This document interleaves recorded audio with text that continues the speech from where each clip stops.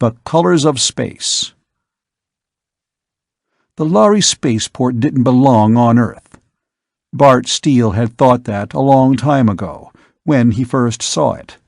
He had been just a kid then, 12 years old, and all excited about seeing Earth for the first time.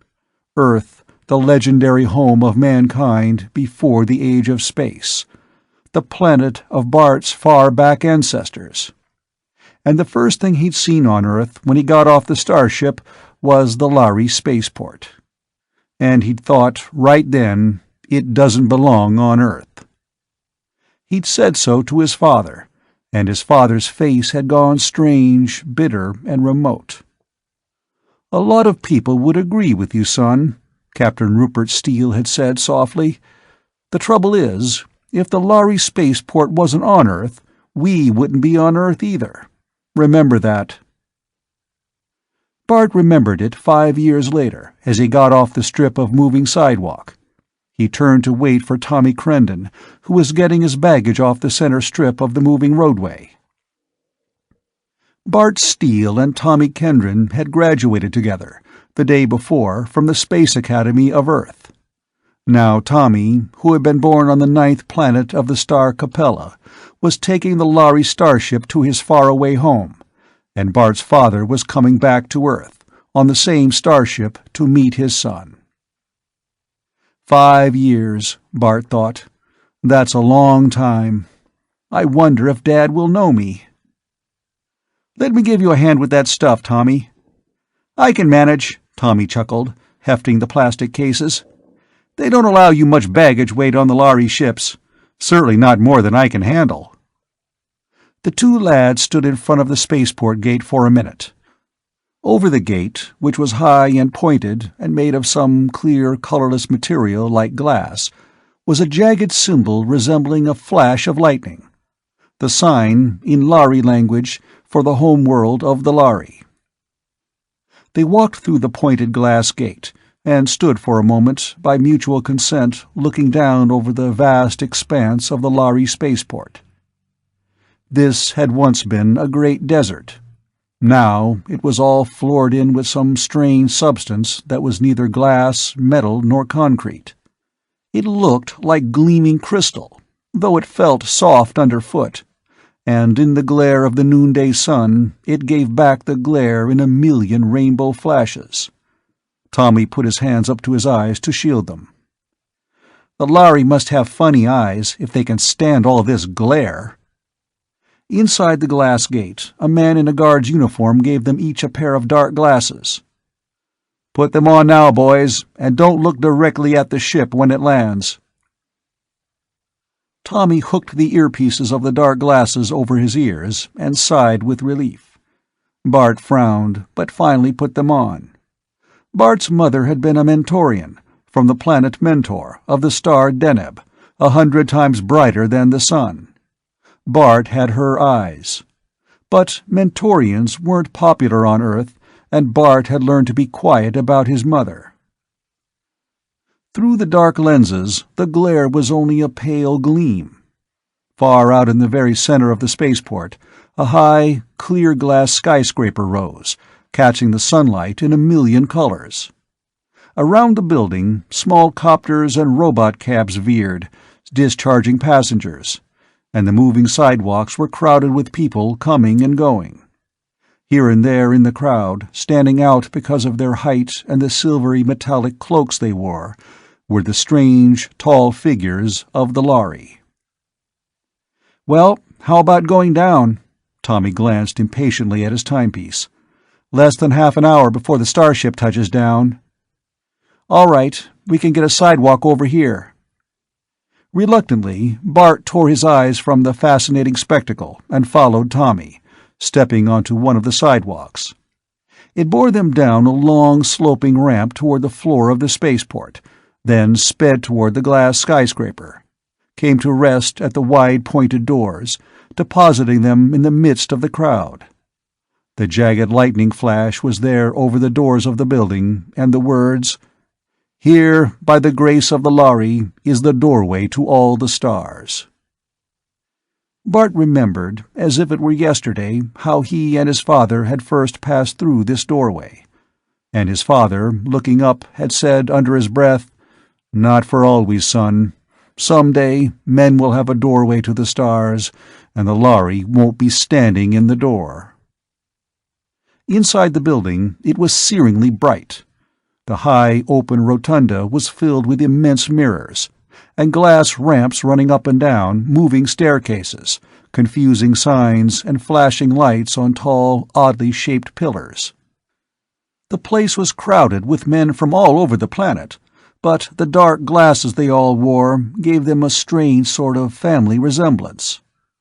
Tommy said, "I'd better check my reservations." Bart nodded. "Meet you on the upper level later," he said, and got on a moving staircase that soared slowly upward, past level after level, toward the information desk located on the topmost mezzanine. The staircase moved slowly, and Bart had plenty of time to see everything. On the step immediately in front of him, two Lhari were standing. With their backs turned, they might almost have been men. Unusually tall, unusually thin, but men. Then Bart amended that mentally. The Lhari had 2 arms, 2 legs, and a head apiece. They were that much like men. Their faces had 2 eyes, 2 ears, and a nose and a mouth, all in the right places. But the similarity ended there. They had skin of a curious, pale, silvery gray, and pale, pure white hair rising in what looked like a feathery crest. The eyes were long and slanting, the forehead high and narrow, the nose delicately thin and chiseled with long, vertically slit nostrils, the ears long, pointed, and lobeless. The mouth looked almost human, though the chin was abnormally pointed. The hands would almost have passed inspection as human hands, except for the long, triangular nails curved over the fingertips like the claws of a cat. They wore skin-tight clothes of some metallic silky stuff, and long, flowing, gleaming silvery capes.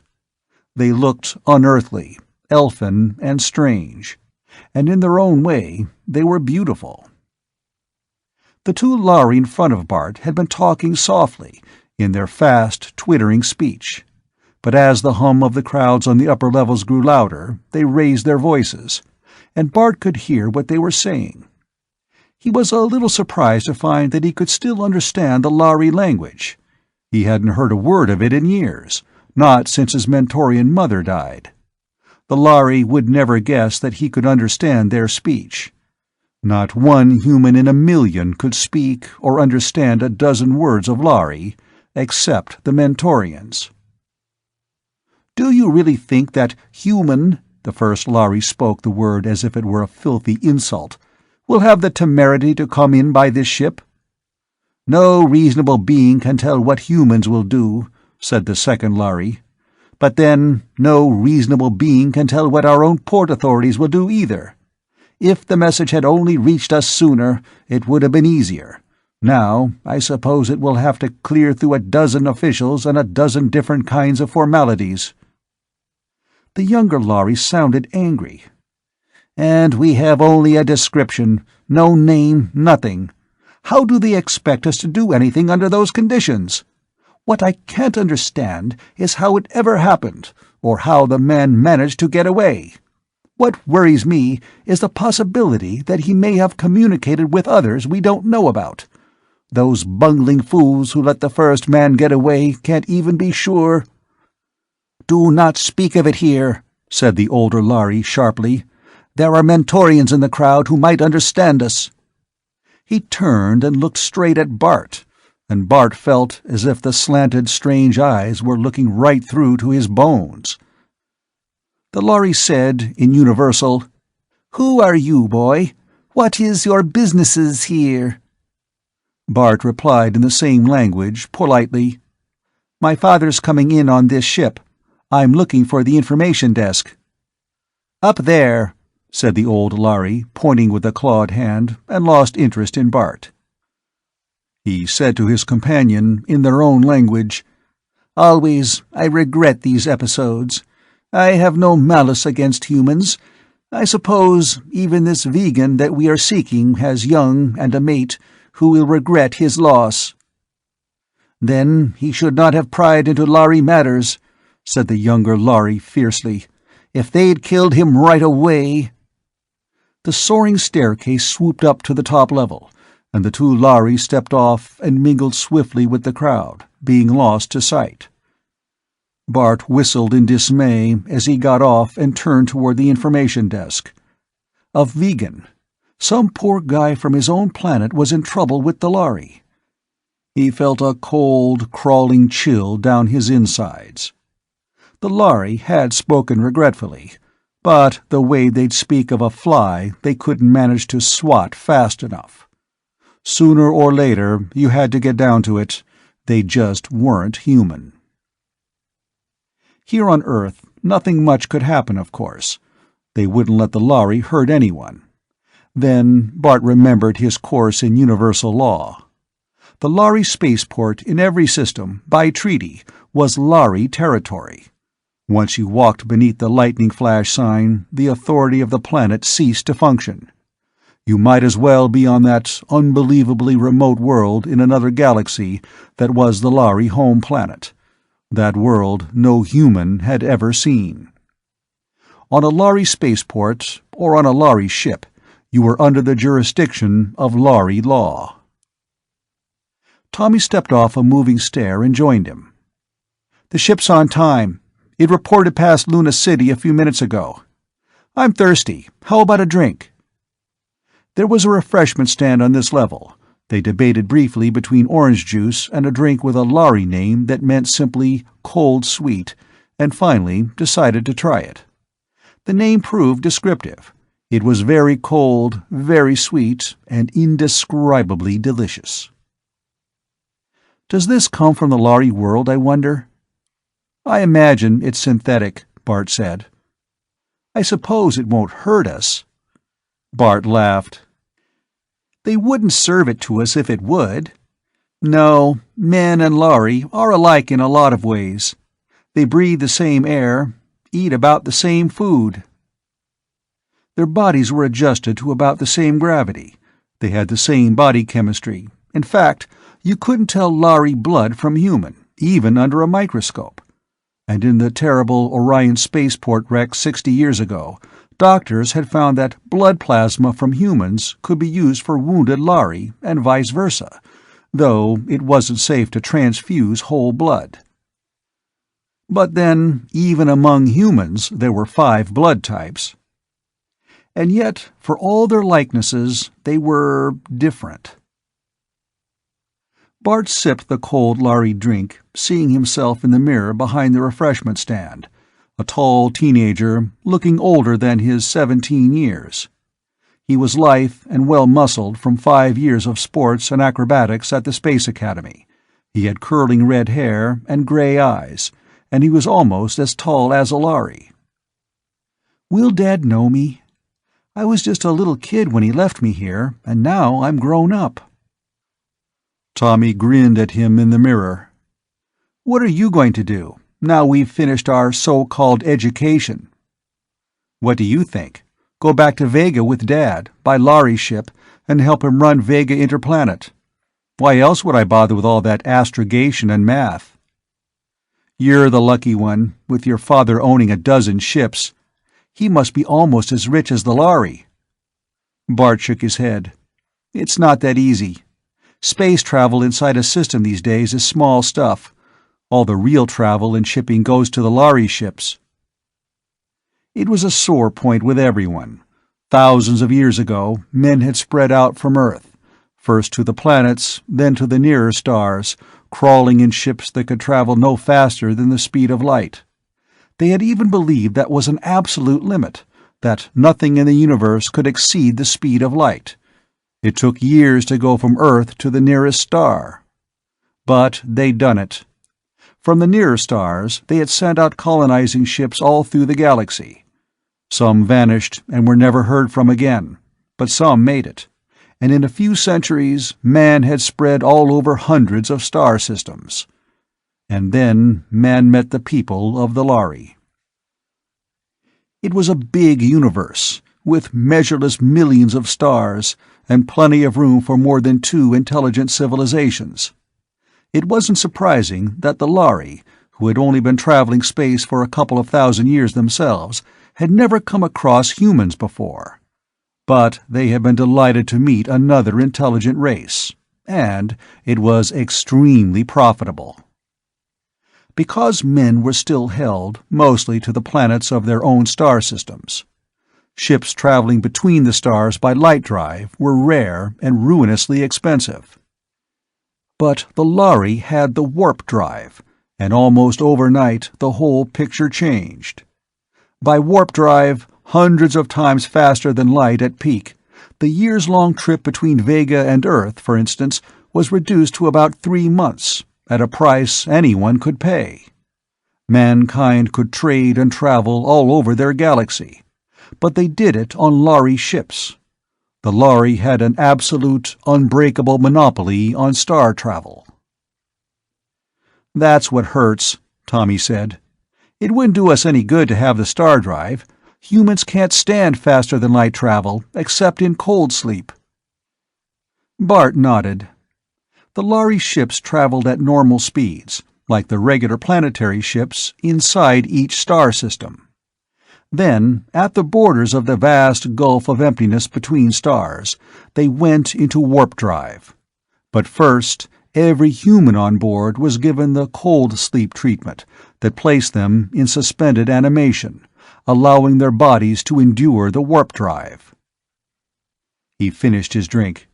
The increasing bustle in the crowds below them told him that time must be getting short. A tall, impressive-looking Lhari strode through the crowd, followed at a respectful distance by 2 Mentorians, tall, red-headed humans wearing metallic cloaks like those of the Lhari. Tommy nudged Bart, his face bitter. "Look at those lousy Mentorians. How can they do it? Fawning upon the Lhari that way. Yet they're as human as we are. Slaves of the Lhari." Bart felt the involuntary surge of anger instantly controlled. "It's not that way at all. My mother was a Mentorian, remember? She made 5 cruises on a Lhari ship before she married my father."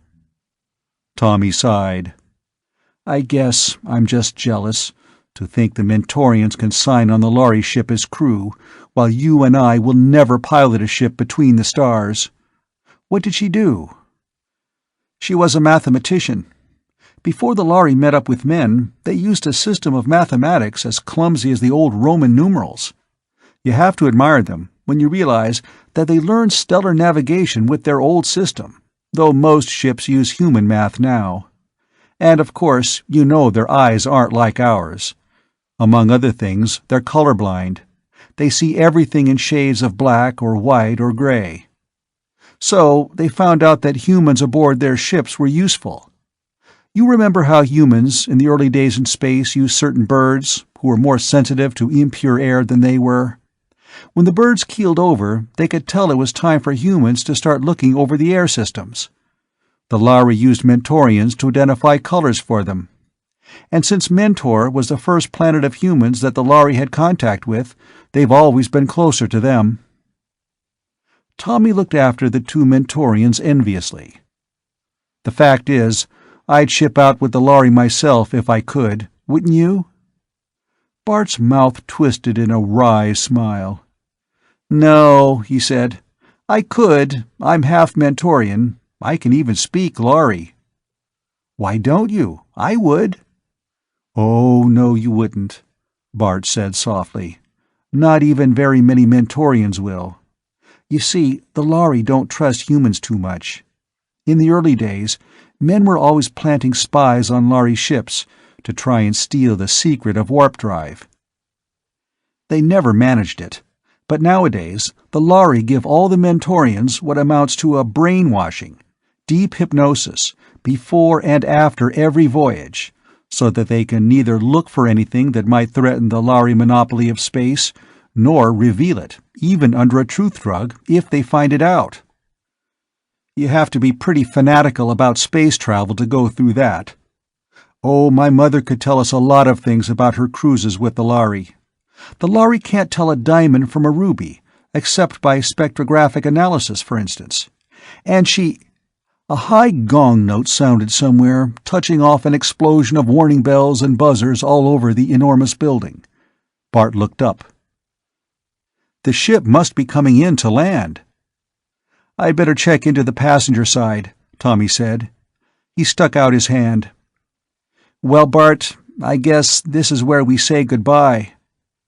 They shook hands, their eyes meeting for a moment in honest grief. In some indefinable way, this parting marked the end of their boyhood. "Good luck, Tom. I'm going to miss you." They wrung each other's hands again, hard. Then Tommy picked up his luggage and started down a sloping ramp toward an enclosure marked "To Passenger Entrance." Warning bells rang again. The glare intensified until the glow in the sky was unendurable. But Bart looked anyhow, making out the strange shape of the Lhari ship from the stars. It was huge and strange, glowing with colors Bart had never seen before. It settled down slowly, softly, enormous, silent, vibrating, glowing. Then swiftly faded to white-hot, gleaming blue, dulling down through the visible spectrum to red. At last it was just gleaming, glassy, Lhari metal color again. High up in the ship's side, a yawning gap slid open, extruding stair-steps, and men and Lhari began to descend. Bart ran down a ramp and surged out on the field with the crowd.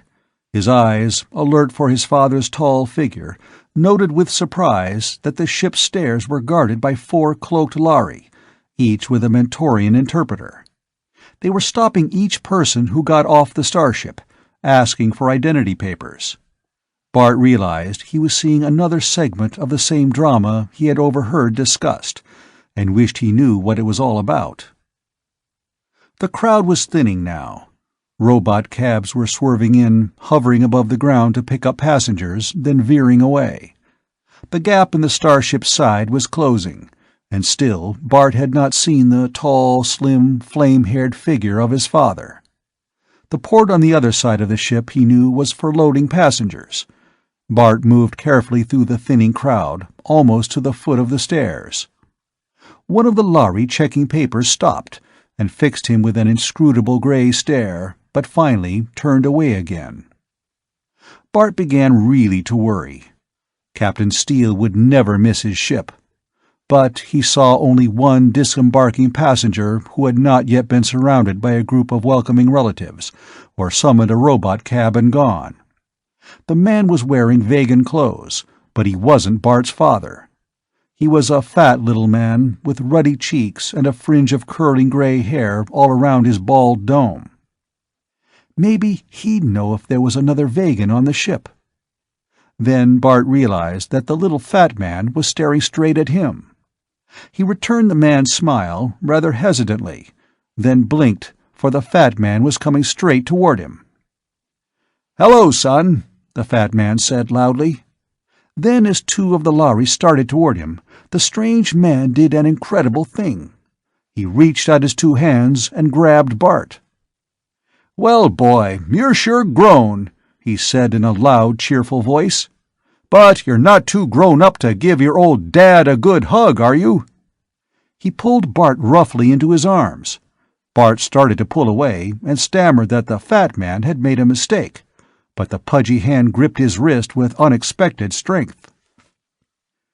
"Bart, listen to me," the stranger whispered in a harsh, fast voice. "Go along with this, or we're both dead. See those 2 Lhari watching us? Call me Dad, good and loud if you want to live, because believe me, your life's in danger, right now." For a moment, pulled off balance in the fat stranger's hug, Bart remained perfectly still, while the man repeated in that loud, jovial voice, "How you've grown!" He let him go, stepping away a pace or 2, and whispered urgently, "Say something, and take that stupid look off your face." As he stepped back, Bart saw his eyes. In the chubby, good-natured red face, the stranger's eyes were half mad with fear. In a split second, Bart remembered the two Lhari and their talk of a fugitive. In that moment, Bart Steele grew up. He stepped toward the man and took him quickly by the shoulders. "Dad, you sure surprised me," he said, trying to keep his voice from shaking. "Been such a long time. I'd half forgotten what you looked like. Have a good trip?" "About like always." The fat man was breathing hard, but his voice sounded firm and cheerful. "Can't compare with a trip on the old Asterion, though." The Asterion was the flagship of Vega Interplanet, Rupert Steele's own ship. "How's everything?" Beads of sweat were standing out on the man's ruddy forehead, and his grip on Bart's wrist was so hard it hurt. Bart, grasping at random for something to say, gabbled, "Too bad you couldn't get to my graduation. I made third in a class of 400. The Lhari had surrounded them and were closing in. The fat man took a deep breath or two, said, "Just a minute, son," and turned around. "You want something?" The tallest of the Lhari, the old one, whom Bart had seen on the escalator, looked long and hard at him. When they spoke universal, their voices were sibilant, but not nearly so inhuman. "Could we trouble you to show us your papers?" "Certainly." Nonchalantly, the fat man dug them out and handed them over. Bart saw his father's name printed across the top. The Lhari gestured to a Mentorian interpreter. "What color is this man's hair?" The Mentorian said in the Lhari language, "His hair is gray." He used the universal word. There were, of course, no words for colors in the Lhari speech. "The man we seek has hair of red," said the Lhari, "and he is tall, not fat." "The boy is tall, with red hair," the Mentorian volunteered, and the old Lhari made a gesture of disdain. "This boy is 20 years younger than the man whose description came to us. Why did they not give us a picture, or at least a name?" He turned to the other Lhari and said in their own shrill speech, "I suspected this man because he was alone, and I had seen this boy on the upper mezzanine and spoken with him. We watched him, knowing sooner or later the father would seek him. Ask him." He gestured, and the Mentorian said, "Who is this man, you?" Bart gulped. For the first time, he noted the energon ray shockers at the belts of the 4 Lhari. He'd heard about those. They could stun, or they could kill, and quite horribly. He said, "This is my father. You want my cards, too?" He hauled out his identity papers. "My name's Bart Steele." The Lhari, with a gesture of disgust, handed them back. "Go, then, father and son," he said, not unkindly. "Let's get going, son," said the little bald man. His hand shook on Bart's, and Bart thought, if we're lucky, we can get out of the port before he faints dead away. He said, "I'll get a copter," and then, feeling sorry for the stranger, gave him his arm to lean on. He didn't know whether he was worried or scared. Where was his father? Why did this man have his dad's papers? Was his father hiding inside the Lhari ship? He wanted to run, to burst away from the imposter, but the guy was shaking so hard, Bart couldn't just leave him standing there. If the Lhari got him, he was a dead duck. A copter swooped down, the pilot signaling. The little man said hoarsely, "No, robot cab." Bart waved the copter away, getting a dirty look from the pilot, and punched a button at the stand for one of the unmanned robot cabs. It swung down, hovered motionless. Bart boosted the fat man in. Inside, the man collapsed on the seat, leaning back, puffing, his hand pressed hard to his chest. "Punch a combo for Denver," he said hoarsely. Bart obeyed automatically. Then he turned on the man. "It's your game, mister. Now tell me what's going on. Where's my father?" The man's eyes were half shut. He said, gasping, Don't ask me any questions for a minute." He thumbed a tablet into his mouth, and presently his breathing quieted. "We're safe, for the minute. Those Lhari would have cut us down." "You, maybe. I haven't done anything." "Look, you—" Bart said in a sudden rage, "you owe me some explanations. For all I know, you're a criminal, and the Lhari have every right to chase you. Why have you got my father's papers? Did you steal them to get away from the Lhari? Where's my father?" "It's your father they were looking for, you young fool," said the man, gasping hard. "Lucky they had only a description, and not a name. But they've probably got that by now, uncoded. We've only confused them for a little while. But if you hadn't played along, they'd have had you watched, and when they get hold of the name Steele, they will, sooner or later, the people in the Procyon system. Where is my father?" "I hope I don't know," the fat man said. "If he's still where I left him, he's dead. My name is Briscoe, Edmund Briscoe. Your father saved my life years ago, never mind how. The less you know, the safer you'll be for a while. His major worry just now is about you. He was afraid, if he didn't turn up here, you'd take the first ship back to Vega. So he gave me his papers and sent me to warn you." Bart shook his head. "It all sounds phony as can be. How do I know whether to believe you or not?" His hand hovered over the robot cab controls. "We're going straight to the police. If you're okay, they won't turn you over to the Lhari. If you're not—" "You young fool," said the fat man, with feeble violence. "There's no time for all that. Ask me questions. I can prove I know your father." "What was my mother's name?" "Oh, God," Briscoe said. "I never saw her. I knew your father long before you were born. Until he told me, I never knew he'd married or had a son. I'd never have known you, except that you're the living image—" He shook his head helplessly, and his breath sounded hoarse. "Bart, I'm a sick man. I'm going to die.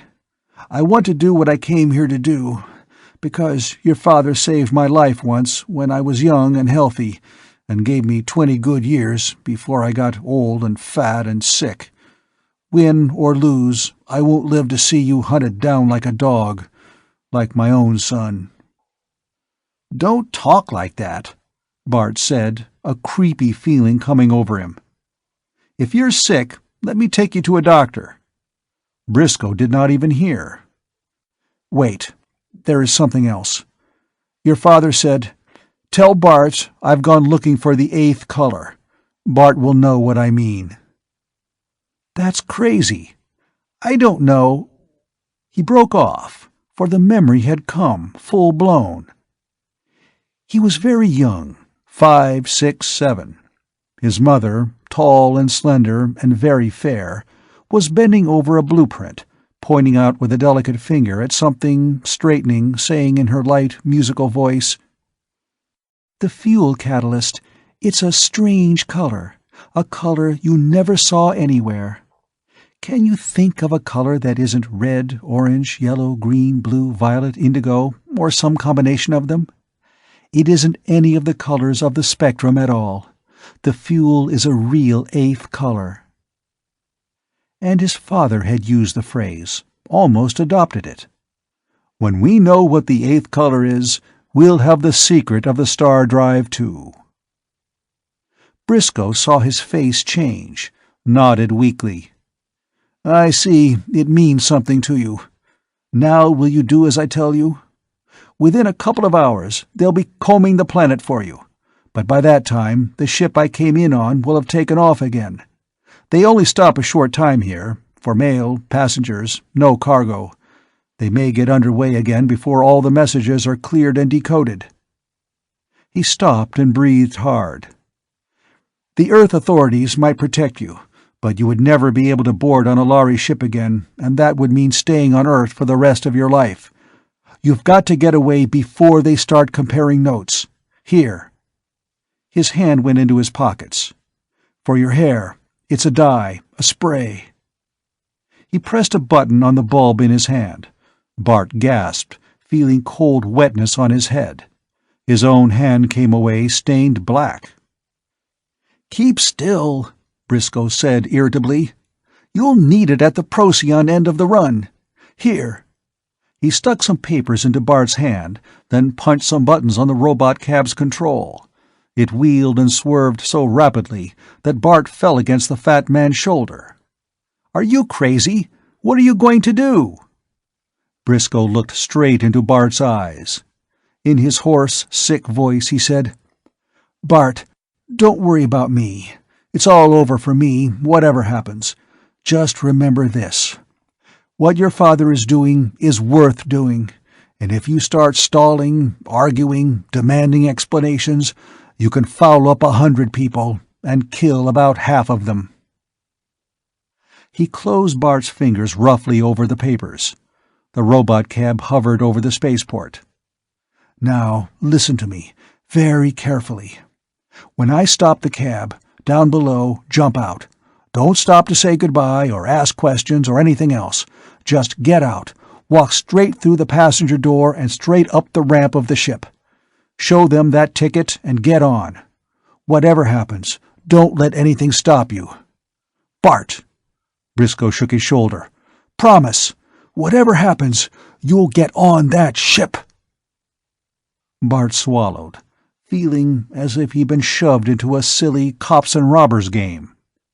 But Briscoe's urgency had convinced him. "Where am I going?" "All I have is a name, Raynor 3, Briscoe said. "And the message is about the 8th color. That's all I know."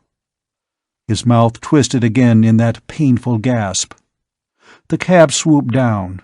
Bart found his voice. "But what then? Is Dad there? Will I know?" "I don't know any more than I've told you," Briscoe said. Abruptly, the robot cab came to a halt, swaying a little. Briscoe jerked the door open, gave Bart a push, and Bart found himself stumbling out on the ramp beside the spaceport building. He caught his balance, looked around, and realized that the robot cab was already climbing the sky again. Immediately before him, neon letters spelled, "To passenger entrance only." Bart stumbled forward. The Lhari by the gate thrust out a disinterested claw. Bart held up what Briscoe had shoved into his hand, only now seeing that it was a thin wallet, a set of identity papers, and a strip of pink tickets. "Procyon Alpha, Corridor B, straight through," the Lhari gestured, and Bart went through the narrow passageway, came out at the other end, and found himself at the very base of a curving stair that led up and up toward a door in the side of a huge Lhari ship. Bart hesitated. In another minute he'd be on his way to a strange sun and a strange world, on what might well be the wild goose chase of all time. Passengers were crowding the steps behind him. Someone shouted suddenly, "Look at that!" And someone else yelled, "Is that guy crazy?" Bart looked up. A robot cab was swooping over the spaceport in wild, crazy circles, dipping down, suddenly making a dart like an enraged wasp at a little nest of Lhari. They ducked and scattered. The robot cab swerved away, hovered, swooped back. This time it struck one of the Lhari grazingly with landing gear and knocked him sprawling. Bart stood with his mouth open, as if paralyzed. Briscoe! What was he doing? The fallen Lhari lay without moving. The robot cab moved in again, as if for the kill, buzzing viciously overhead. Then a beam of light arced from one of the drawn energon ray tubes. The robot cab glowed briefly red, then seemed to sag, sink together. Then puddled, a slag heap of molten metal, on the glassy floor of the port. A little moan of horror came from the crowd, and Bart felt a sudden, wrenching sickness. It had been like a game, a silly game of cops and robbers, and suddenly it was as serious as melted death lying there on the spaceport. Briscoe. Someone shoved him and said, "Come on, quit gawking, kid. They won't hold the ship all day just because some nut finds a way to commit suicide." Bart, his legs numb, walked up the ramp. Briscoe had died to give him this chance. Now it was up to him to make it worth having.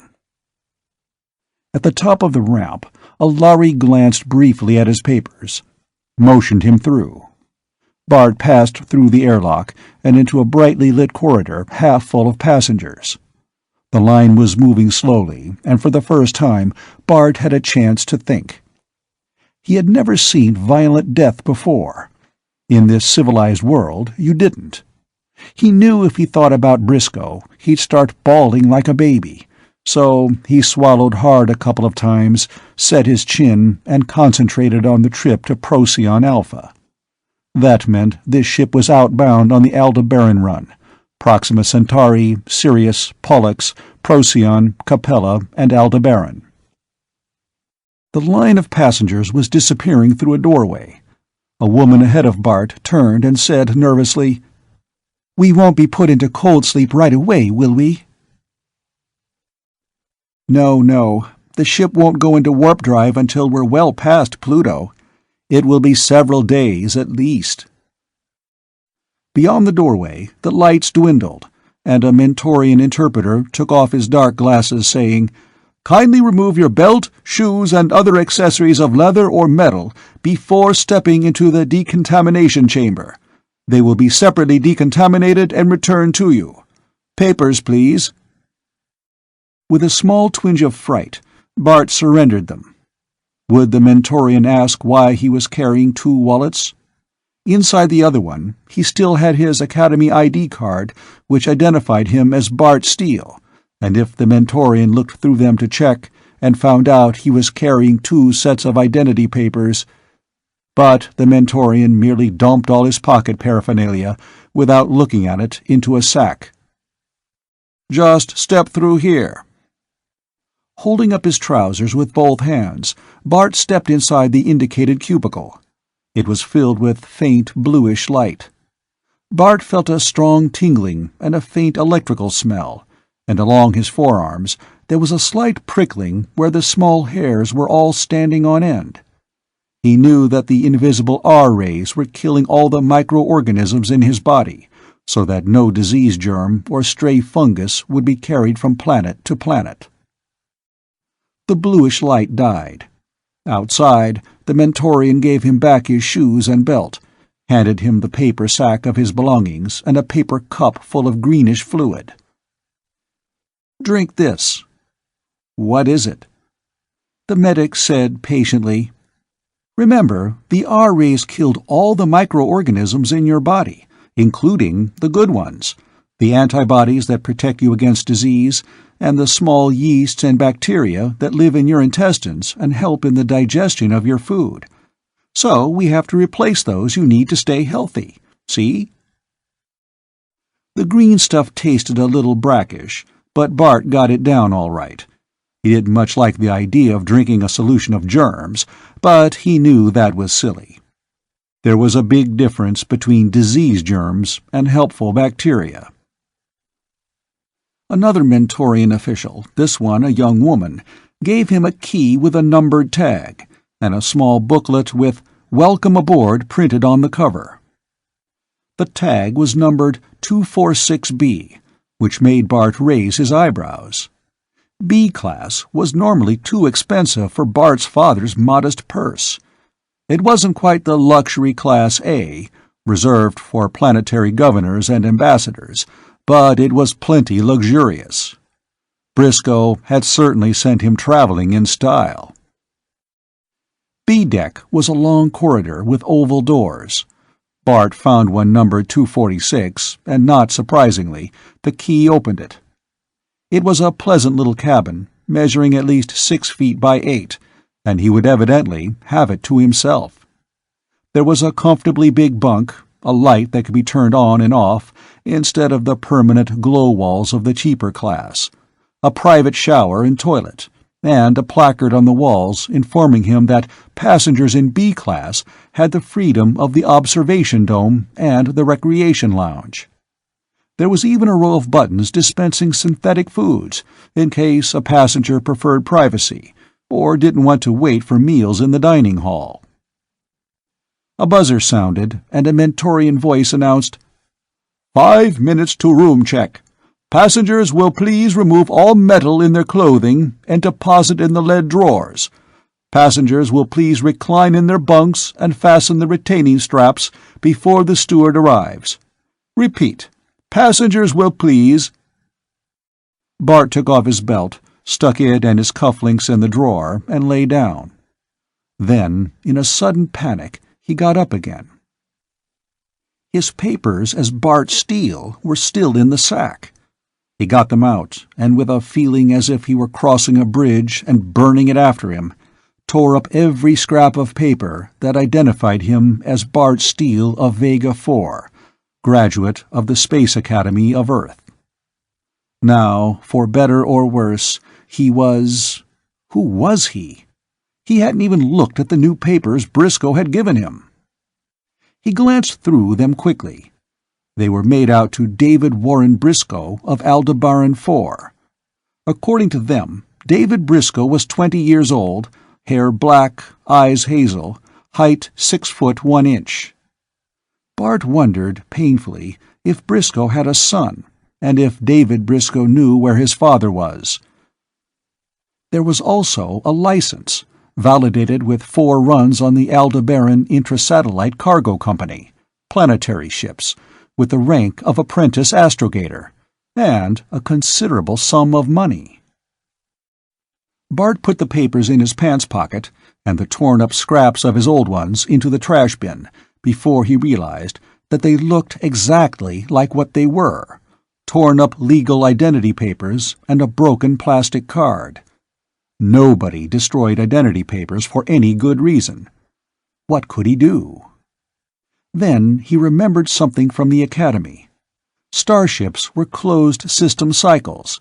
No waste was discarded, but everything was collected in big chemical tanks, broken down to separate elements, purified, and built up again into new materials. He threw the paper into the toilet, worked the plastic card back and forth, until he had wrenched it into inch-wide bits, and threw it after them. The cabin door opened, and a Mentorian said irritably, "Please lie down and fasten your straps. I haven't all day." Hastily, Bart flushed the toilet and went to the bunk. Now, everything that could identify him as Bart Steele was on its way to the breakdown tanks. Before long, the complex hydrocarbons and cellulose would all be innocent little molecules of carbon, oxygen, hydrogen. They might turn up in new combinations as sugar on the table. The Mentorian grumbled, "You young people think the rules mean everybody but you," and strapped him far too tightly into the bunk. Bart felt resentful. Just because Mentorians could work on Lhari ships, did they have to act as if they owned everybody? When the man had gone, Bart drew a deep breath. Was he really doing the right thing? If he'd refused to get out of the robot cab, if he'd driven Briscoe straight to the police, then maybe Briscoe would still be alive. And now it was too late. A warning siren went off in the ship, rising to hysterical intensity. Bart thought incredulously, this is really happening. It felt like a nightmare. His father a fugitive from the Lhari, Briscoe dead, he himself traveling with forged papers to a star he'd never seen. He braced himself, knowing the siren was the last warning before takeoff. First, there would be the hum of great turbines deep in the ship, then the crushing surge of acceleration. He had made a dozen trips inside the solar system, but no matter how often he did it, there was the strange excitement, the little pinpoint of fear, like an exotic taste that was almost pleasant. The door opened, and Bart grabbed a fistful of bed-ticking as 2 Lhari came into the room. one of them said in their strange, shrill speech. "This boy is the right age." Bart froze. "You are seeing spies in every corner, Ransell," said the other, then in universal. "Could we trouble you for your papers, sir?" Bart, strapped down and helpless, moved his head toward the drawer, hoping his face did not betray his fear. He watched the two Lhari riffle through his papers with their odd, pointed claws. "What is your planet?" Bart bit his lip hard. He had almost said Vega 4. "Aldebaran 4," the Lhari said in his own language. "We should have Margolin here. He actually saw them." The other replied, "But I saw the machine that disintegrated. I still say there was enough protoplasm residue for 2 bodies." Bart fought to keep his face perfectly straight. "Did anyone come into your cabin?" the Lhari said in universal. "Only the steward. Why? Is something wrong?" "There is some thought that a stowaway might be on board. Of course, we could not allow that. Anyone not properly protected would die in the first shift into warp drive." "Just the steward," Bart said again. "A Mentorian." The Lhari said, eyeing him keenly, "You are ill, or discommoded?" Bart grasped at random for an excuse. That stuff the medic made me drink made me feel sort of sick." "You may send for a medical officer after the acceleration," said the Lhari expressionlessly. "The summoning bell is at your left." They turned and went out, and Bart gulped. Lhari, in person, checking the passenger decks. Normally, you never saw one on board, just Mentorians. The Lhari treated humans as if they were too dumb to bother about. Well, at least for once, someone was acting as if humans were worthy antagonists. We'll show them someday. But he felt very alone and scared. A low hum rose somewhere in the ship, and Bart grabbed ticking as he felt the slow surge. Then a violent sense of pressure popped his eardrums, weight crowded down on him like an elephant sitting on his chest, and there was a horrible squashed sensation dragging his limbs out of shape. It grew and grew. Bart lay still and sweated, trying to ease his uncomfortable position, unable to move so much as a finger. The Lhari ships hit 12 gravities in the first surge of acceleration. Bart felt as if he were spreading out, under the weight, into a puddle of flesh. Melted flesh, like Briscoe's. Bart writhed and bit his lip till he could taste blood, wishing he were young enough to bawl out loud. Abruptly, it eased, and the blood started to flow again in his numbed limbs. Bart loosened his straps, took a few deep breaths, wiped his face, wringing wet, whether with sweat or tears he wasn't sure, and sat up in his bunk. The loudspeaker announced, "Acceleration 1 is completed. Passengers on A and B decks are invited to witness the passing of the satellites from the observation lounge in half an hour." Bart got up and washed his face, remembering that he had no luggage with him, not so much as a toothbrush. At the back of his mind, packed up in a corner, was the continuing worry about his father, the horror at Briscoe's ghastly death, the fear of the Lhari. But he slammed the lid firmly on them all. For the moment, he was safe. They might be looking for Bart Steele by now, but they weren't looking for David Briscoe of Aldebaran. He might just as well relax and enjoy the trip. He went down to the observation lounge. It had been darkened, and one whole wall of the room was made of a clear quartzite. Bart drew a deep breath as the vast panorama of space opened out before him. They were receding from the sun at some thousands of miles a minute. Swirling past the ship, gleaming in the reflected sunlight like iron filings moving to the motion of a magnet, were the waves upon waves of cosmic dust, tiny free electrons, ions, particles of gas. Free of the heavier atmosphere, themselves invisible, they formed in their billions into bright clouds around the ship, pale, swirling veils of mist. And through their dim shine the brilliant flares of the fixed stars burned clear and steady, so far away that even the hurling motion of the ship could not change their positions. One by one he picked out the constellations. Aldebaran swung on the pendant chain of Taurus like a giant ruby. Orion strode across the sky, a swirling nebula at his belt. Vega burned, cobalt blue, in the heart of the lyre. Colors. Colors.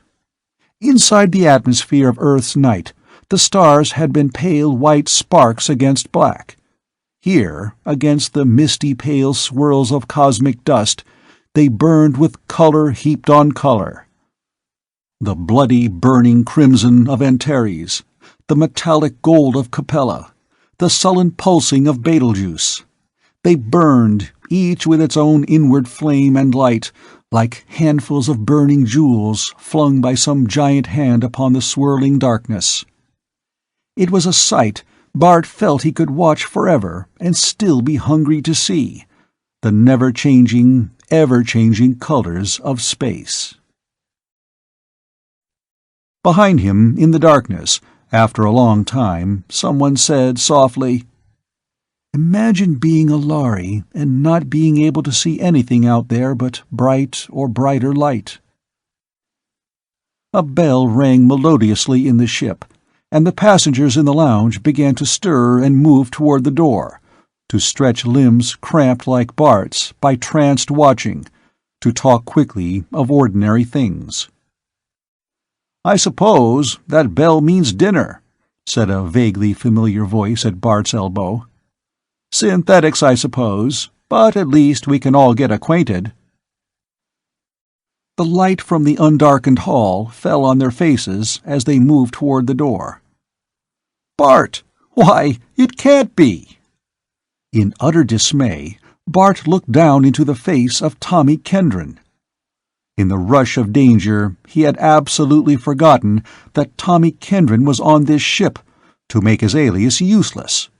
Tommy was looking at him in surprise and delight. "Why didn't you tell me? Or did you and your father decide at the last minute? Hey, it's great that we can go part way together, at least."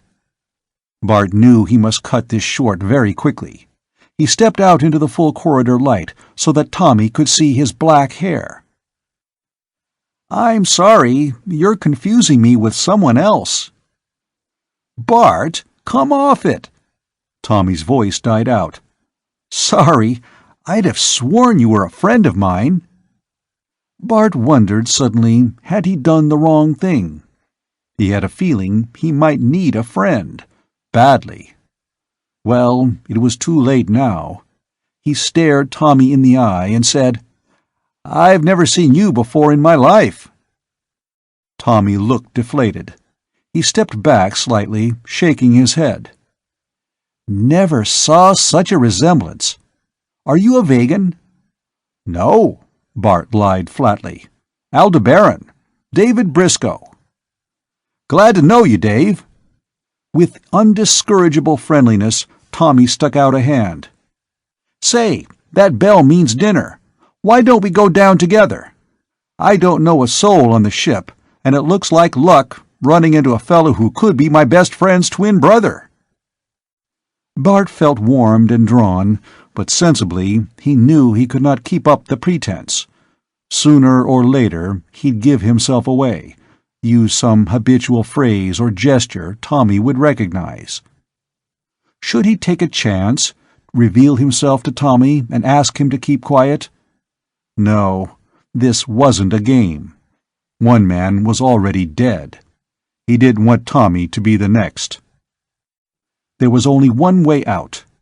He said coldly, "Thank you, but I have other things to attend to. I intend to be very busy all through the voyage." He spun on his heel and walked away before he could see Tommy's eager, friendly smile turn hurt and defensive. Back in his cabin, he gloomily dialed some synthetic jellies, thinking with annoyance of the anticipated good food of the dining room. He knew he couldn't risk meeting Tommy again, and drearily resigned himself to staying in his cabin. It looked like an awfully boring trip ahead. It was. It was a week before the Lhari ship went into warp drive, and all that time Bart stayed in his cabin, not daring to go to the observation lounge or dining hall. He got tired of eating synthetics. Oh, they were nourishing enough, but they were altogether uninteresting, and tired of listening to the tapes the room steward got him from the ship's library. By the time they had been in space a week, he was so bored with his own company that even the Mentorian medic was a welcome sight when he came in to prepare him for cold sleep. Bart had had the best education on Earth, but he didn't know precisely how the Lhari warp drive worked.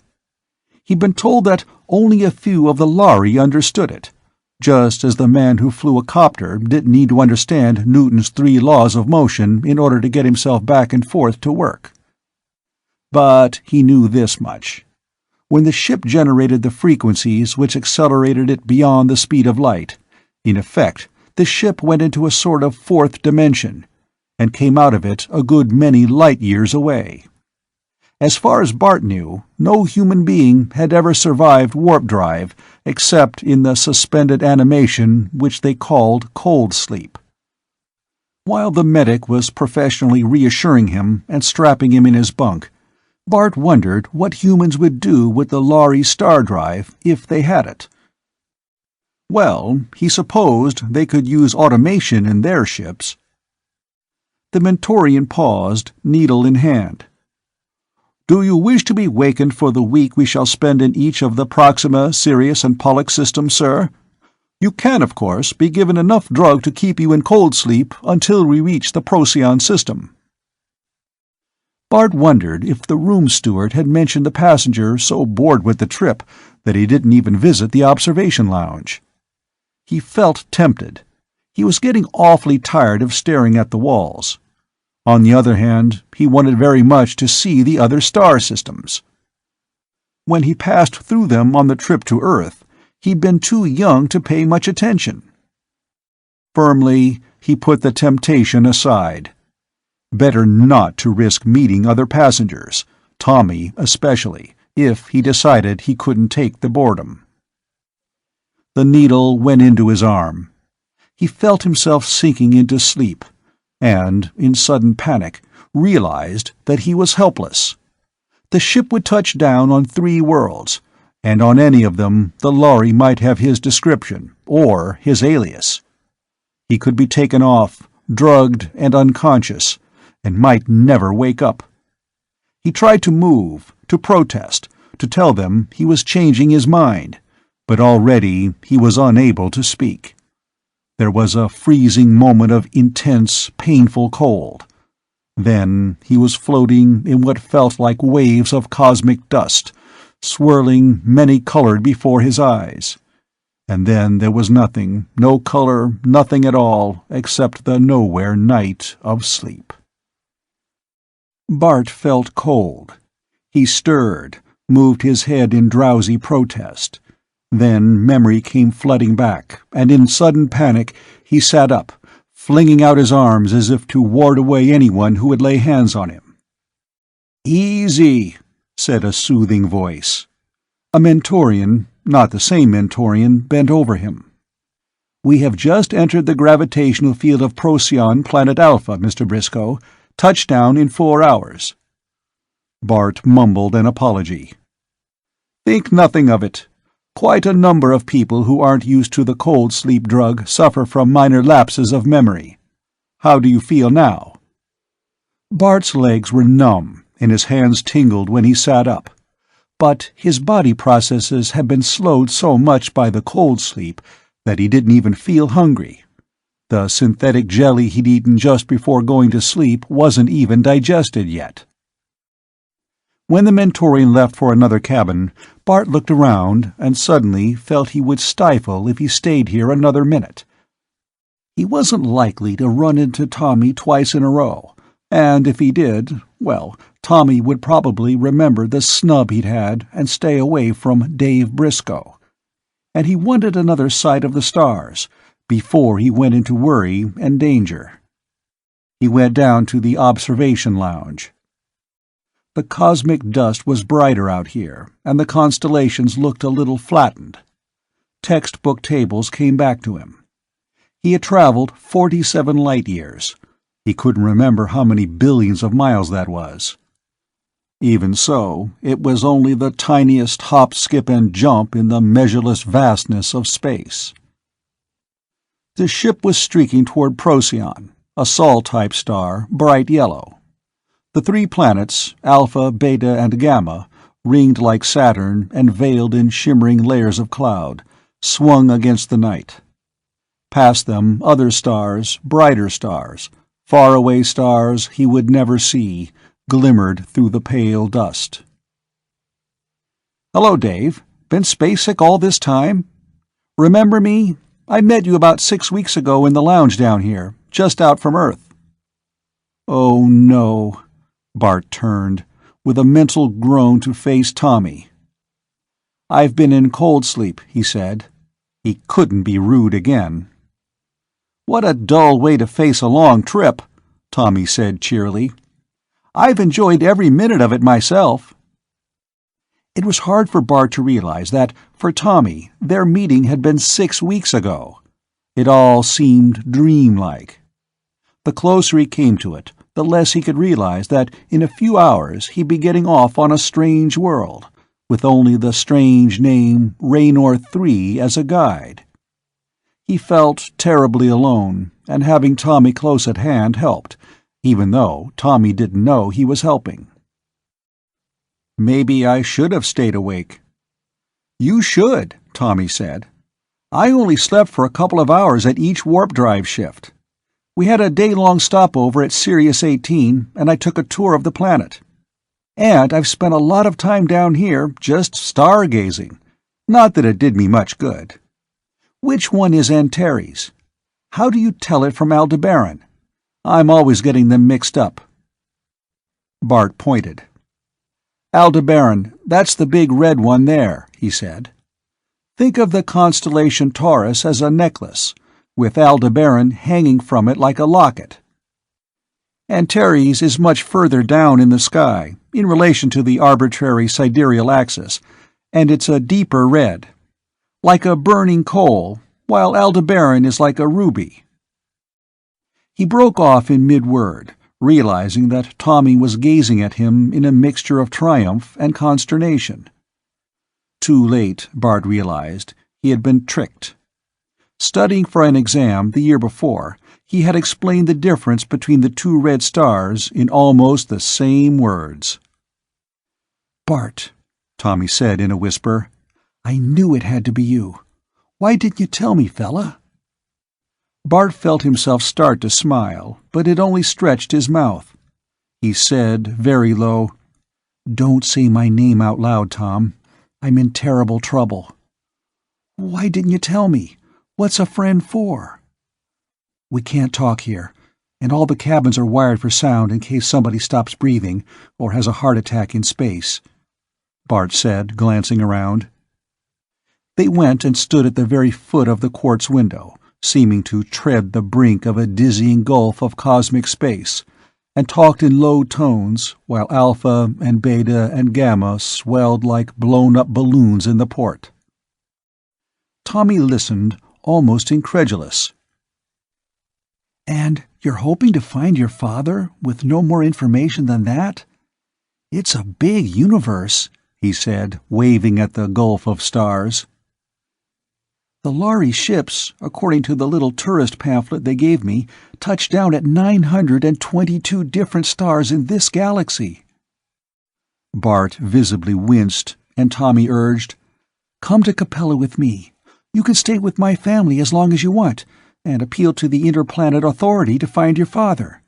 They'd protect him against the Lhari, surely.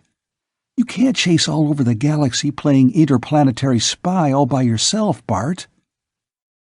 But Briscoe had deliberately gone to his death to give Bart the chance to get away.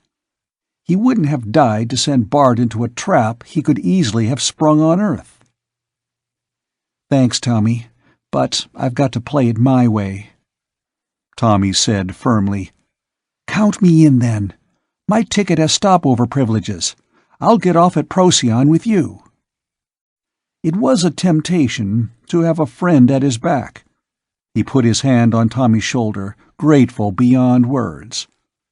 But fresh horror seized him as he remembered the horrible puddle of melted robot cab with Briscoe somewhere in the residue. Protoplasm residue enough for 2 bodies. He couldn't let Tommy face that. "Tommy, I appreciate that, believe me. But if I did find my father and his friends, I don't want anyone tracing me. You'd only make the danger worse. The best thing you can do is stay out of it." Tommy faced him squarely. "One thing's for sure. I'm not going to let you go off and never know whether you're alive or dead." "I'll try to get a message to you," Bart said. "If I can. But whatever happens, Tommy, stay with the ship and go on to Capella. It's the one thing you can do to help me."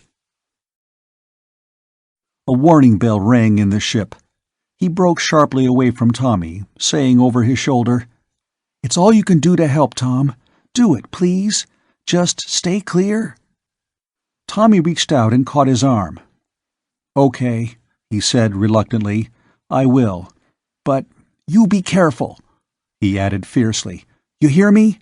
And if I don't hear from you in some reasonable time, I'll raise a stink from here to Vega." Bart broke away and ran. He was afraid if he didn't, he'd break up again. He closed the cabin door behind him, trying to calm down so that the Mentorian steward, coming to strap him in for deceleration, wouldn't see how upset he was. He was going to need all his nerve. He went through another decontamination chamber and finally moved, with a line of passengers, out of the yawning airlock, under the strange sun, into the strange world. At first sight, it was a disappointment.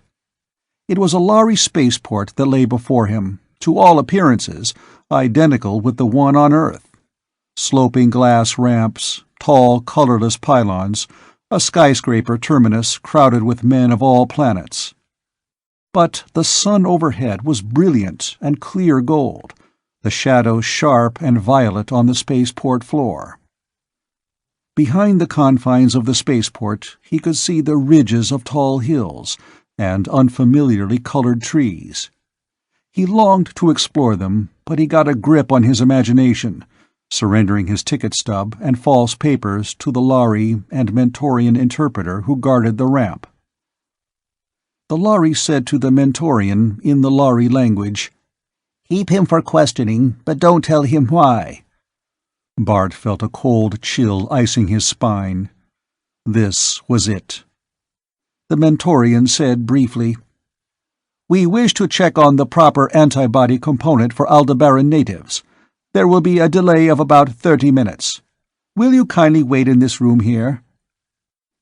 The room was comfortable, furnished with chairs and a vision screen with some colorful story moving on it, small bright figures in capes, curious beasts racing across an unusual veldt.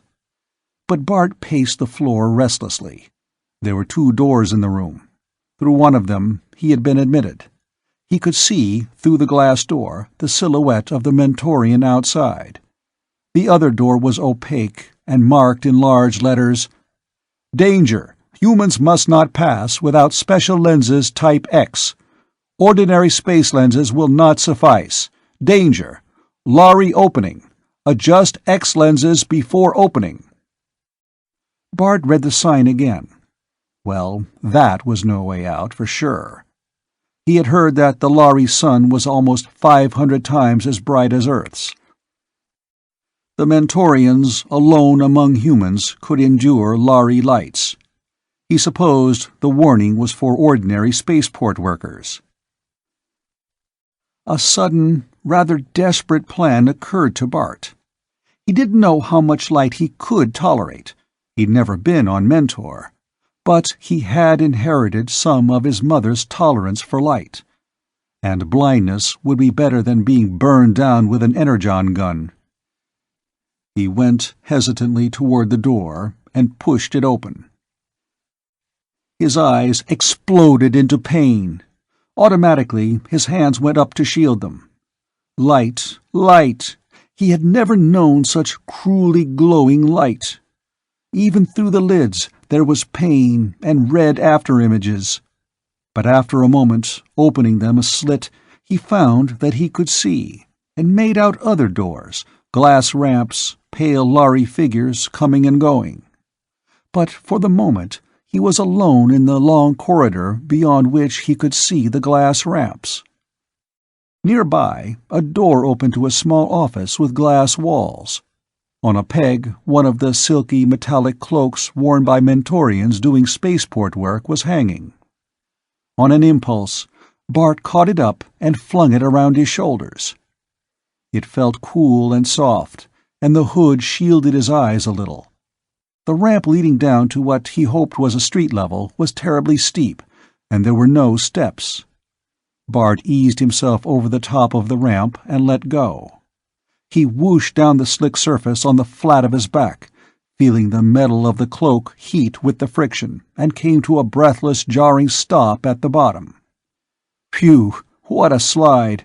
3 stories at least! But there was a door, and outside the door, maybe, safety. A voice hailed him in Lhari. "You there!" Bart could see well now. He made out the form of a Lhari, only a colorless blob in the intense light. "You people know better than to come back here without glasses. Do you want to be blinded, my friend?" He actually sounded kind and concerned.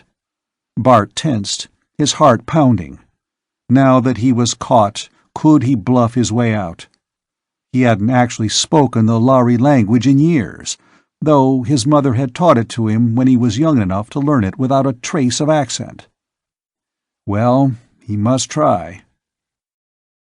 "Margil sent me to check," he improvised quickly.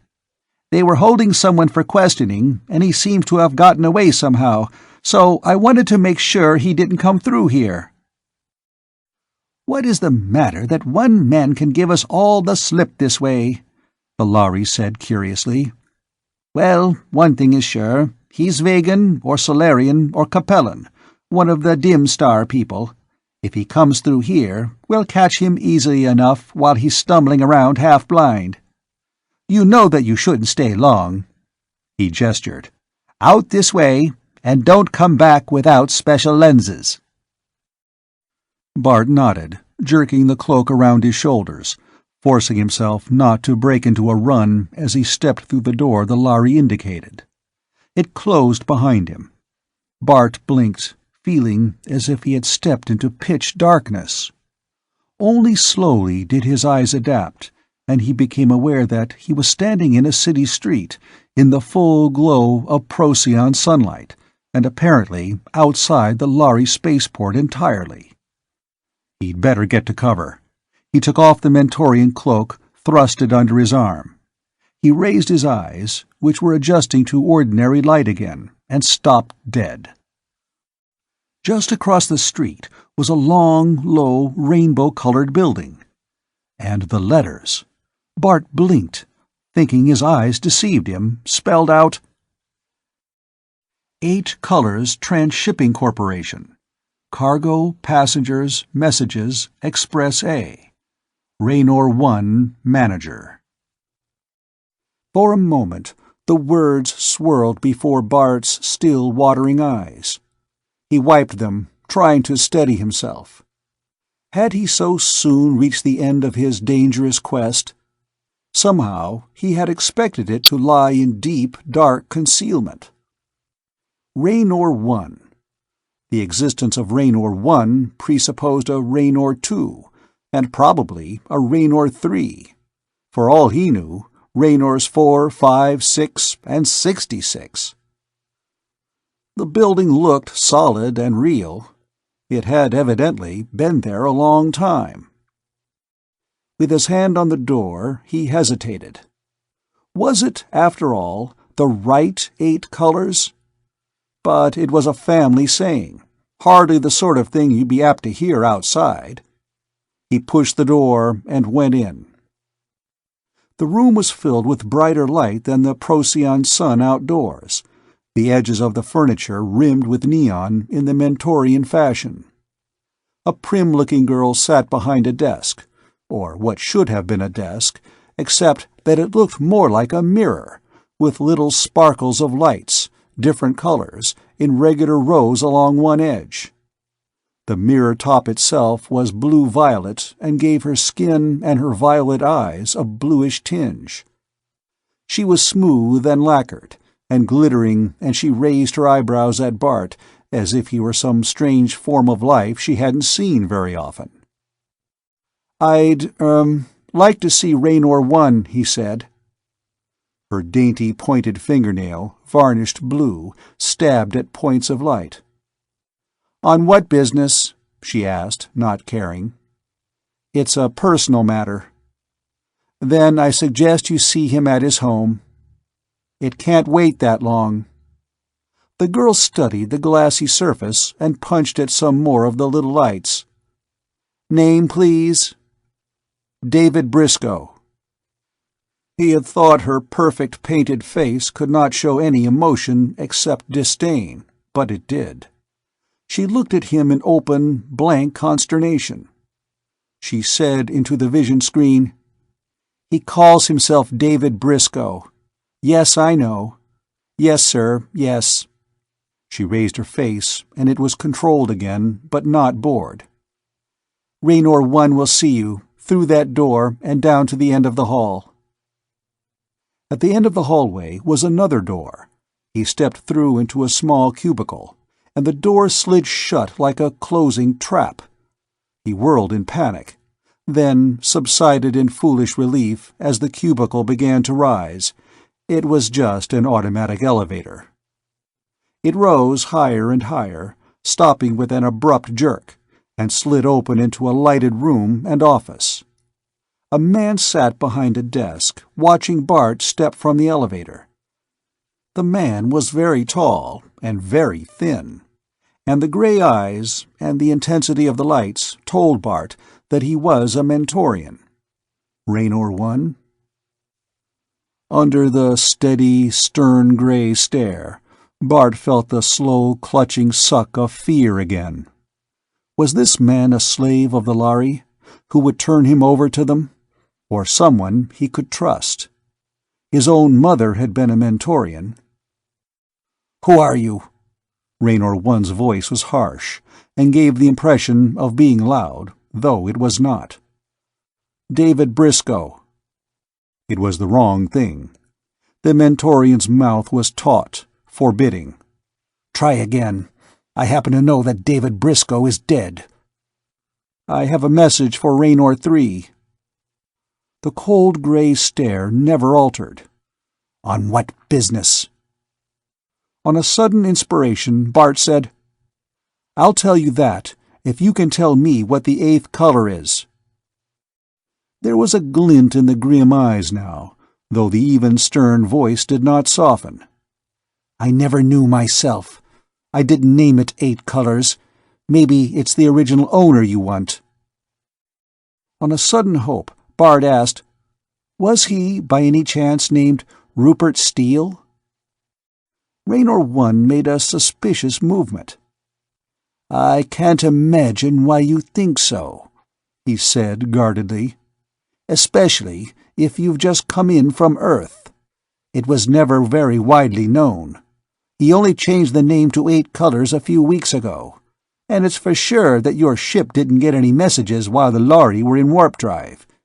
You mention entirely too many names, but I notice you aren't giving out any further information." "I'm looking for a man called Rupert Steele." "I thought you were looking for Raynor 3, said Raynor 1, staring at the Mentorian cloak. I can think of a lot of people who might want to know how I react to certain names, and find out if I know the wrong people, if they are the wrong people. What makes you think I'd admit it if I did?" Now, Bart thought, they had reached a deadlock. Somebody had to trust somebody. This could go on all night. Parry and riposte, question and evasive answer, each of them throwing back the other's questions in a verbal fencing match. Raynor One wasn't giving away any information, and, considering what was probably at stake, Bart didn't blame him much. He flung the Mentorian cloak down on the table. "This got me out of trouble the hard way," he said. "I never wore one before, and I never intend to again. I want to find Rupert Steele because he's my father." "Your father? And just how are you going to prove that exceptionally interesting statement?" Without warning, Bart lost his temper. "I don't care whether I can prove it or not. You try proving something for a change, why don't you? If you know Rupert Steele, I don't have to prove who I am. Just take a good look at me. Or so Briscoe told me. A man who called himself Briscoe, anyway. He gave me papers to travel under that name. I didn't ask for them. He shoved them into my hand. That Briscoe is dead." Bart struck his fist hard on the desk, bending over Raynor One angrily. "He sent me to find a man named Raynor Three, but the only one I really care about finding is my father. Now you know as much as I do. How about giving me some information for a change?" He ran out of breath and stood glaring down at Raynor One, fists clenched. Raynor One got up and said, quick, savage, and quiet, "Did anyone see you come here?" "Only the girl downstairs." "How did you get through the Lhari? In that?" He moved his head at the Mentorian cloak. Bart explained briefly, and Raynor One shook his head. "You were lucky," he said. "You could have been blinded. You must have inherited flash accommodation from the Mentorian side. Rupert Steele didn't have it. I'll tell you this much," he added, sitting down again. "In a manner of speaking, you're my boss. 8 colors, it used to be Alpha Transshipping, is what they call a middleman outfit. The interplanet cargo lines transport from planet to planet within a system. That's free competition. And the Lhari ships transport from star to star. That's a monopoly all over the galaxy. The middleman outfits arrange for orderly and businesslike liaison between the two. Rupert Steele bought into this company a long time ago, but he left it for me to manage until recently." Raynor punched a button, said to the image of the glossy girl at the desk, "Violet, get 3 for me. You may have to send a message to the multiphase." He swung round to Bart again. "You want a lot of explanations? Well, you'll have to get 'em from somebody else. I don't know what this is all about. I don't want to know. I have to do business with the Lhari. The less I know, the less I'm apt to say to the wrong people. But I promised 3 that if you turned up, or if anyone came and asked for the 8th color, I'd send you to him. That's all." He motioned Bart ungraciously to a seat and shut his mouth firmly, as if he had already said too much. Bart sat.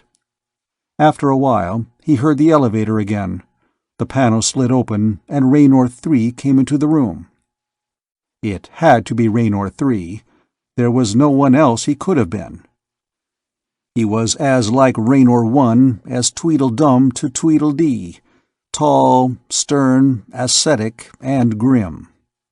He wore the full uniform of a Mentorian on Lhari ships, the white smock of a medic, the metallic blue cloak, the low, silvery sandals. He said, "What's doing, One? Violet?" And then he caught sight of Bart. His eyes narrowed, and he drew a quick breath, his face twisting up into apprehension and shock. "It must be Steele's boy," he said, and immediately Bart saw the difference between the— were they brothers? For Raynor's one's face, controlled and stern, had not altered all during their interview, but Raynor III's smile was wry and kindly at once, and his voice was low and gentle. "He's the image of Rupert. Did he come in on his own name? How'd he manage it?" "No, he had David Briscoe's papers." "So, the old man got through," said Raynor III with a low whistle. "But that's not safe. Quick, give them to me, Bart." "The Lhari have them." Raynor I walked to the window and said in his deadpan voice, "It's useless. But get the kid out of here before they come looking for me. Look." He pointed. Below them, the streets were alive with uniformed Lhari and Mentorians. Bart felt sick. If they had the same efficiency with red tape that we humans have, he'd never have made it this far. Raynor III actually smiled. "But you can count on them for that much inefficiency," he said, and his eyes twinkled for a moment at Bart. "That's how it was so easy to work the old double shuffle trick on them. They had Steele's description, but not his name, so Briscoe took Steele's papers and managed to slip through. Once they landed on Earth, they had the Steele names, but by the time that cleared, you were outbound with another set of papers. It may have confused them, because they knew David Briscoe was dead, and there was just a chance you were an innocent bystander who could raise a real row if they pulled you in. Did old Briscoe get away?" "No," Bart said harshly. "He's dead." Raynor III's mobile face held shocked sadness. "Two brave men," he said softly. "Edmund Briscoe, the father, David Briscoe, the son. Remember the name, Bart, because I won't remember it." "Why not?" Raynor III gave him a gold-glinting, enigmatic glance. "I'm a Mentorian, remember? I'm good at not remembering things. Just be glad I remember Rupert Steele. If you'd been a few days later, I wouldn't have remembered him, though I promised to wait for you." Raynor I demanded, "Get him out of here, III!" Raynor III swung to Bart. "Put that on again." He indicated the Mentorian cloak. "Pull the hood right up over your head. Now, if we meet anyone, say a polite good afternoon in Lhari. You can speak Lhari. And leave the rest of the talking to me."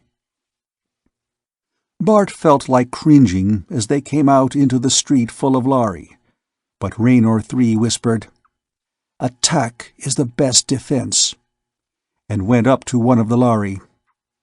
"What's going on, Reiko Mori?" "A passenger on the ship got away without going through decontam. He may spread disease, so, of course, we have alerted all authorities," the Lhari said.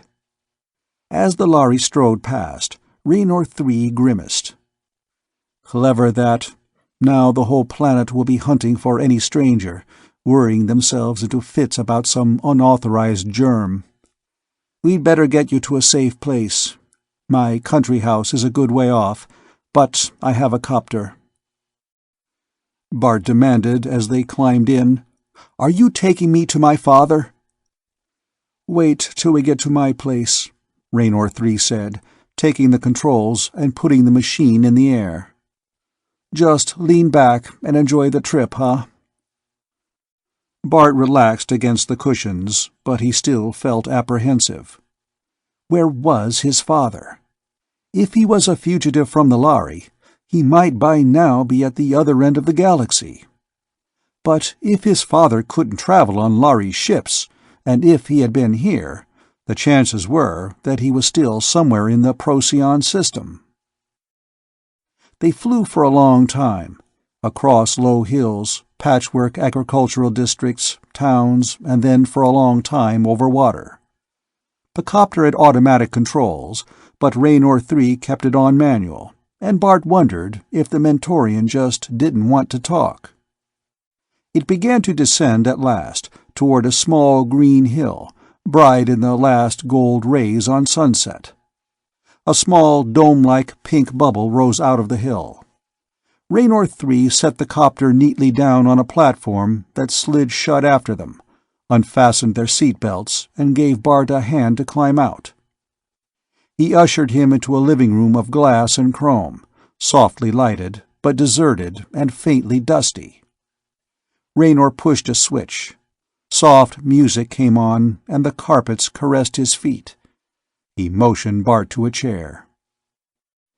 "You're safe here for a while," Raynor 3 said, "though how long nobody knows.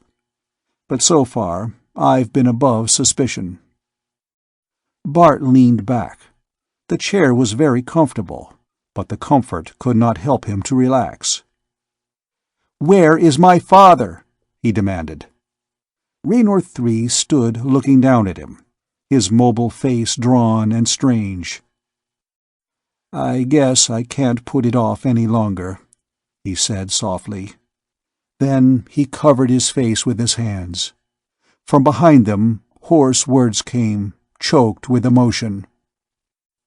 "Your father is dead, Bart. I killed him."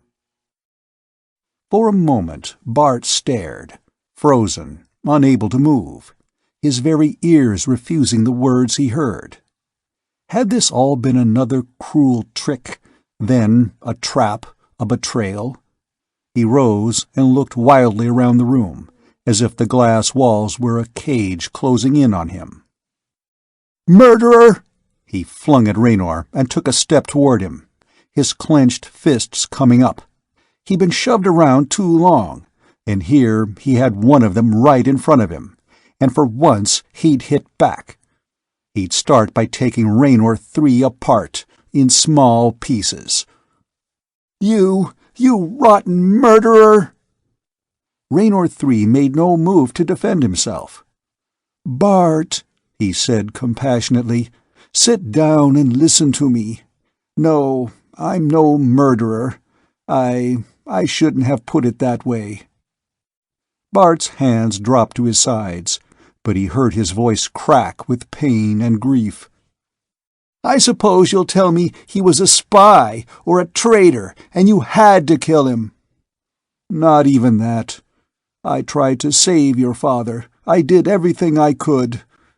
I'm no murderer, Bart. I killed him, yes, God forgive me, because I'll never forgive myself." Bart's fists unclenched, and he stared down at Raynor 3, shaking his head in bewilderment and pain. "I knew he was dead. I knew it all along. I was trying not to believe it, but I knew. I liked your father. I admired him. He took a long chance, and it killed him. I could have stopped him. I should have stopped him. But how could I? Where did I have the right to stop him, after what I did to—" He stopped, almost in mid-word, as if a switch had been turned. But Bart was not listening. He swung away, striding to the wall as if he would kick it in, striking it with his 2 clenched fists, his whole being in revolt. "Dad, oh, Dad, I kept going. I thought at the end of it you'd be here, and it would all be over. But here I am at the end of it all, and you're not here, and you won't ever be here again." Dimly he knew when Raynor 3 rose and left him alone. He leaned his head on his clenched fists and cried.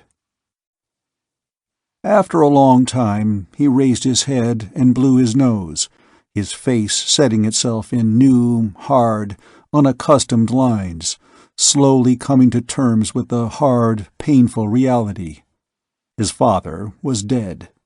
His dangerous, dead-in-earnest game of escape had no happy ending of reunion with his father. They couldn't sit together and laugh about how scared he had been. His father was dead, and he, Bart, was alone and in danger.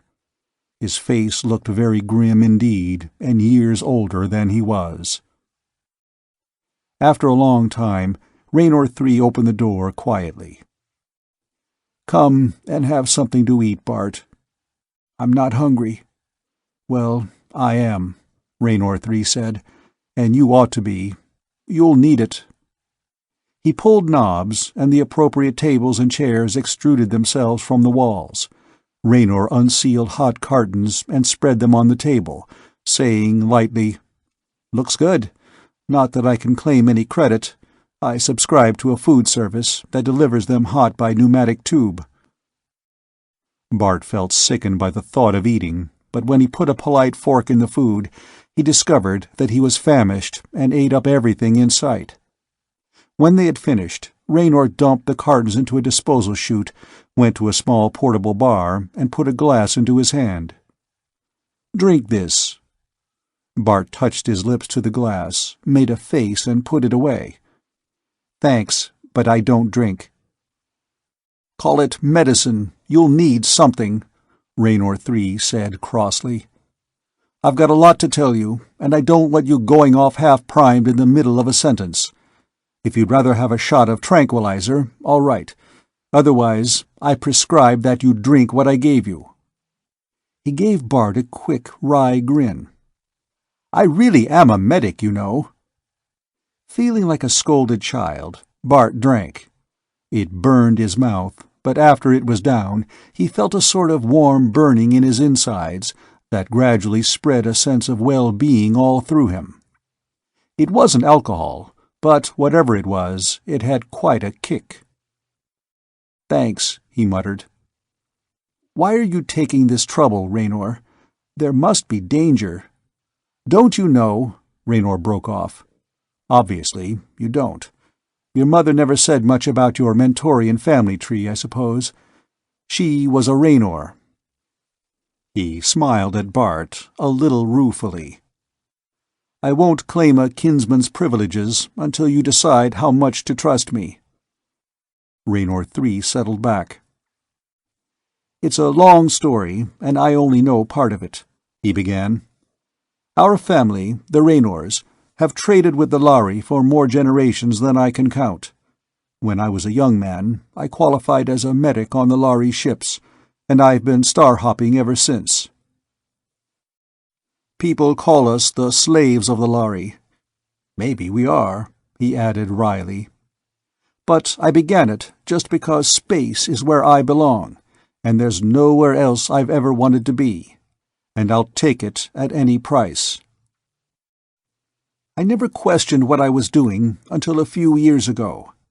It was your father who made me wonder if we Mentorians were blind and selfish. This privilege ought to belong to everyone, not just the Lhari. More and more, the Lhari monopoly seemed wrong to me. But I was just a medic. And if I involved myself in any conspiracy against the Lhari, they'd find it out in the routine psych-checking. And then we worked out how it could be done. Before every trip, with self-hypnosis and self-suggestion, I erase my own memories, a sort of artificial amnesia, so that the Lhari can't find out any more than I want them to find out. Of course, it also means that I have no memory, while I'm on the Lhari ships, of what I've agreed to while I'm—" His face suddenly worked, and his mouth moved without words, as if he had run into some powerful barrier against speech. It was a full minute, while Bart stared in dismay, before he found his voice again, saying, "So far, it was just a sort of loose network, trying to put together stray bits of information that the Lhari didn't think important enough to censor. And then came the big breakthrough. There was a young apprentice astrogator named David Briscoe. He'd taken some runs in special test ships and read some extremely obscure research data from the early days of the contract between men and Lhari, and he had a wild idea. He did the bravest thing anyone has ever done. He stripped himself of all identifying data, so that if he died, no one would be in trouble with the Lhari, and stowed away on a Lhari ship." "But—" Bart's lips were dry. "Didn't he die in the warp drive?" Slowly, Raynor 3 shook his head. No, he didn't. No drugs, no cold sleep, but he didn't die. Don't you see, Bart? He leaned forward urgently. It's all a fake. The Lhari have just been saying that to justify their refusal to give us the secret of the catalyst that generates the warp drive frequencies. Such a simple lie, and it's worked for all these years. A Mentorian found him and didn't have the heart to turn him over to the Lhari, so he was smuggled clear again. But when that Mentorian underwent the routine brain checks at the end of the voyage, the Lhari found out what had happened. They didn't know Briscoe's name, but they wrung that Mentorian out like a wet dishcloth and got a description that was as good as fingerprints. They tracked down young Briscoe and killed him. They killed the first man he talked to. They killed the second. The third was your father. The murdering devils! Raynor sighed. Your father and Briscoe's father were old friends. Briscoe's father was dying with incurable heart disease. His son was dead. And old Briscoe had only one thought in his mind, to make sure he didn't die for nothing. So he took your father's papers, knowing they were as good as a death warrant, slipped away and boarded a Lhari ship that led roundabout to stars where the message hadn't reached yet. He led them a good chase. Did he die, or did they track him down and kill him? Bart bowed his head and told the story. Meanwhile, Raynor 3 continued, your father came to me, knowing I was sympathetic, knowing I was a Lhari-trained surgeon. He had just one thought in his mind, to do again what David Briscoe had done, and make sure the news got out this time. He cooked up a plan that was even braver and more desperate. He decided to sign on a Lhari ship as a member of the crew. As a Mentorian? Bart asked, but something cold, like ice water trickling down his back, told him this was not what Raynor meant. The brainwashing? No, said Raynor. Not as a Mentorian. He couldn't have escaped the psych-checking. As a Lhari. Bart gasped. How? Men and Lhari are very much alike, Raynor 3 said. A few small things, skin color, the shape of the ears, the hands and claws, keep humans from seeing that the Lhari are men. Don't say that, Bart almost yelled. Those filthy, murdering devils! You call those monsters men? I've lived among the Lhari all my life. They're not devils, Bart. They have their reasons. Physiologically, the Lhari are, well, humanoid, if you like that better. They're a lot more like a man than a man is like, for instance, a gorilla. Your father convinced me that with minor plastic and facial surgery, he could pass as a Lhari, and finally, I gave in and did the surgery. And it killed him. Not really. Not really. It was a completely unforeseeable thing. A blood clot broke loose in a vein and lodged in his brain. He was dead in seconds. It could have happened at any time, he said. Yet I feel responsible, even though I kept telling myself I'm not. And I'll help you as much as I can, for his sake and for your mother's. The Lhari don't watch me too closely. They figure that anything I do they'll catch in the brainwashing. But I'm still one step ahead of them, as long as I can erase my own memories. Bart was sifting it all slowly in his mind. Why was Dad doing this? What could he gain? You know, we can build ships as good as the Lhari ships, but we don't know anything about the rare catalyst they use for warp drive fuel. Captain Steele had hopes of being able to discover where they got it. But couldn't they find out where the Lhari ships go for fueling? No, there's no way to trail a Lhari ship, he reminded Bart. We can follow them inside a star system, but then they pop into warp drive, and we don't know where they go when they aren't running between our stars. We've gathered together what information we do have, and we know that after a certain number of runs in our part of the galaxy, ships take off in the direction of Antares. There's a ship due to come in here in about 10 days called the Swiftwing, which is just about due to make the Antares run. Captain Steele had managed to arrange, I don't know how, and I don't want to know how, for vacancy on that ship, and somehow he got credentials. You see, it's a very good spy system, a network between the stars, but the weak link is this. Everything, every message, every man, has to travel back and forth by the Lhari ships themselves. He rose, shaking it all off impatiently. Well, it's finished now. Your father is dead. What are you going to do? If you want to go back to Vega, you can probably convince the Lhari you're just an innocent bystander. They don't hurt bystanders or children, Bart. They aren't bad people. They're just protecting their business monopoly. The safest way to handle it would be this. Let me erase your memories of what I've told you tonight. Then just let the Lhari capture you. They won't kill you. They'll just give you a light psych check. When they find out you don't know anything, they'll send you back to Vega, and you can spend the rest of your life in peace running Vega Interplanet and 8 colors. Bart turned on him furiously. You mean go home like a good little boy and pretend none of this ever happened?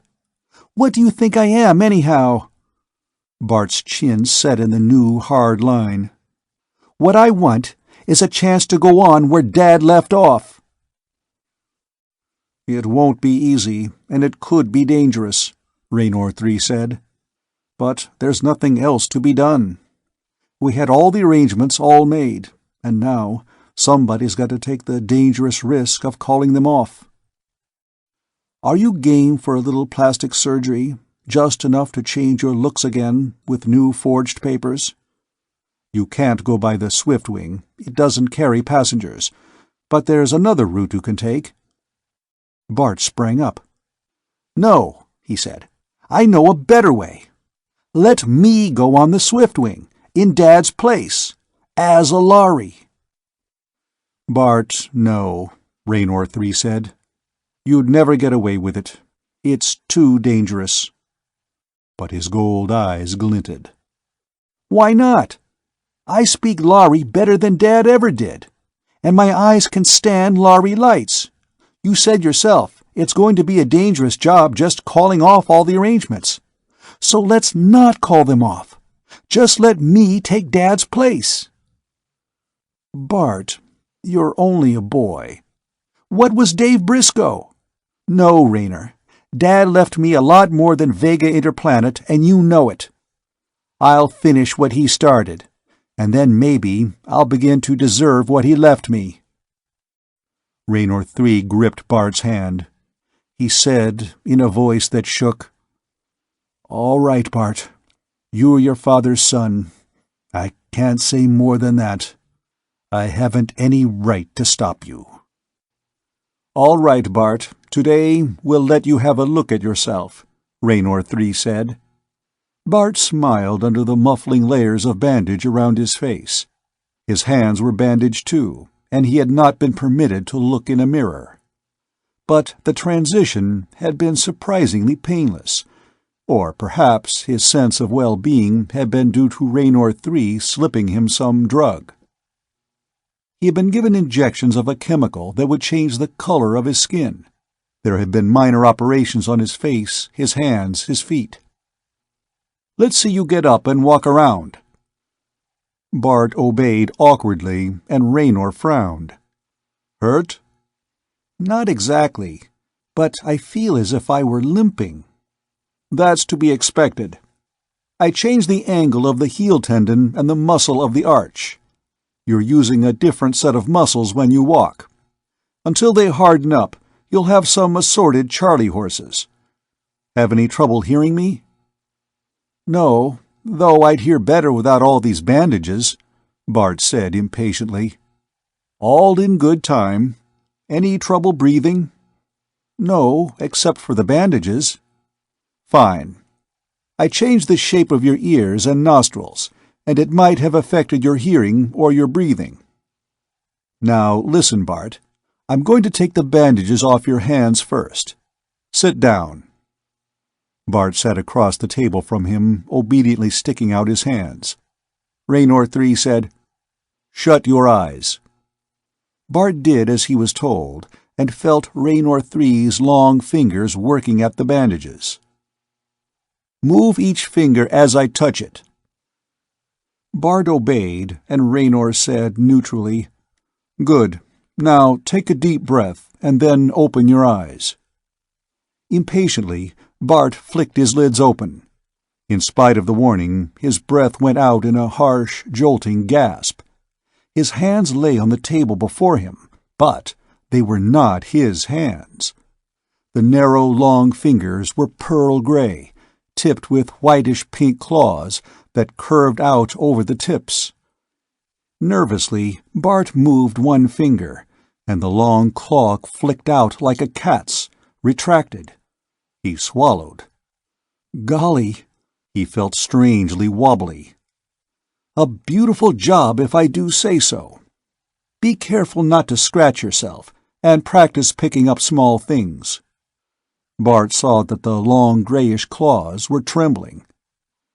"How did you make the claws?" "Quite simple, really," Raynor beamed. "I injected protein compounds into the nail matrix, which speeded up nail growth terrifically, and then, as they grew, shaped them. Joining on those tiny muscles for the retracting mechanism was the tricky part, though."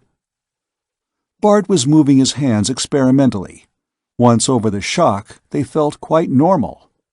The claws didn't get in his way half so much as he'd expected when he picked up a pen that lay beside him, and with the blunt tip made a few of the strange-looking dots and wedges that were the Lhari alphabet.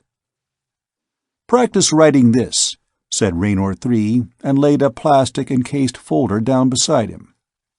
It was a set of ship's papers printed in Lhari. Bart read it through, seeing that it was made out to the equivalent of astrogator first class, Bartol. "That's your name now, the name your father would have used. Memorize it, get used to the sound of it, practice writing it.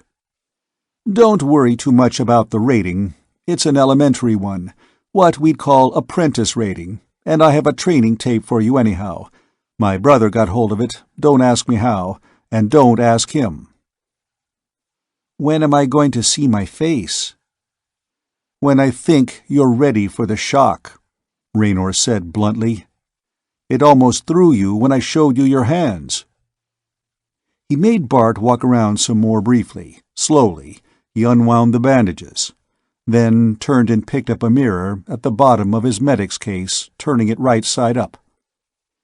"Here, but take it easy." But when Bart looked in the mirror, he felt no unexpected shock, only an unnerving revulsion. His hair was bleached white and fluffy, almost feathery to the touch. His skin was grayish-rose, and his eyelids had been altered just enough to make his eyes look long, narrow, and slanted. His nostrils were mere slits, and he moved his tongue over lips that felt oddly thin. "I did as little to your teeth as I thought I could get away with. Capped the front ones," Raynor 3 told him. "So, if you get a toothache, you're out of luck. You won't dare go to a Lhari dentist. I could have done more, but it would have made you look too freakish when we changed you back to human again. If you live that long," he added grimly. I hadn't thought about that. And if Raynor is going to forget me, who will do it? The cold knot of fear, never wholly absent, moved in him again. Watching his face, Raynor 3 said gently, "It's a big network, Bart. I'm not telling you much for your own safety, but when you get to Antares, they'll tell you all you need to know." He lifted Bart's oddly clawed hands. I warned you, remember? The change isn't completely reversible. Your hands will always look strange. The fingers had to be lengthened, for instance. I wanted to make you as safe as possible among the Lhari. I think you'll pass anything but an X-ray. Just be careful not to break any bones." He gave Bart a package. "This is the Lhari training tape. Listen to it as often as you can, then destroy it. Completely, before you leave here. The Swiftwing is due in port 3 days from now, and they stay here a week. I don't know how we'll manage it, but I'll guarantee there'll be a vacancy of 1 astrogator first class on that ship." He rose. "And now I'm going back to town and erase the memory." He stopped, looking intently at Bart. "So, if you see me, stay away from me and don't speak, because I won't know you from any other Lhari. Understand? From here on, you're on your own, Bart." He held out his hand. "This is the rough part, son." His face moved strangely. "I'm part of this network between the stars, but I don't know what I've done before, and I'll never know how it comes out. It's funny to stand here and look at you and realize that I won't even remember you." The gold-glinted eyes blinked rapidly. "Goodbye, Bart, and good luck, son." Bart took his hand, deeply moved, with the strange sense that this was another death, a worse one than Briscoe's. He tried to speak and couldn't. "Well," Raynor's mouth twisted into a wry grin. "Ouch! Careful with those claws! The Lhari don't shake hands." He turned abruptly and went out of the door and out of Bart's life, while Bart stood at the dome window, feeling alone as he had never felt alone before. He had to wait 6 days, and they felt like 6 eternities. He played the training tape over and over. With his academy background, it wasn't nearly so difficult as he'd feared. He'd read and reread the set of papers identifying him as Astrogator First Class Bartol. Forged, he supposed, or was there, somewhere, a real Bartol? The last morning, he slept uneasily late. He finished his last meal as a human, spent part of the day removing all traces of his presence from Raynor's home, burned the training tape, and finally got into the silky, silvery tights and cloak that Raynor had provided. He could use his hands now as if they belonged to him.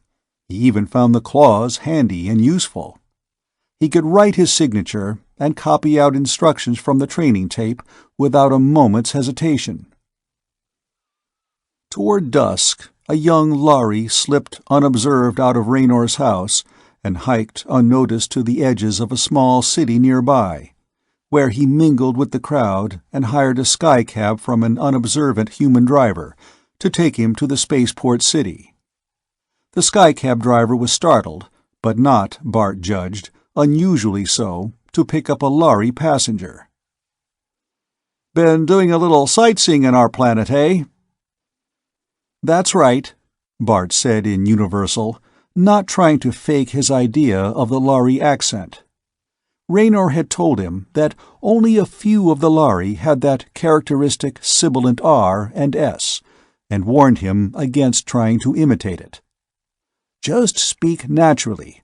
There are dialects of Lhari, just as there are dialects of the different human languages, and they all sound different in universal anyhow." "Just looking around some." The skycab driver frowned and looked down at his controls, and Bart felt curiously snubbed. Then he remembered. He himself had little to say to the Lhari when they spoke to him. He was an alien, a monster. He couldn't expect to be treated like a human being any more.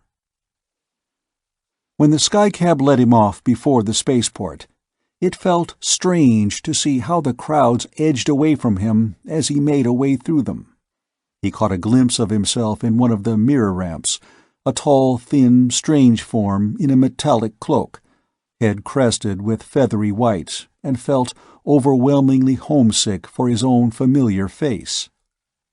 He was beginning to feel hungry, and realized that he could not go into an ordinary restaurant without attracting attention. There were refreshment stands all over the spaceport, and he briefly considered getting a snack at one of these. No, that was just putting it off. The time had to come when he must face his fear and test his disguise among the Lhari themselves. Reviewing his knowledge of the construction of spaceports, he remembered that one side was the terminal, where the humans and visitors and passengers were freely admitted.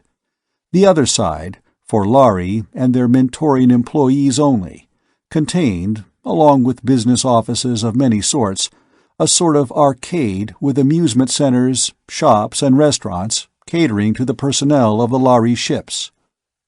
With 9 or 10 ships docking every day, Raynor had assured him that a strange Lhari face would be lost in the crowds very easily.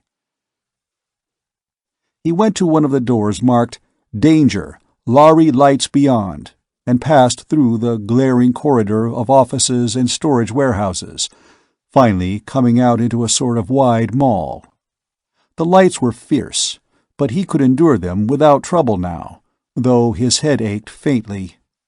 Raynor, testing his light tolerance, had assured him that he could endure anything the Lhari could, without permanent damage to his optic nerves, though he would have headaches until he got used to them. There were small shops and what looked like bars, and a glass-fronted place with a sign lettered largely in black letters, a Lhari phrase meaning roughly, "Home away from home, meals served, spacemen welcome, reasonable." Behind him, a voice in Lhari, "Tell me, does that sign mean what it says? Or is this one of those traps for separating the unwary spaceman from his hard-earned credits? How's the food?" Bart carefully took hold of himself. "I was just wondering that myself." He turned as he spoke, finding himself face to face with a young Lhari in the unadorned cloak of a spaceman without official rank. He knew the Lhari was young because his crest was still white. The young Lhari extended his claws in the closed-fist, hidden-claw gesture of Lhari greeting. "Shall we take a chance? Ring, son of Rehan, greets you. Bartol, son of Barahun." "I don't remember seeing you in the port, Bartol." "I've mostly worked on the Polaris run." "Way off there?" Ring, son of Rehan, sounded startled and impressed. "You really get around, don't you? Shall we sit here?" They sat on triangular chairs at a 3-cornered table. Bart waited for Ring to order, and ordered what he did. When it came, it was a sort of egg and fish casserole, which Bart found extremely tasty, and he dug into it with pleasure. Allowing for the claws, Lhari table manners were not so much different from human. And remember, their customs differ as much as ours do. If you do something different, they'll just think you're from another planet with a different culture. "Have you been here long?" "A day or so. I'm off the Swiftwing." Bart decided to hazard his luck. "I was told there's a vacancy on the Swiftwing." Ring looked at him curiously. "There is," he said, "but I'd like to know how you found it out. Captain Vorongil said that anyone who talked about it would be sent to Cleto for 3 cycles. But what happened to you? Miss your ship?" "No, I've just been laying off, traveling, sightseeing, bumming around," Bart said. "But I'm tired of it, and now I'd like to sign out again." "Well, we could use another man. This is the long run we're making, out to Antares and then home. And if everybody has to work extra shifts, it's no fun. But if old Vorongil knows that there's been talk in the port about Clanero jumping ship, or whatever happened to him, we'll all have to walk wide of his temper." Bart was beginning to relax a little. Ring apparently accepted him without scrutiny. At this close range, Ring did not seem a monster, but just a young fellow like himself, hearty, good-natured, in fact, not unlike Tommy. Bart chased the thought away as soon as it sneaked into his brain. One of those things, like Tommy? Then, rather grimly, he reminded himself, I'm one of those things. He said irritably, So, how do I account for asking your captain for the place? Ring cocked his fluffy crest to one side. I know, he said. I told you. I'll say you're an old friend of mine. You don't know what Vorongil's like when he gets mad.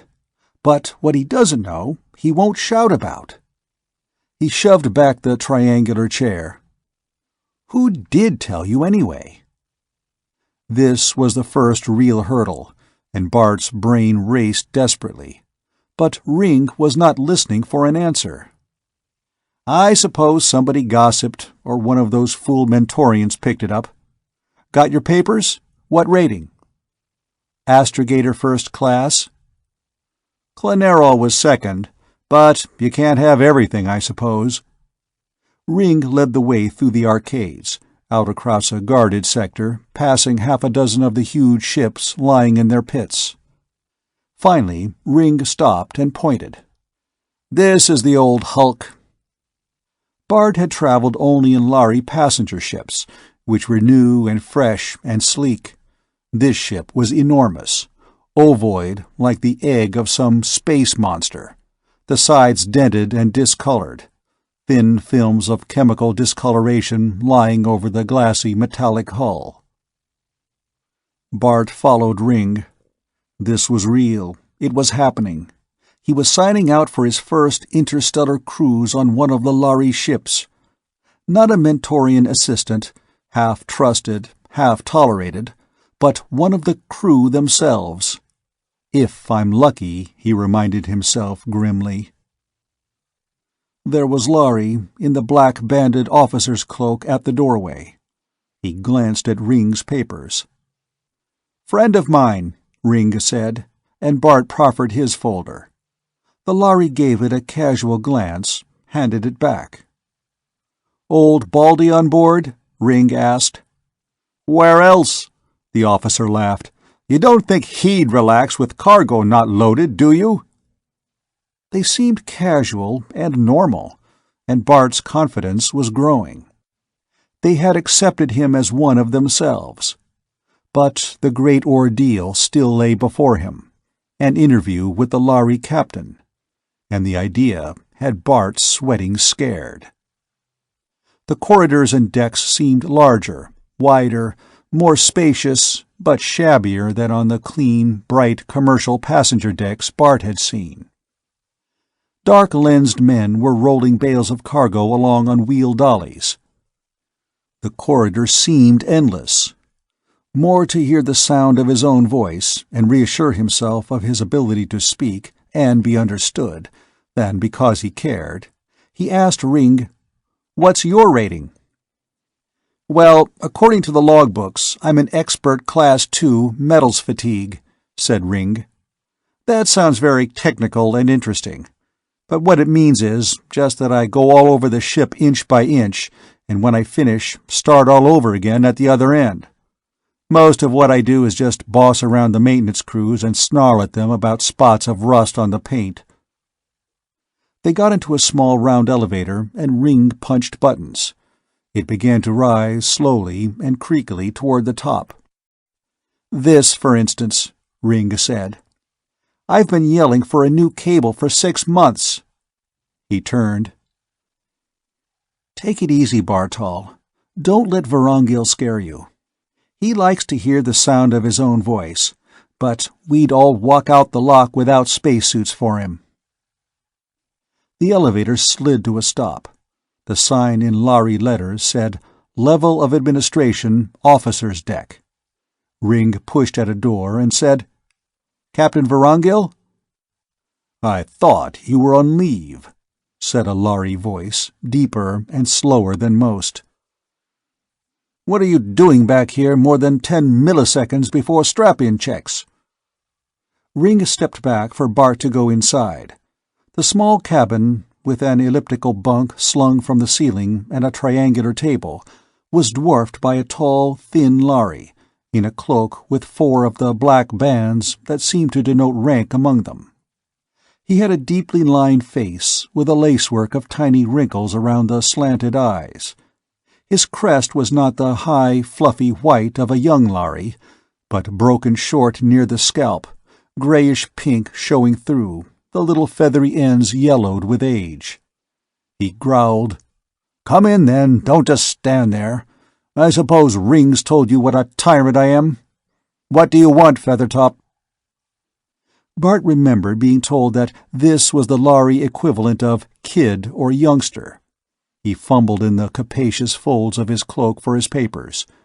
His voice sounded shrill, even to himself. "Bartol, son of Barahun, in respectful greeting, Reiko Mori." Honorable Old Bald One, the Lhari equivalent of Sir. "Ring told me there is a vacancy among the astrogators, and I want to sign out." Unmistakably, Vorongil's snort was laughter. "So, you've been talking, Ring?" Ring retorted, "Better that I tell one man than that you have to hunt the planet over, or run the long haul with the drive-room watches short by one man." Well, you're right," Vorongil growled. He glared at Bart. "On the last planet, one of our men disappeared. Jumped ship." The creases around his eyes deepened, troubled. "Probably just gone on the drift, sightseeing, but I wish he'd told me. As it is, I wonder if he's been hurt, killed, kidnapped." Ring said, "Who dare? It would be reported." Bart knew, with a cold chill, that the missing Clenerol had not simply gone on the drift. No Lhari port would ever see Clenerol, second-class astrogator, again. "Bartol," mused the captain, riffling the forged papers. "Served on the Polaris run. You are a good long way off your orbit, aren't you? Never been out that way myself. All right, I'll take you on. You can do system programming? Good. Rating in second galaxy mathematics?" He nodded, hauled out a sheet of thin, wax-coated fabric, and his claws made rapid imprints in the surface. He passed it to Bart, pointed. Bart hesitated, and Vorongil said impatiently, "Standard agreement, no hidden clauses. Put your mark on it, Feathertop." Bart realized it was something like a fingerprint they wanted. "You'll pass anything but X-rays." He pressed the top of one claw into the wax. Vorongil nodded, shoved it on a shelf without looking at it.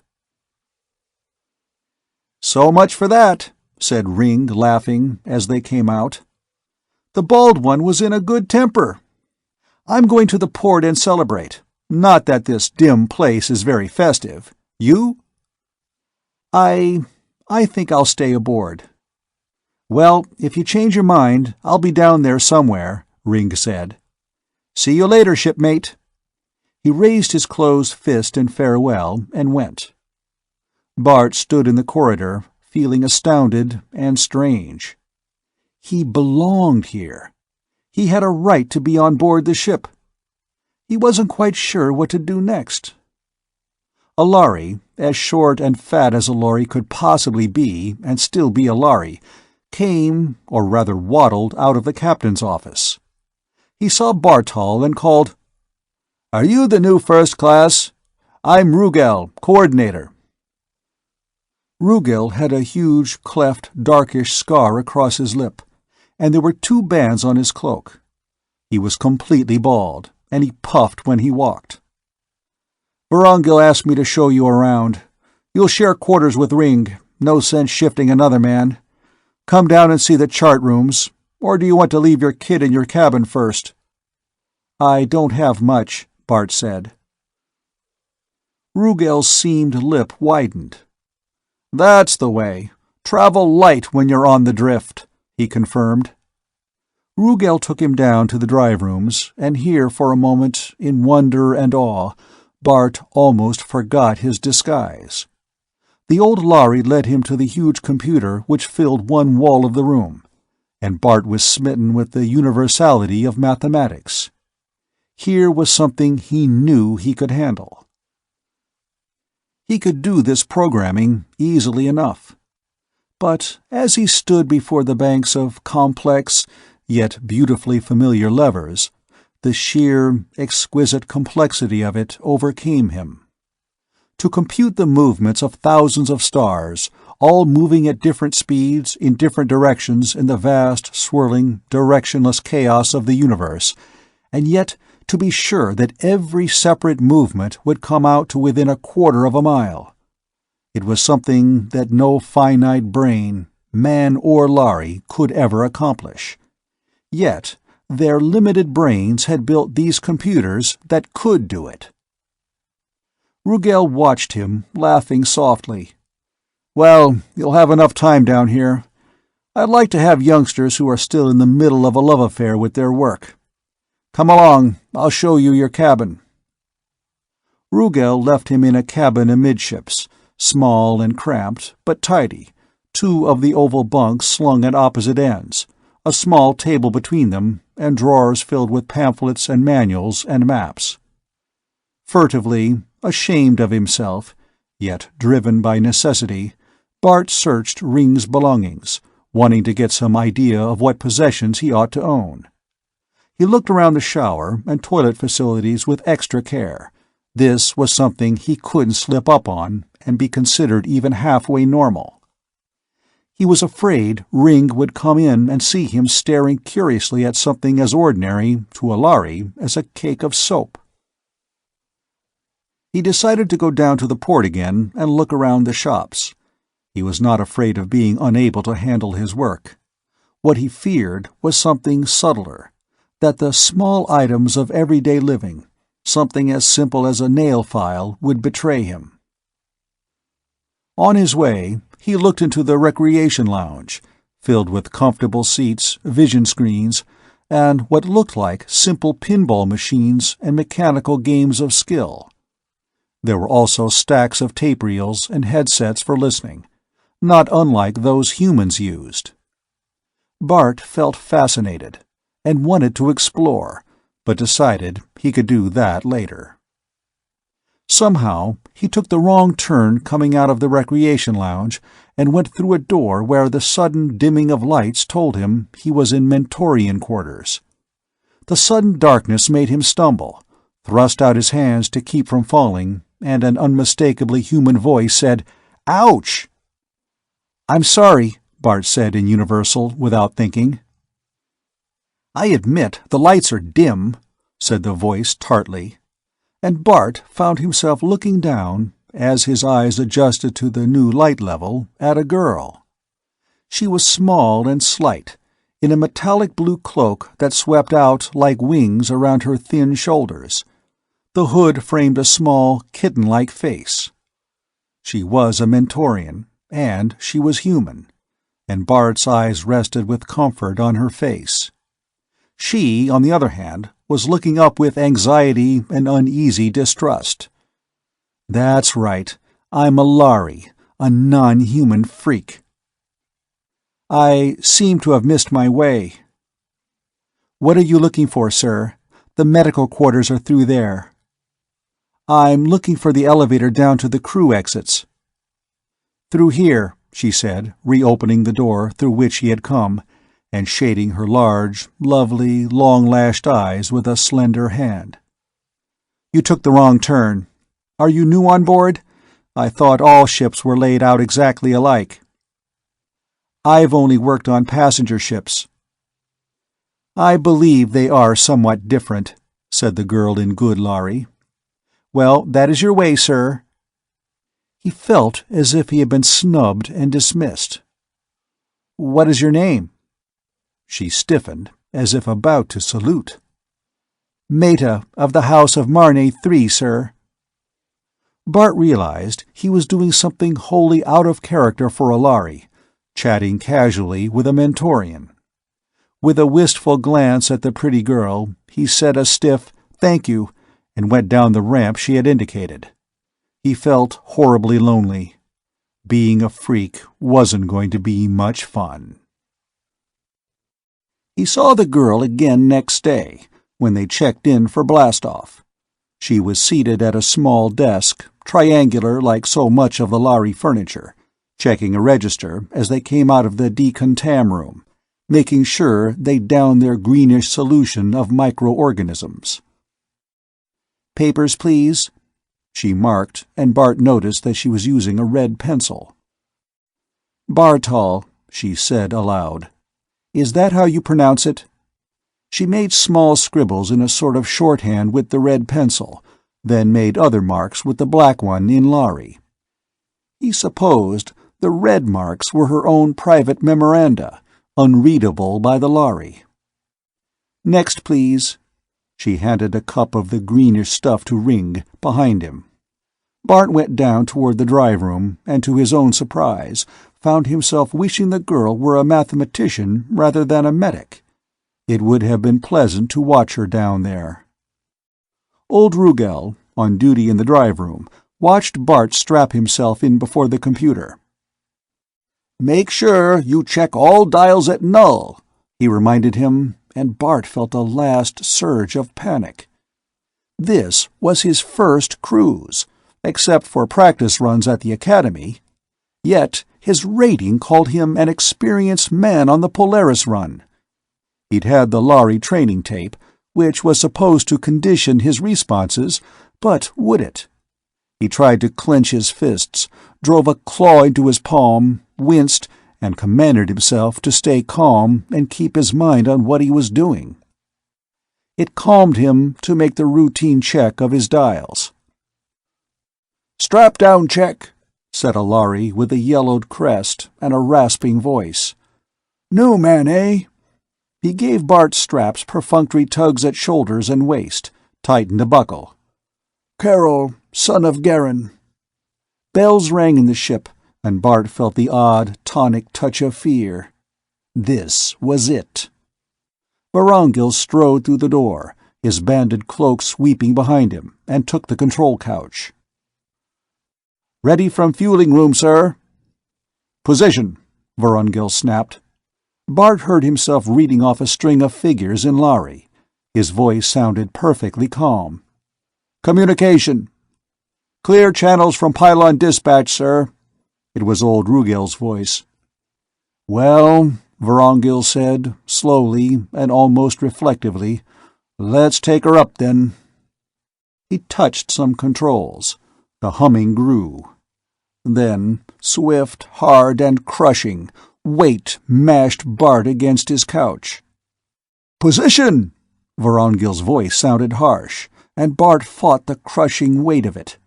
Even his eyeballs ached as he struggled to turn the tiny eye muscles from dial to dial, and his voice was a dim croak. 14-7 sidereal, 12.1149. "Hold it to .1146, Vorongil said calmly. .1146, Bart said, and his claws stabbed at dials. Suddenly, in spite of the cold weight on his chest, the pain, the struggle, he felt as if he were floating. He managed a long, luxurious breath. He could handle it. He knew what he was doing. He was an astrogator. Later, when Acceleration 1 had reached its apex and the artificial gravity made the ship a place of comfort again, he went down to the dining hall with Ring and met the crew of the Swiftwing. There were 12 officers and 12 crewmen of various ratings, like himself and Ring, but there seemed to be little social division between them, as there would have been on a human ship. Officers and crew joked and argued without formality of any kind. None of them gave him a second look. Later, in the recreation lounge, Ring challenged him to a game with one of the pinball machines. It seemed fairly simple to Bart. He tried it, and to his own surprise, won. Old Rugel touched a lever at the side of the room. With a tiny whishing sound, shutters opened, The light of Procyon Alpha flooded them, and he looked out through a great viewport into bottomless space. Procyon Alpha, Beta, and Gamma hung at full, rings gently tilted. Beyond them, the stars burned, flaming through the shimmers of cosmic dust. The colors, the never-ending colors of space. And he stood here, in a room full of monsters. He was one of the monsters. "Which one of the planets was it we stopped on?" Rugal asked. "I can't tell them apart from this distance." Bartol swallowed. He had almost said the blue one. He pointed. The big one there, with the rings almost edge-on. I think they call it Alpha." "It's their planet," said Rugal. "I guess they can call it what they want to. How about another game?" Resolutely, Bart turned his back on the bewitching colors and bent over the pinball machine. The first week in space was a nightmare of strain. He welcomed the hours on watch in the drive room. There alone, he was sure of what he was doing. Everywhere else in the ship he was perpetually scared, perpetually on tiptoe, perpetually afraid of making some small and stupid mistake.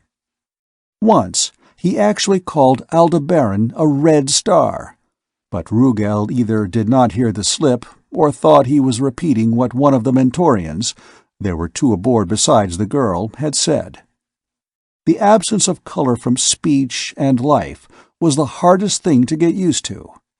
Every star in the manual was listed by light frequency waves, to be checked against a photometer for a specific reading, and it almost drove Bart mad to go through the ritual when the Mentorians were off duty and could not call off the color and the equivalent frequency type for him. Yet he did not dare skip a single step, or someone might have guessed that he could see the difference between a yellow and a green star before checking them. The Academy ships had had the traditional human signal system of flashing red lights. Bart was stretched taut all the time, listening for the small, code-like buzzers and ticks that warned him of filled tanks, leads in need of servicing, answers ready. Ring's Metal Fatigues testing kit was a bewildering muddle of boxes, meters, rods, and earphones, each buzzing and clicking its characteristic warning. At first, he felt stretched to capacity every waking moment, his memory aching with a million details, and he lay awake nights thinking his mind would crack under the strain. Then Alpha faded to a dim, bluish shimmer. Beta was eclipsed, Gamma was gone, Procyon dimmed to a failing spark, and suddenly Bart's memory accustomed itself to the load. The new habits were firmly in place, and he found himself eating, sleeping, and working in a settled routine. He belonged to the Swiftwing now. Procyon was almost lost in the viewports when a sort of upswept tempo began to run through the ship, an undercurrent of increased activity. Cargo was checked, inventoried, and strapped in. Rink was given 4 extra men to help him, made an extra tour of the ship, and came back buzzing like a frantic cricket. Bart's computers told him they were forging toward the sidereal location assigned for the first of the warp drive shifts, which would take them some 15 light-years toward Aldebaran. On the final watch before the warp drive shift, the medical officer came around and relieved the Mentorians from duty. Bart watched them go, with a curious, cold, crawling apprehension. Even the Mentorians, trusted by the Lhari, even these were put into cold sleep. Fear grabbed his insides. No human had ever survived the shift into warp drive, the Lhari said. Briscoe, his father, Raynor III, they thought they had proved that the Lhari lied. If they were right, if it was a Lhari trick to reinforce their stranglehold on the human worlds and keep the warp drive for themselves, then Bart had nothing to fear. But he was afraid. Why did the Mentorians endure this, never quite trusted, isolated among aliens? Raynor 3 had said, "Because I belong in space, because I'm never happy anywhere else." Bart looked out the viewport at the swirl and burn of the colors there. Now that he could never speak of the colors, it seemed he had never been so wholly and wistfully aware of them. They symbolized the thing he could never put into words. So that everyone can have this, not just the Lhari. Rugal watched the Mentorians go, scowling. "I wish Medic would find a way to keep them alive through warp," he said. "My Mentorian assistant could watch that frequency shift as we got near the bottom of the arc, and I'll bet she could see it. They can see the changes in intensity faster than I can plot them on the photometer." Bart felt goosebumps break out on his skin. Rugal spoke as if the certain death of humans, Mentorians, was a fact. Didn't the Lhari themselves know it was a farce? Or was it? Vorongil himself took the controls for the surge of acceleration 2, which would take them past the light barrier. Bart, watching his instruments to exact position and time, saw the colors of each star shift strangely, moment by moment. The red star seemed hard to see. The orange-yellow ones burned suddenly like flame. The green ones seemed golden, the blue ones almost green. Dimly, he remembered the old story of a red shift in the lights of approaching stars, but here he saw it pure, a sight no human eyes had ever seen. A sight that no eyes had seen, human or otherwise, for the Lhari could not see it. "Time," he said briefly to Vorongil. 15 seconds. Rugal looked across from his couch. Bart felt that the old, scarred Lhari could read his fear. Rugal said through a wheeze, "No matter how old you get, Bartol, you're still scared when you make a warp shift. But relax, computers don't make mistakes." "Catalyst," Vorongil snapped. "Ready, shift." At first, there was no change. Then Bart realized that the stars, through the viewport, had altered abruptly in size and shade and color. They were not sparks, but strange streaks, like comets, crossing and recrossing long tails that grew longer and longer moment by moment. The dark night of space was filled with a criss-crossing blaze. They were moving faster than light. They saw the light left by the moving universe as each star hurled in its own invisible orbit, while they tore incredibly through it, faster than light itself. Bart felt a curious, tingling discomfort, deep in his flesh, almost an itching, a stinging in his very bones. Lhari flesh is no different from ours. Space, through the viewport, was no longer space as he had come to know it, but a strange, eerie limbo, the star tracks lengthening, shifting color until they filled the whole viewport with shimmering, gray, recrossing light. The unbelievable reaction of warp drive thrust them through space faster than the lights of the surrounding stars, faster than imagination could follow. The lights in the drive chamber began to dim. Or was he blacking out? The stinging in his flesh was a clawed pain. Briscoe lived through it, they say. The whirling star tracks fogged, coiled, turned colorless worms of light, went into a single vast blur. Dimly, Bart saw old Rugal slump forward, moaning softly. Saw the old Lhari pillow his bald head on his veined arms. Then darkness took him, and thinking it was death, Bart felt only numb, regretful failure. "I've failed. We'll always fail. The Lhari were right all along. But we tried. By God, we tried." Bartol. A gentle hand, cat claws retracted, came down on his shoulder. Ring bent over him. Good-natured rebuke was in his voice. "Why didn't you tell us you got a bad reaction and asked to sign out for this shift?" he demanded. "Look, poor old Rugel's passed out again.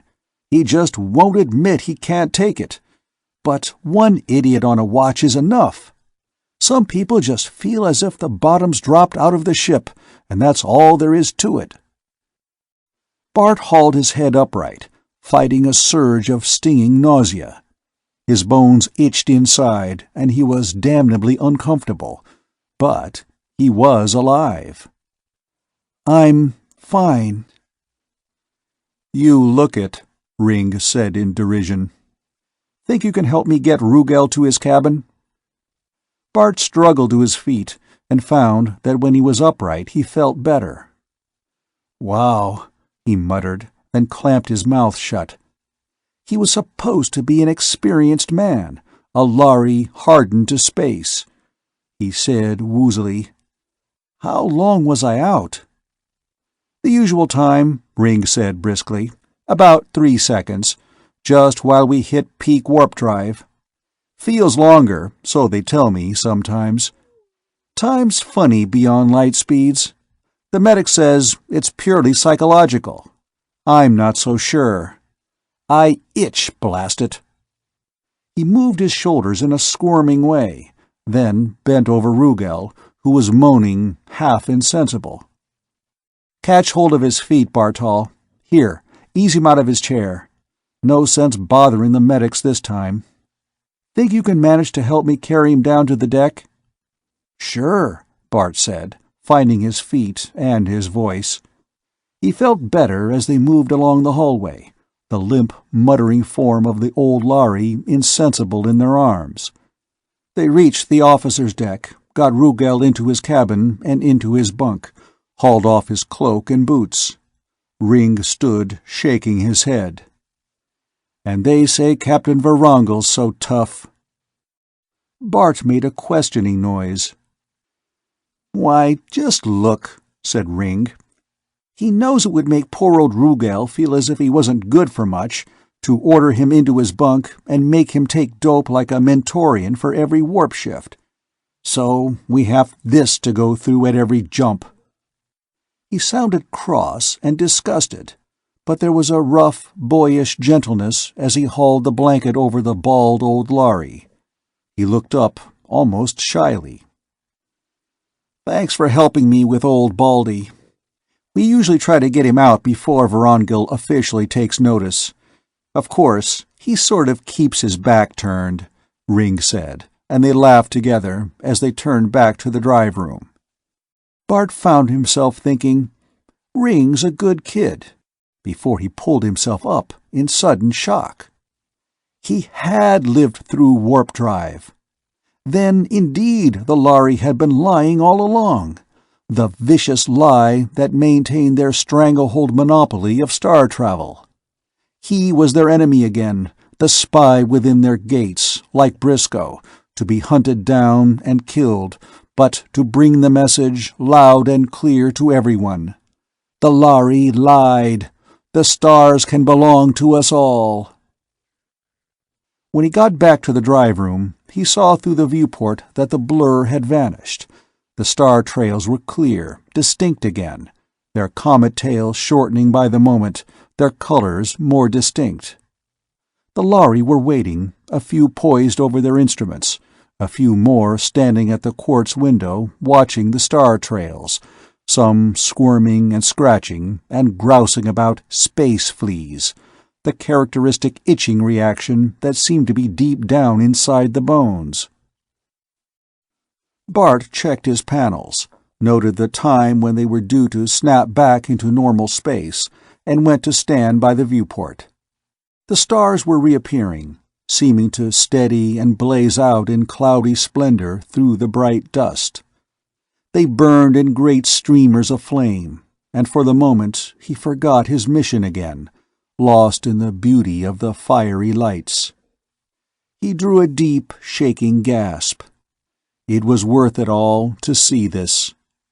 He turned and saw Ring, silent at his shoulder. "Me too," Ring said, almost in a whisper. "I think every man on board feels that way, a little, only he won't admit it." His slanted gray eyes looked quickly at Bart and away. "I guess we're almost down to L point. Better check the panel and report nulls, so Medic can wake up the Mentorians." The Swiftwing moved on between the stars. Aldebaran loomed, then faded in the viewports. Another shift jumped them to a star whose human name Bart did not know. Shift followed shift, spaceport followed spaceport, sun followed sun. Men lived on most of these worlds, and on each of them a Lhari spaceport rose, alien and arrogant. And on each world men looked at Lhari with resentful eyes, cursing the race who kept the stars for their own.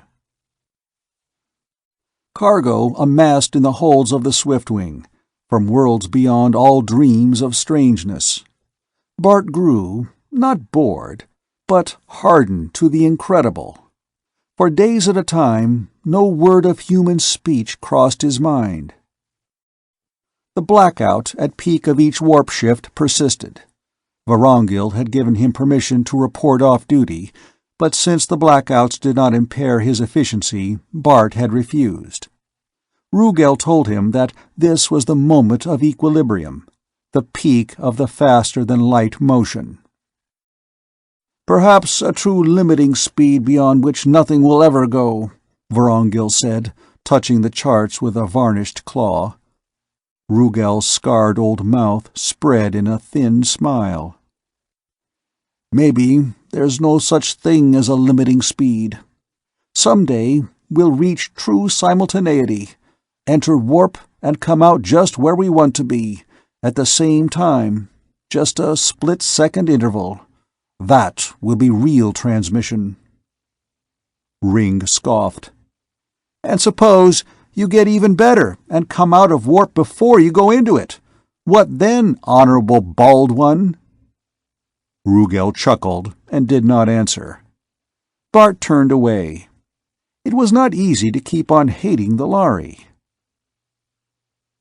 There came a day when he came on watch to see drawn, worried faces. And when Ring came into the drive room, they drew their levers on automatic and crowded around him, their crests bobbing in question and dismay. Vorongil seemed to emit sparks as he barked at Ring. "You found it?" "I found it, inside the hull lining." Vorongil swore, and Ring held up a hand in protest. "I only locate metals fatigue, sir. I don't make it." "No help for it, then," Vorongil said. "We'll have to put down for repairs. How much time do we have, Ring?" "I give it 30 hours, Ring said briefly, and Vorongil gave a long, shrill whistle. "Bartol, what's the closest listed spaceport?" Bart dived for handbooks, manuals, comparative tables of position, and started programming information. The crew drifted toward him, and by the time he finished feeding in the coded information, a row 3 deep of Lhari surrounded him, including all the officers. Vorongil was right at his shoulder when Bart slipped on his earphones and started decoding the punch strips that fed out the answers from the computer. "Nearest port is Kotman 4. It's almost exactly 30 hours away." "I don't like to run it that close." Vorongil's face was bitten deep with lines. He turned to Ramillis, head of maintenance. "Do we need spare parts, or just general repairs?" "Just repairs, sir. We have plenty of shielding metal. It's a long job to get through the hulls, but there's nothing we can't fix." Vorongil flexed his clawed hands nervously, stretching and retracting them. "Ring, you're the fatigue expert. I'll take your word for it. Can we make 30 hours? Ring looked pale, and there was none of his usual boyish nonsense when he said, "Captain, I swear I wouldn't risk Cotman. You know what crystallization's like, sir. We can't get through that hull lining to repair it in space, if it does go before we land. We wouldn't have the chance of a hydrogen atom in a tank of halogens." Vorongil's slanted eyebrows made a single, unbroken line. "That's the word, then. Bartol, find us the closest star with a planet, spaceport or not." Bart's hands were shaking with sudden fear. He checked each digit of their present position, fed it into the computer, waited, finally wet his lips and plunged, taking the strip from a computer. "This small star, it's called Meristem. It's a—" He bit his lip hard. He had almost said green. "Type Q, 2 planets with atmosphere within tolerable limits, not classified as inhabited." "Who owns it?" "I don't have that information on the bank, sir." Vorongil beckoned the Mentorian assistant. So apart were Lhari and Mentorian on these ships that Bart did not even know his name. He said, "Look up a star called Meristem for us." The Mentorian hurried away, came back after a moment with the information that it belonged to the Second Galaxy Federation, but was listed as unexplored. Vorongil scowled. "Well, we can claim necessity," he said. "It's only 8 hours away, and Cotman's 30. Bartol, plot us a warp drive shift that will land us in that system, and on the inner of the 2 planets within 9 hours. If it's a Type Q star, that means dim illumination, and no spaceport mercury vapor installations. We'll need as much sunlight as we can get." It was the first time that Bart, unaided, had had the responsibility of plotting a warp drive shift. He checked the coordinates of the small green star 3 times before passing them along to Vorongil. Even so, when they went into acceleration 2, he felt stinging fear. If I plotted wrong, we could shift into that crazy space and come out billions of miles away. But when the stars steadied and took on their colors, the blaze of a small green sun was steady in the viewport. "Meristem," Vorongil said, taking the controls himself. "Let's hope the place is really uninhabited and that catalog's up to date, lads. It wouldn't be any fun to burn up some harmless village or get shot at by barbarians, and we're setting down with no control tower signals and no spaceport repair crews. So let's hope our luck holds out for a while yet." Bart, feeling the minute, unsteady trembling somewhere in the ship. Imagination, he told himself. You can't feel metal fatigue somewhere in the hull lining, echoed the wish. He did not know that he had already had the best luck of his unique voyage, or realize the fantastic luck that had brought him to the small green star, Meristem. The crews of repairmen were working down in the hull, and the Swiftwing was a hell of clanging noise and shuddering heat. Maintenance was working overtime, but the rest of the crew, with nothing to do, stood around in the recreation rooms, tried to play games, cursed the heat and the dreary dimness through the viewports, and twitched at the boiler factory racket from the holds. Toward the end of the 3rd day, the biologist reported air, water, and gravity well within tolerable limits, and Captain Vorongil issued permission for anyone who liked to go outside and have a look around. Bart had a sort of ship-induced claustrophobia. It was good to feel solid ground under his feet and the rays of a sun, even a green sun, on his back. Even more, it was good to get away from the constant presence of his shipmates. During this enforced idleness, their presence oppressed him unendurably. So many tall forms, gray skins, feathery crests. He was always alone. For a change, he felt that he'd like to be alone without Lhari all around him. But as he moved away from the ship, Ring dropped out of the hatchway and hailed him. "Where are you going?" "Just for a walk." Ring drew a deep breath of weariness. "That sounds good. Mind if I come along?" Bart did, but all he could say was, "If you like." "How about let's get some food from the rations clerk and do some exploring?"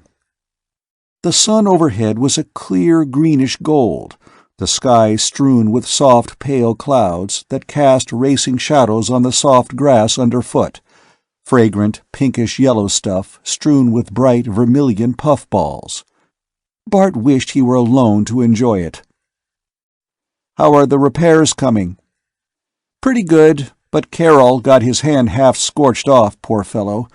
Just luck the same thing didn't happen to me," Ring added. "You know that Mentorian, the young one, the medic's assistant?" "I've seen her. Her name's Maida, I think."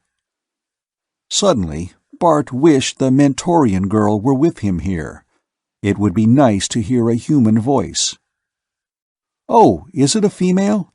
Mentorians all look alike to me," Ring said, while Bart controlled his face with an effort.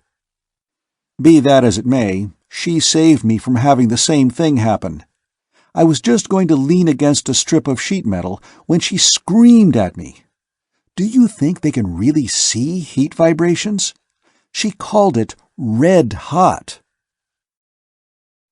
They had reached a line of tall cliffs, where a steep rockfall divided off the plain from the edge of the mountains. A few slender, drooping, gold-leaved trees bent graceful branches over a pool.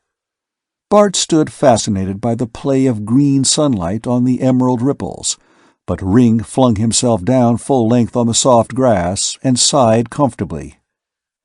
"Feels good." "Too comfortable to eat?" They munched in companionable silence. "Look," said Ring at last, pointing toward the cliffs. "Holes in the rocks. Caves. I'd like to explore them, wouldn't you?" "They look pretty gloomy to me. Probably full of monsters." Ring patted the hilt of his energon ray. "This will handle anything short of an armor-plated Saurian." Bart shuddered. As part of uniform, he too had been issued one of the energon rays, but he had never used it and didn't intend to. "Just the same, I'd rather stay out here in the sun." "It's better than vitamin lamps," Ring admitted, "even if it's not very bright." Bart wondered, suddenly and worriedly, about the effects of green sunburn on his chemically altered skin tone. "Well, let's enjoy it while we can," Ring said, "because it seems to be clouding over. I wouldn't be surprised if it rained." He yawned. "I'm getting bored with this voyage.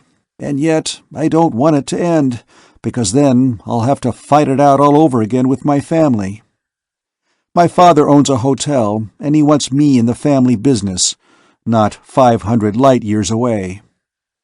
None of our family have ever been spacemen before," he explained, "and they don't understand that living on one planet would drive me out of my mind." He sighed. "How did you explain it to your people? That you couldn't be happy in the mud? Or are you a career man?" "I guess so. I never thought about doing anything else," Bart said slowly, Ring's story having touched him. He had never realized quite so fully how much alike the two races were, how human the Lhari problems and dreams could seem. "Why, of course the Lhari aren't all spacemen. They have hotel keepers and garbage men and dentists just as we do. Funny, you never think of them except in space." "My mother died when I was very young," Bart said, choosing his words very carefully. "My father owned a fleet of interplanetary ships." "But you wanted the real thing, deep space, the stars," Ring said. How did he feel about that? "He would have understood," Bart said, unable to keep emotion out of his voice. "But he's dead now. He died not long ago." Ring's eyes were bright with sympathy. "While you were off on the drift? "Bad luck," he said gently.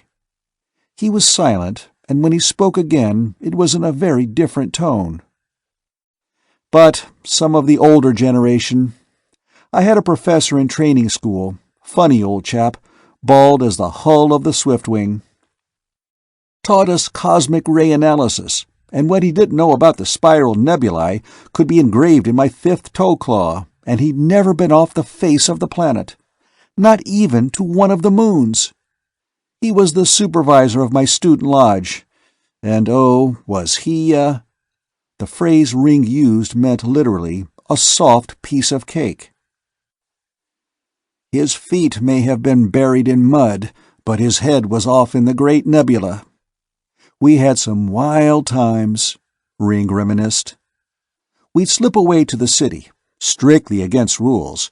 It was an old-style school, and draw lots for one of us to stay home and sign in for all 12. You see, he'd sit there reading, and when one of us came in, just shove the wax at us, with his nose in a text on cosmic dust, never looking up. So the one who stayed home would scrawl a name on it, walk out the back door, come around and sign in again. When there were 12 signed in, of course, the old chap would go up to bed, and late that night the one who stayed in would sneak down and let us in." Ring sat up suddenly, touching his cheek. "Was that a drop of rain? And the sun's gone. I suppose we ought to start back, though I hate to leave those caves unexplored." Bart bent to gather up the debris of their meal. He flinched as something hard struck his arm. "Ouch! What was that?" Ring cried out in pain. "It's hail!" Sharp pieces of ice were suddenly pelting, raining down all around them, splattering the ground with a harsh, bouncing clatter. Ring yelled, "Come on! It's big enough to flatten you!" It looked to Bart as if it were at least golf ball size, and seemed to be getting bigger by the moment. Lightning flashed around them in sudden glare. They ducked their heads and ran. "Get in under the lee of the cliffs. We wouldn't possibly make it back to the Swift—" Ring's voice broke off in a cry of pain. He slumped forward, pitched to his knees, then slid down and lay still. "What's the matter?" Bart, arm curved to protect his skull, bent over the fallen Lhari, but Ring, his forehead bleeding, lay insensible. Bart felt sharp pain in his arm, felt the hail hard as thrown stones raining on his head. Ring was out cold. If they stayed in this, Bart thought despairingly, they'd both be dead. Crouching, trying to duck his head between his shoulders, Bart got his arms under Ring's armpits and half-carried, half-dragged him under the lee of the cliffs. He slipped and slid on the thickening layer of ice underfoot, lost his footing, and came down hard, one arm twisted between himself and the cliff. He cried out in pain, uncontrollably, and let Ring slip from his grasp. The Lhari boy lay like the dead. Bart bent over him, breathing hard, trying to get his breath back. The hail was still pelting down, showing no signs of lessening. About 5 feet away, one of the dark gaps in the cliff showed wide and menacing, but at least, Bart thought, the hail couldn't come in there. He stooped and got hold of Ring again. A pain like fire went through the wrist he had smashed against the rock. He set his teeth, wondering if it had broken. The effort made him see stars, but he managed to somehow hoist Ring up again and haul him through the pelting hail toward the yawning gap. It darkened around them, and blessedly the battering, bruising hail could not reach them. Only an occasional light splinter of ice blew with the bitter wind into the mouth of the cave. Bart laid Ring down on the floor, under the shelter of the rock ceiling. He knelt beside him and spoke his name, but Ring just moaned. His forehead was covered with blood. Bart took one of the paper napkins from the lunch sack and carefully wiped some of it away. His stomach turned at the deep, ugly cut, which immediately started oozing fresh blood. He pressed the edges of the cut together with the napkin, wondering helplessly how much blood Ring could lose without danger, and if he had concussion. If he tried to go back to the ship and fetch the medic for Ring, he'd be struck by hail himself. From where he stood, it seemed that the hailstones were getting bigger by the minute. Ring moaned, but when Bart knelt beside him again, he did not answer. Bart could hear only the rushing of wind, the noise of the splattering hail, and a sound of water somewhere. Or was that a rustle of scales, a dragging of strange feet? He looked through the darkness into the depths of the cave, his hand on his shock beam. He was afraid to turn his back on it. "This is nonsense," he told himself firmly. "I'll just walk back there and see what there is." At his belt, he had the small flash lamp, excessively bright, that was, like the energon beam shocker, a part of regulation equipment. He took it out, shining it on the back wall of the cave, then drew a long breath of startlement and for a moment forgot Ring and his own pain. For the back wall of the cave was an exquisite fall of crystal. Minerals glowed there, giant crystals, like jewels, crusted with strange, lichen-like growths and colors. There were pale blues and greens, and shimmering among them, a strangely colored crystalline mineral that he had never seen before. It was blue. No, Bart thought, that's just the light. It's more like red.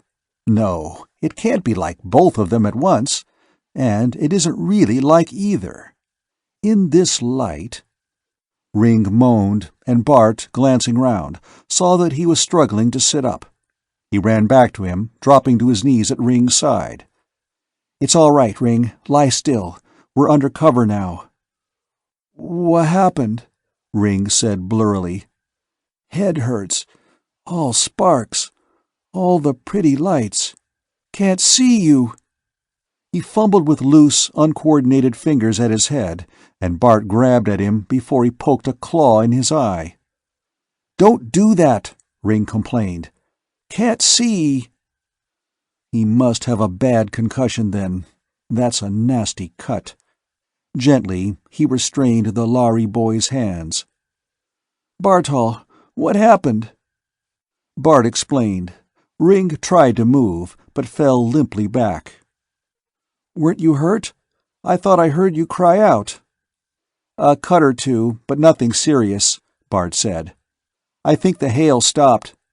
Lie still. I'd better go back to the ship and get help." "Give me a hand and I can walk," Ring said, but when he tried to sit up, he flinched, and Bart said, "You'd better lie still."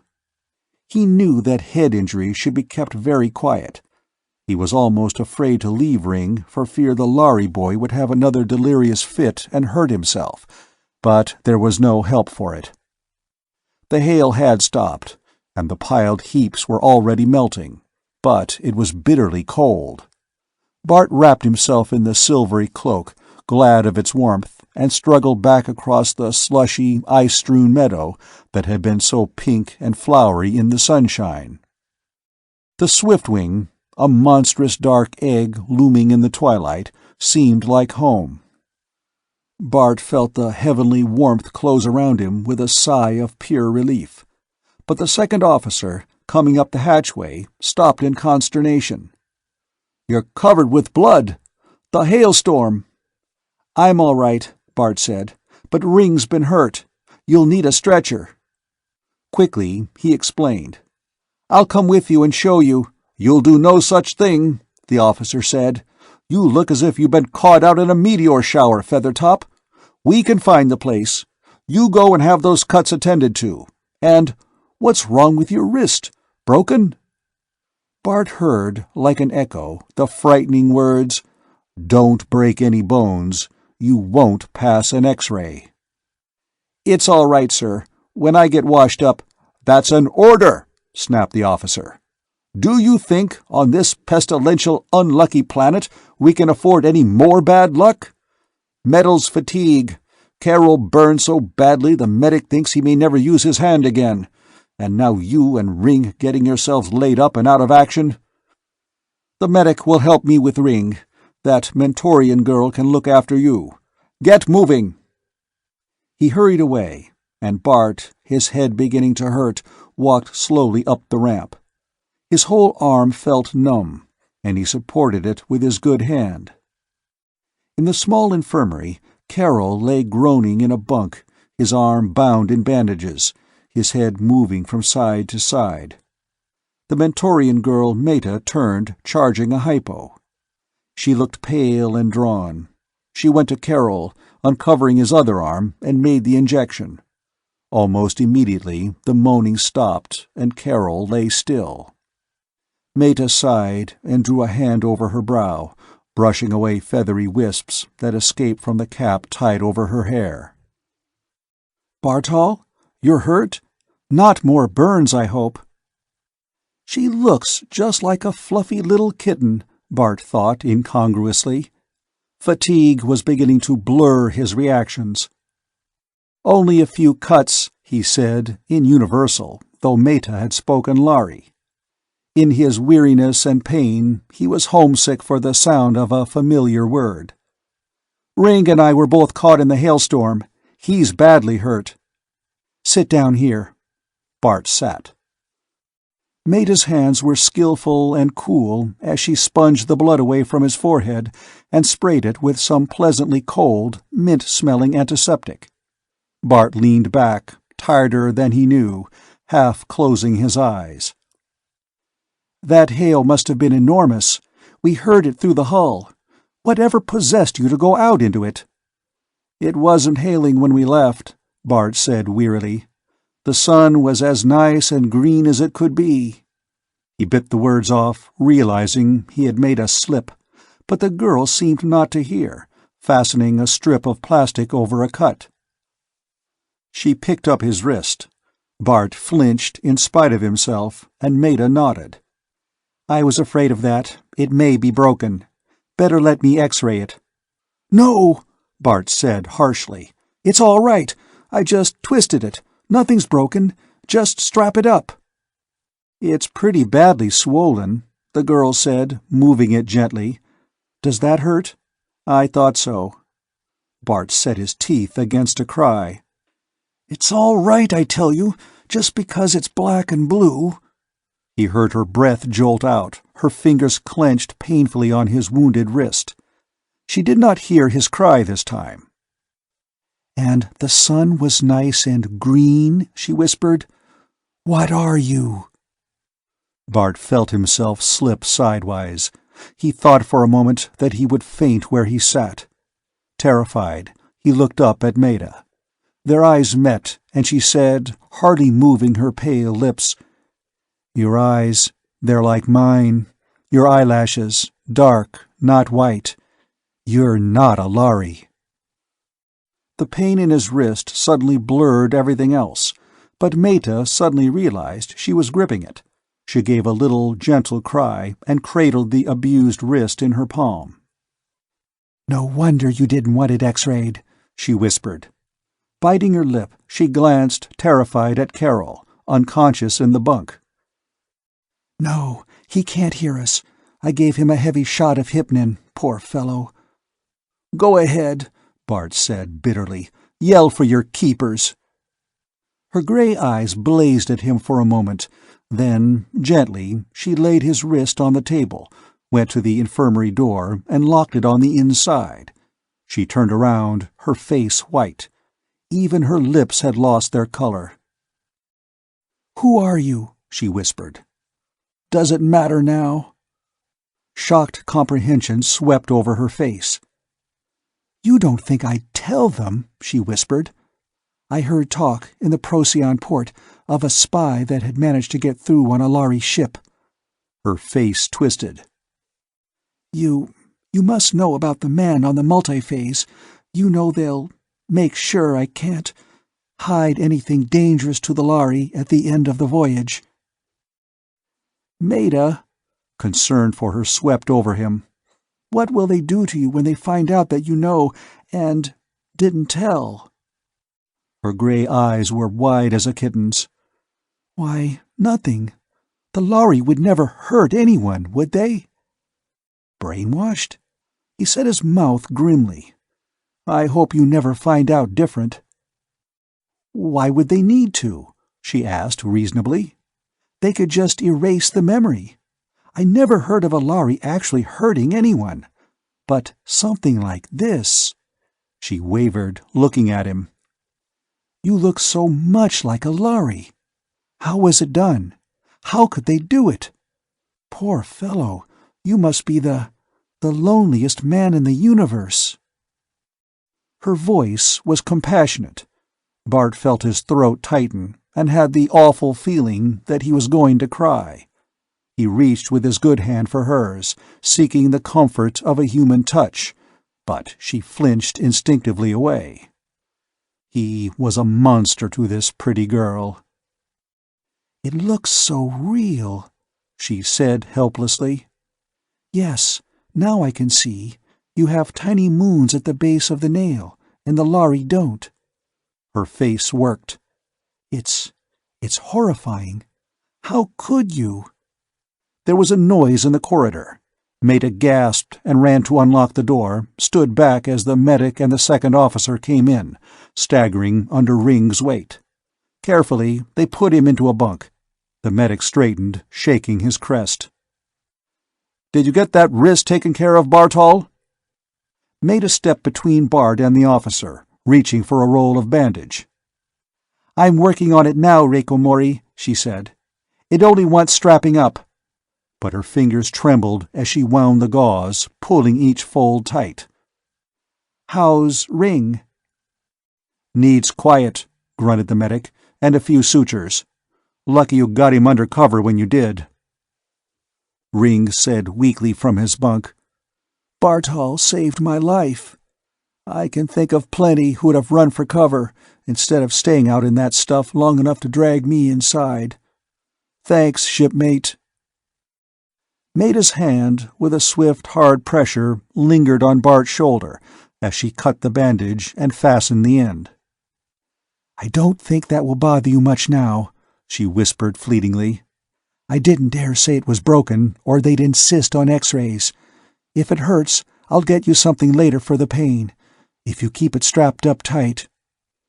"It'll do," Bart said aloud. The tight bandage made it feel a little better, but he felt sick and dizzy, and when the medic turned and saw him, the officer said brusquely, "Watch off for you, Bartol. I'll fix the sign-out sheet, but you go to your cabin and get yourself at least 4 hours of sleep. That's an order." Bart stumbled out of the cabin with relief. Safe in his own quarters, he flung himself down on his bunk, shaking all over. He'd come safely through one more nightmare, one more terror, for the moment. Had he put Maida in danger too? Was there no end to this ceaseless fear? Not only for himself, but for others, the innocent bystanders who stumbled into plots they did not understand? "You're doing this for the stars. It's bigger than your fear. It's bigger than you are, or any of the others." He was beginning to think it was a lot too big for him. The green sun meristem lay far behind them. Carol's burns had healed. Only a faint pattern on Ring's forehead showed where 6 stitches had closed the ugly wound in his skull. Bart's wrist, after a few days of nightmarish pain when he tried to pick up anything heavy, had healed. 2 more warp drive shifts through space had taken the Swiftwing far, far out to the rim of the known galaxy, and now the great crimson coal of Antares burned in their viewports. Antares had 12 planets, the outermost of which, far away now, at the furthest point in its orbit from the point of the Swiftwing's entry into the system, was a small captive sun. No larger than the planet Earth, it revolved every 90 years around its huge primary. Small as it was blazingly blue-white brilliant, and had a tiny planet of its own. After their stop on Antares 7, the largest of the inhabited planets in this system, where the Lhari spaceport was located, they would make a careful orbit around the great red primary, and land on the tiny worldlet of the blue-white secondary before leaving the Antares system. As Bart watched Antares growing in the viewports, he felt a variety of emotions. On the one hand, he was relieved that as his voyage in secrecy neared its official destination, he had as yet not incurred unmasking. But he felt uncertain about his father's co-conspirators. Would they return him to human form and send him back to Vega, his part ended, or would they, unthinkably, demand that he go on into the Lhari galaxy? What would he do if they did? At one moment, he entertained fantasies of going on into the Lhari worlds, returning victorious with the secret of their fueling location, or of the star drive itself.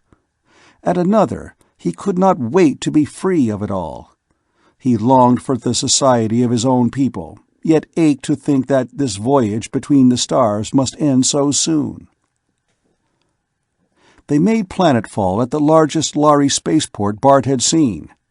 As always, the second officer was the first to go through decontam and ashore, returning with exchanged mail and messages for the Swiftwing's crew.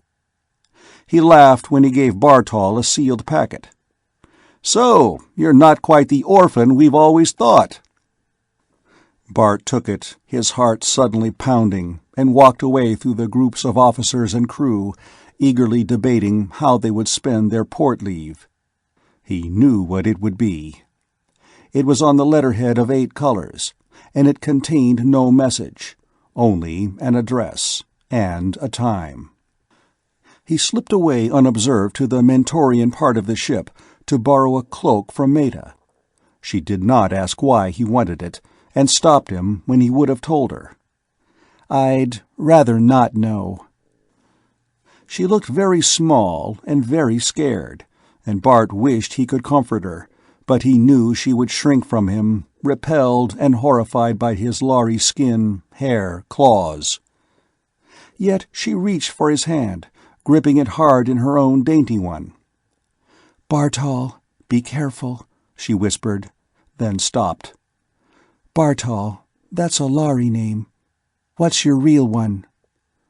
"Bart Steele." "Good luck, Bart." There were tears in her gray eyes. With the blue cloak folded around his face, hands tucked in the slits at the side, he felt almost like himself. And as the strange crimson twilight folded down across the streets, laden with spicy smells and little fragrant gusts of wind, he almost savored the sense of being a conspirator, of playing for high stakes in a network of intrigue between the stars. He was off on an adventure and meant to enjoy it.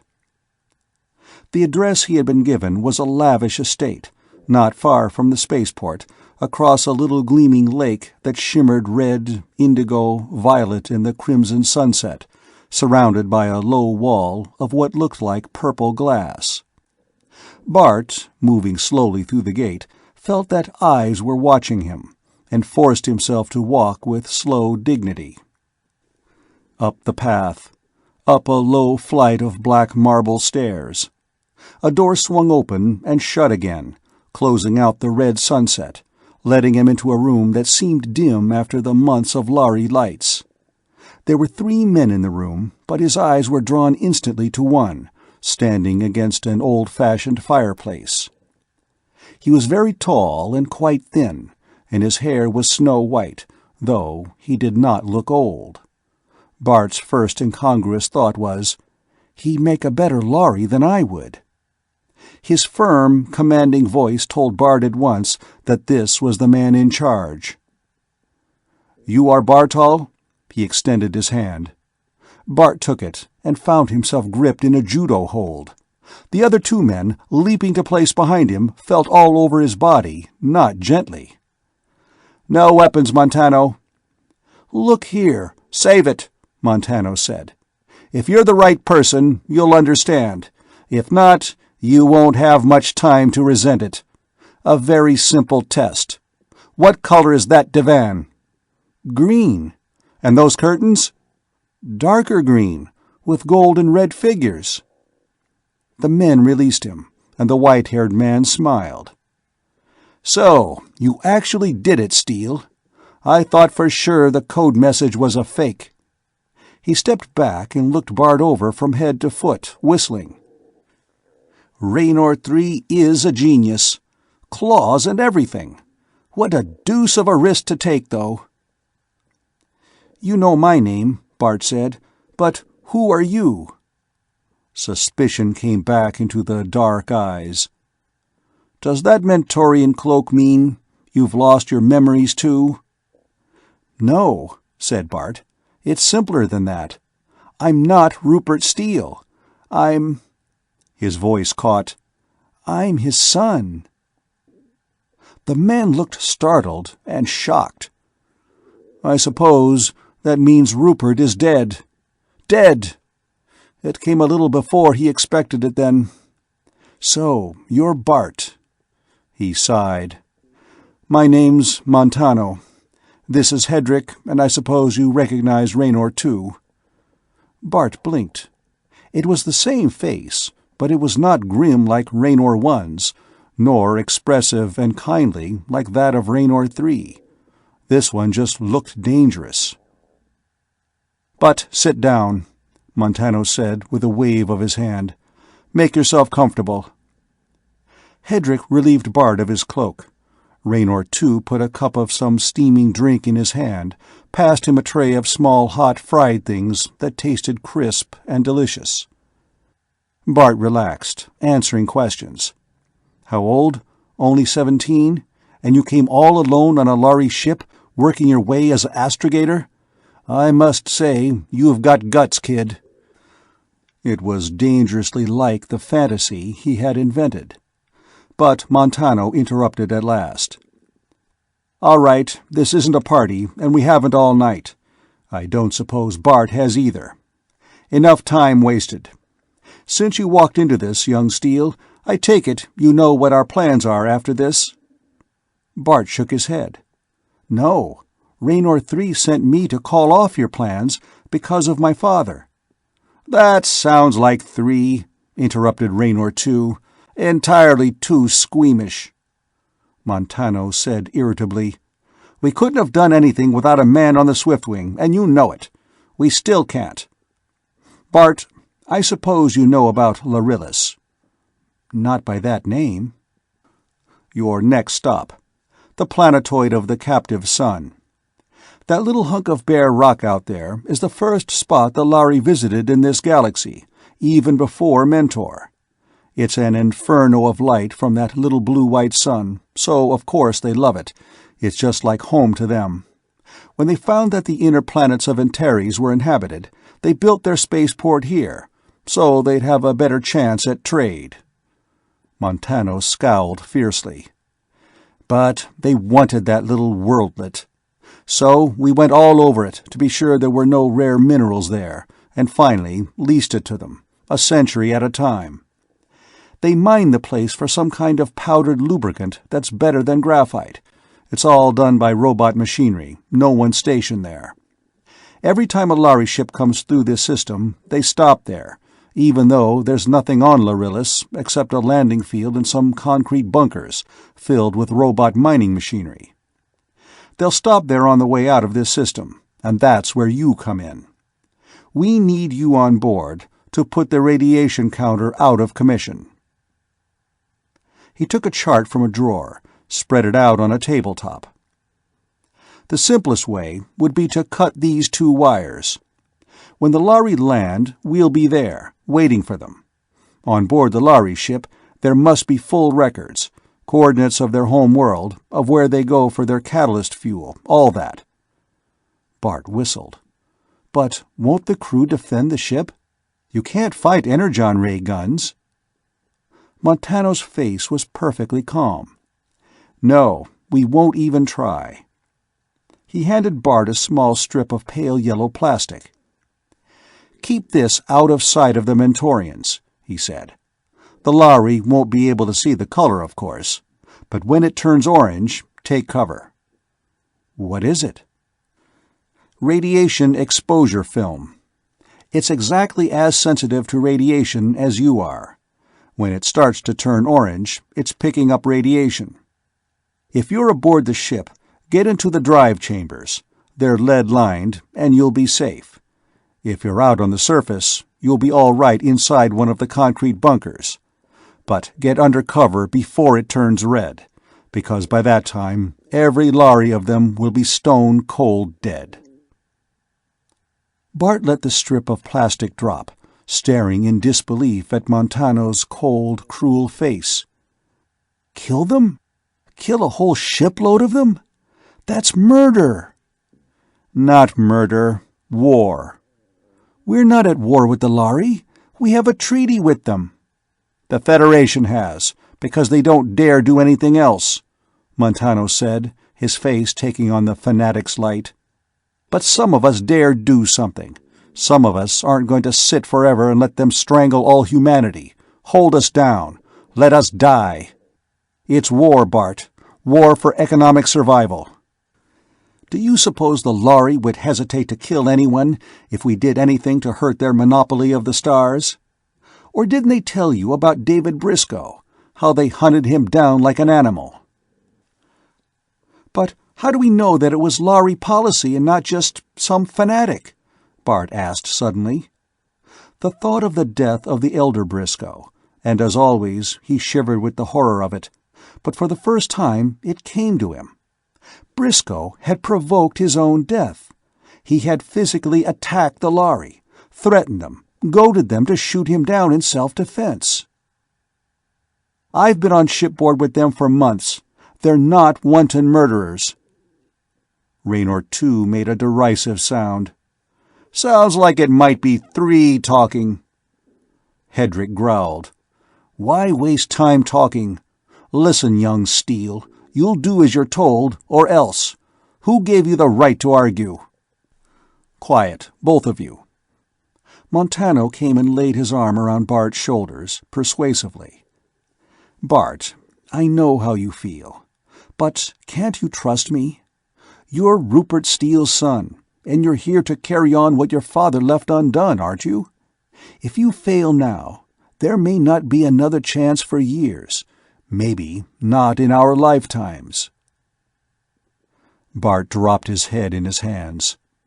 Kill a whole shipload of Lhari, innocent traders? Bald, funny old Rugel, stern Varangil, Ring? "I don't know what to do!" It was a cry of despair. Bart looked helplessly around at the men. Montano said, almost tenderly, "You couldn't side with the Lhari against men, could you? Could a son of Rupert Steele do that?" Bart shut his eyes, and something seemed to snap within him. His father had died for this. He might not understand Montano's reasons, but he had to believe that Montano had them. "All right," he said thickly. "You can count on me." When he left Montano's house, he had the details of the plan, had memorized the location of the device he was to sabotage, and accepted, from Montano, a pair of dark contact lenses. "The light's hellish out there," Montano warned. "I know you're half Mentorian, but they don't even take their Mentorians out there. They're proud of saying no human foot has ever touched Lharillis." When he got back to the Lhari spaceport, Ring hailed him. "Where have you been? I hunted the whole port for you. I wouldn't join the party till you came. What's a pal for?" Bart brushed by him without speaking, disregarding Ring's surprised stare, and went up the ramp. He reached his own cabin and threw himself down in his bunk, torn in two. Ring was his friend. Ring liked him.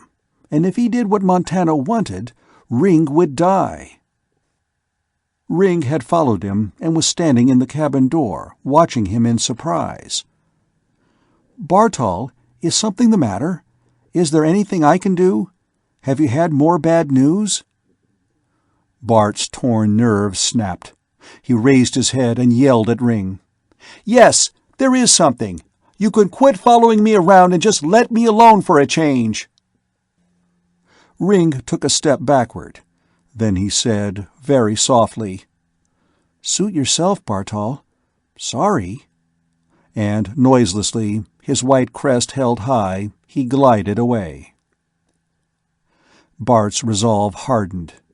Loneliness had done odd things to him. Thinking of Ring, a Lhari, one of the freaks who had killed his father, as a friend. If they knew who he was, they would turn on him, hunt him down as they'd hunted Briscoe, as they'd hunted his father, as they'd hounded him from Earth to Procyon. He put his scruples aside. He'd made up his mind. They could all die. What did he care? He was human, and he was going to be loyal to his own kind. But although he had thought he had settled all the conflict, he found that it returned when he was lying in his bunk, or when he stood in the dome and watched the stars, while they moved through the Antares system toward the captive sun and the tiny planet Lharillis. It's in my power to give this to all men. Should a few Lhari stand in his way? He lay in his bunk brooding, thinking of death, staring at the yellow radiation badge. If you fail, it won't be in our lifetime. He'd have to go back to little things, to the little ships that hauled piddling cargo between little planets, while all the grandeur of the stars belonged to the Lhari. And if he succeeded, Vega Interplanet could spread from star to star, a mighty memorial to Rupert Steele. One day Vorongil sent for him. "Bartol," he said, and his voice was not unkind, "you and Ring have always been good friends, so don't be angry about this. He's worried about you, says you spend all your spare time in your bunk growling at him. Is there anything the matter, Feathertop?"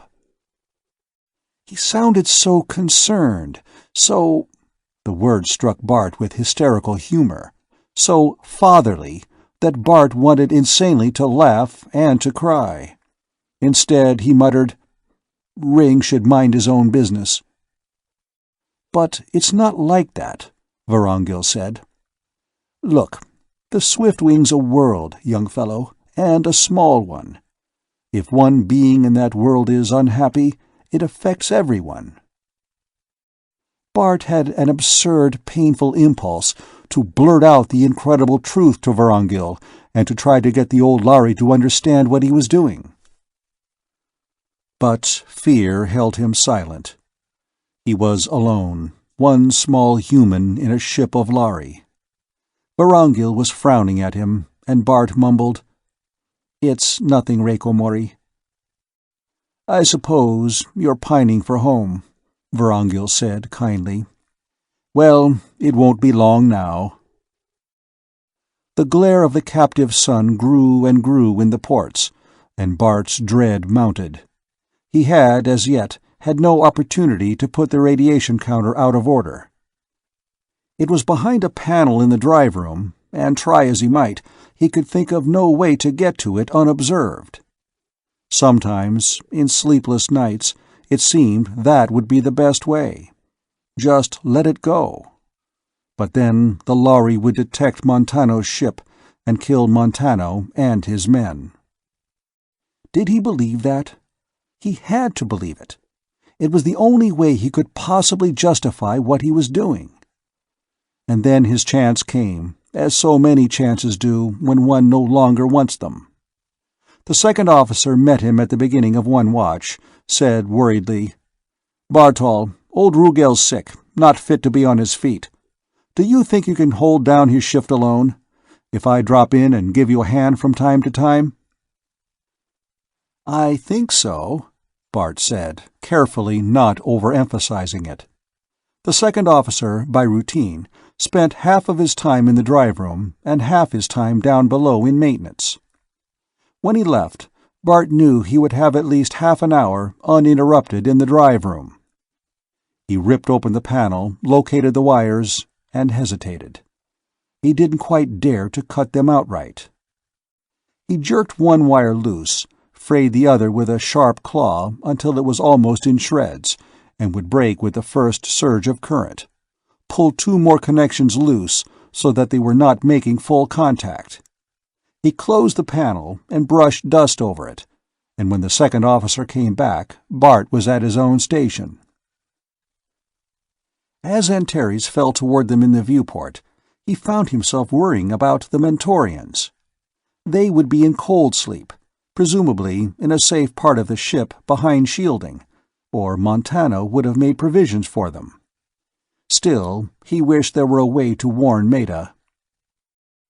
He was not on watch when they came into the planetary field of Lharillis, but when he came on shift, he knew at once that the trouble had been located. The panel was pulled open, the exposed wires hanging, and Ring was facing old Rugel, shouting, "Listen, Baldy, I won't have you accusing me of going light on my work. I checked those panels 8 days ago. Tell me who's going to be opening the panels in here anyhow." "No, no," Rugel said patiently. "I'm not accusing you of anything, only being careless, young Ring. You poke with those buzzing instruments and things, maybe once you tear loose some wires." Bart remembered he wasn't supposed to know what was going on. "What's this all about?" It was Rugel who answered. "The radiation counter, the planetary one, not the one we use in space, is out of order. We don't even need it this landing. There's no radiation on Lharillis. If it were the landing gear, now that would be serious. I'm just trying to tell Ring—" "He's trying to say I didn't check it." Ring was not to be calmed. "It's my professional competence." "Forget it," Bart said. "If Rugel isn't sore about it, and if we don't need it for landing, why worry?" He felt like Judas. "Just take a look at my daybook," Ring insisted. "I checked and marked it service fit. I tell you, somebody was blundering around, opening panels where they had no business, tore it out by accident, then was too much of a filthy sneak to report it and get it fixed." "Bartol was on watch alone one night," said the second officer. "But you wouldn't meddle with panels, would you, Bartol?" Bart set his teeth, steadying his breathing, as Ring turned hopefully to him. "Bartol, did you, by mistake, maybe? Because if you did, it won't count against your rating, but it means a black mark against mine." Bart hid his self-contempt in sudden, tense fury. "No, I didn't. You're going to accuse everybody on the Swiftwing, all the way from me to Vorongil, before you can admit a mistake, aren't you? If you want somebody to blame, look in a mirror." "Listen, you!" Ring's pent-up rage exploded. He seized Bart by the shoulder, and Bart moved to throw him off, so that Ring's outthrust claws raked only his forearm. In pure reflex, he felt his own claws flick out. They clinched, closed, scuffled, and he felt his claws rake flesh. Half incredulous, saw the thin red line of blood welling from Ring's cheek. Then Rugel's arms were flung restrainingly around him, and the second officer was wrestling with a furious, struggling Ring. Bart looked at his red-tipped claws in ill-concealed horror, but it was lost in a general gasp of consternation, for Vorongil had flung the drive-room door open, taking in the scene in one blistering glance. "What's going on down here?" For the first time, Bart understood Vorongil's reputation as a tyrant. One glance at Ring's bleeding face and Bart's ripped forearm, and he did not pause for breath for a good 15 minutes. By the time he finished, Bart felt he would rather Ring's claws had laid him bleeding to the bone than stand there in the naked contempt of the old Lhari's freezing eyes. "Half-fledged nestlings trying to do a man's work. So, someone forgot the panel, or damaged the panel by mistake. No, not another word!" he commanded, as Ring's crest came proudly up. "I don't care who did what. Any more of this, and the one who does it can try his claws on the captain of the Swiftwing." He looked ugly and dangerous. "I thought better of you both. Get below, you squalling kittens. Let me not see your faces again before we land." As they went along the corridor, Ring turned to Bart, apology and chagrin in his eyes. "Look, I never meant to get the bald one down on us," he said, but Bart kept his face resolutely averted. It was easier this way, without pretense of friendship. The light from the small captive sun grew more intense. Bart had never known anything like it, and was glad to slip away and put the dark contact lenses into his eyes. They made his eyes appear all enormous, dilated pupil. Fearfully, he hoped no one would notice. His arm smarted, and he did not speak to Ring all through the long, slow deceleration. When the intercom ordered all crew members to the hatchway, Bart lingered a minute, pinning the yellow radiation badge in a fold of his cloak. A spasm of fear threatened to overwhelm him again, and nightmarish loneliness. He felt agonizingly homesick for his own familiar face. It seemed almost more than he could manage to step out into the corridor full of Lhari.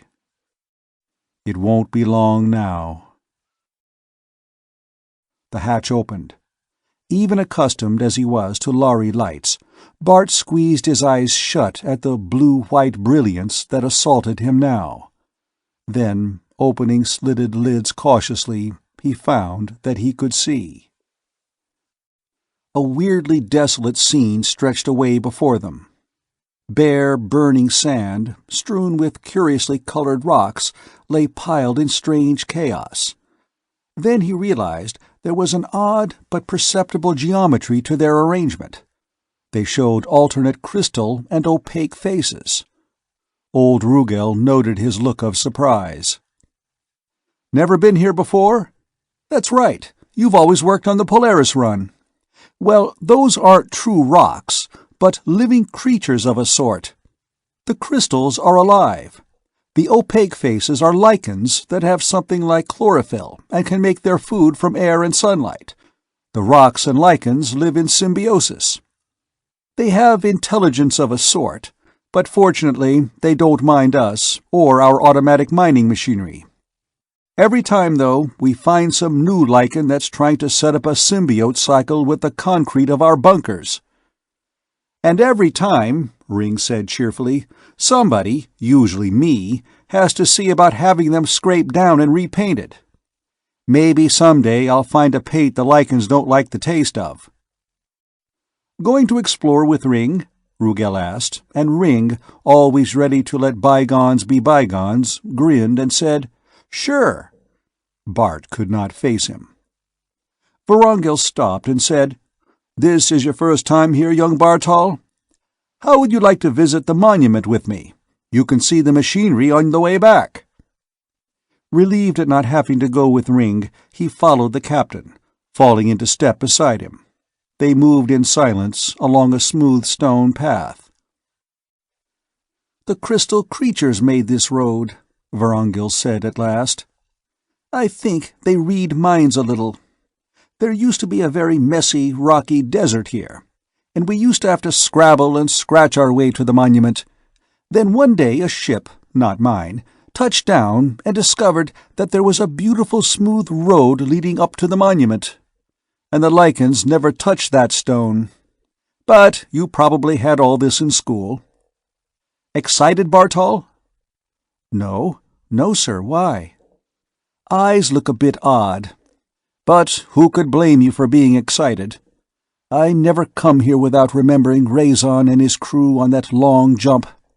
The longest any Lhari captain ever made. A blind leap in the dark, remember, Bartol? Through the dark, through the void, with his own crew cursing him for taking the chance. No one had ever crossed between galaxies. And remember, they were using the ancient math." He paused, and Bart said through a catch of breath, "Quite an achievement." His badge still looked reassuringly yellow. "You young people have no sense of wonder," Vorongil said. "Not that I blame you. You can't realize what it was like in those days. Oh, we'd had star travel for centuries. We were beginning to stagnate. And now look at us. Oh, they derided Razon, said that even if he did find anyone, any other race, they'd be monsters with whom we could never communicate. And here we have a whole new galaxy for peaceful trade. A new mathematics that takes all the hazard out of space travel. Our Mentorian friends and allies." He smiled. "Don't tell the High Council on me, but I think they deserve a lot more credit than most Lhari care to give them. Between ourselves, I think the next Panarch may see it that way." Vorongil paused. "Here's the monument." It lay between the crystal columns, tall, of pale blue sandstone, with letters in deep shadow of such contrast that the Lhari could read them. A high, sheer, imposing stele. Vorongil read the words slowly aloud in the musical Lhari language. "Here, with thanks to those who watch the great night, I, Razon of Nedron, raise a stone of memory. Here we first do touch the new worlds.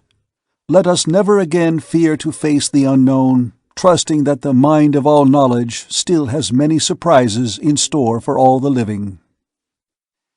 I think I admire courage more than anything there is, Bartol. Who else could have dared it? Doesn't it make you proud to be a Lhari? Bart had felt profoundly moved. Now he snapped back to awareness of who he was and what he was doing. So only the Lhari had courage? Life has surprises all right, Captain, he thought grimly. He glanced down at the badge strip of plastic on his arm. It began to tinge faint orange as he looked, and a chill of fear went over him. He had to get away somehow, get to cover. He looked round, and his fear was almost driven from his mind. "Captain, the rocks! They're moving!" Vorongil said, unruffled, "Why, so they are. They do, you know. They have intelligence of a sort. Though I've never actually seen them move before, I know they shift places overnight. I wonder what's going on." They were edging back, the path widening and changing. "Oh well, maybe they're going to do some more landscaping for us. I once knew a captain who swore they could read his mind." Bart saw the slow, inexorable deepening of his badge. He had to get away. He tensed, impatient, gripped by fists of panic.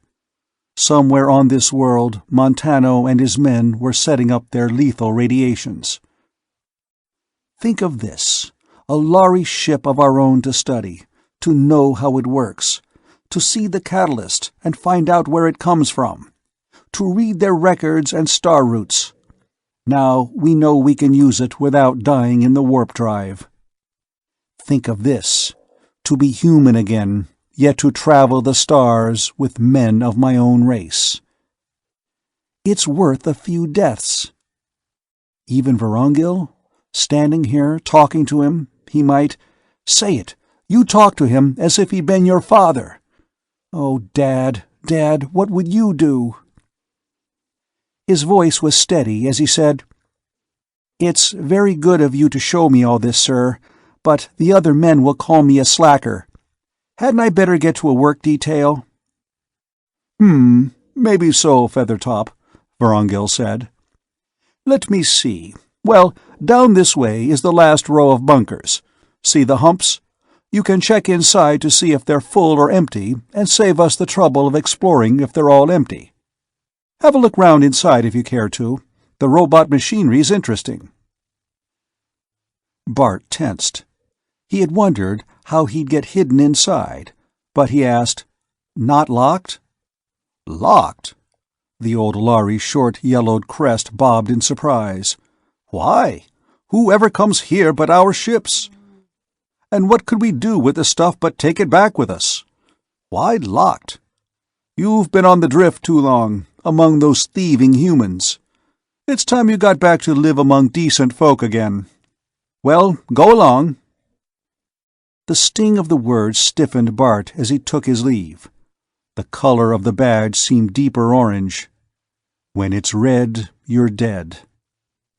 It's true, the Lhari don't steal. They don't even seem to understand dishonesty.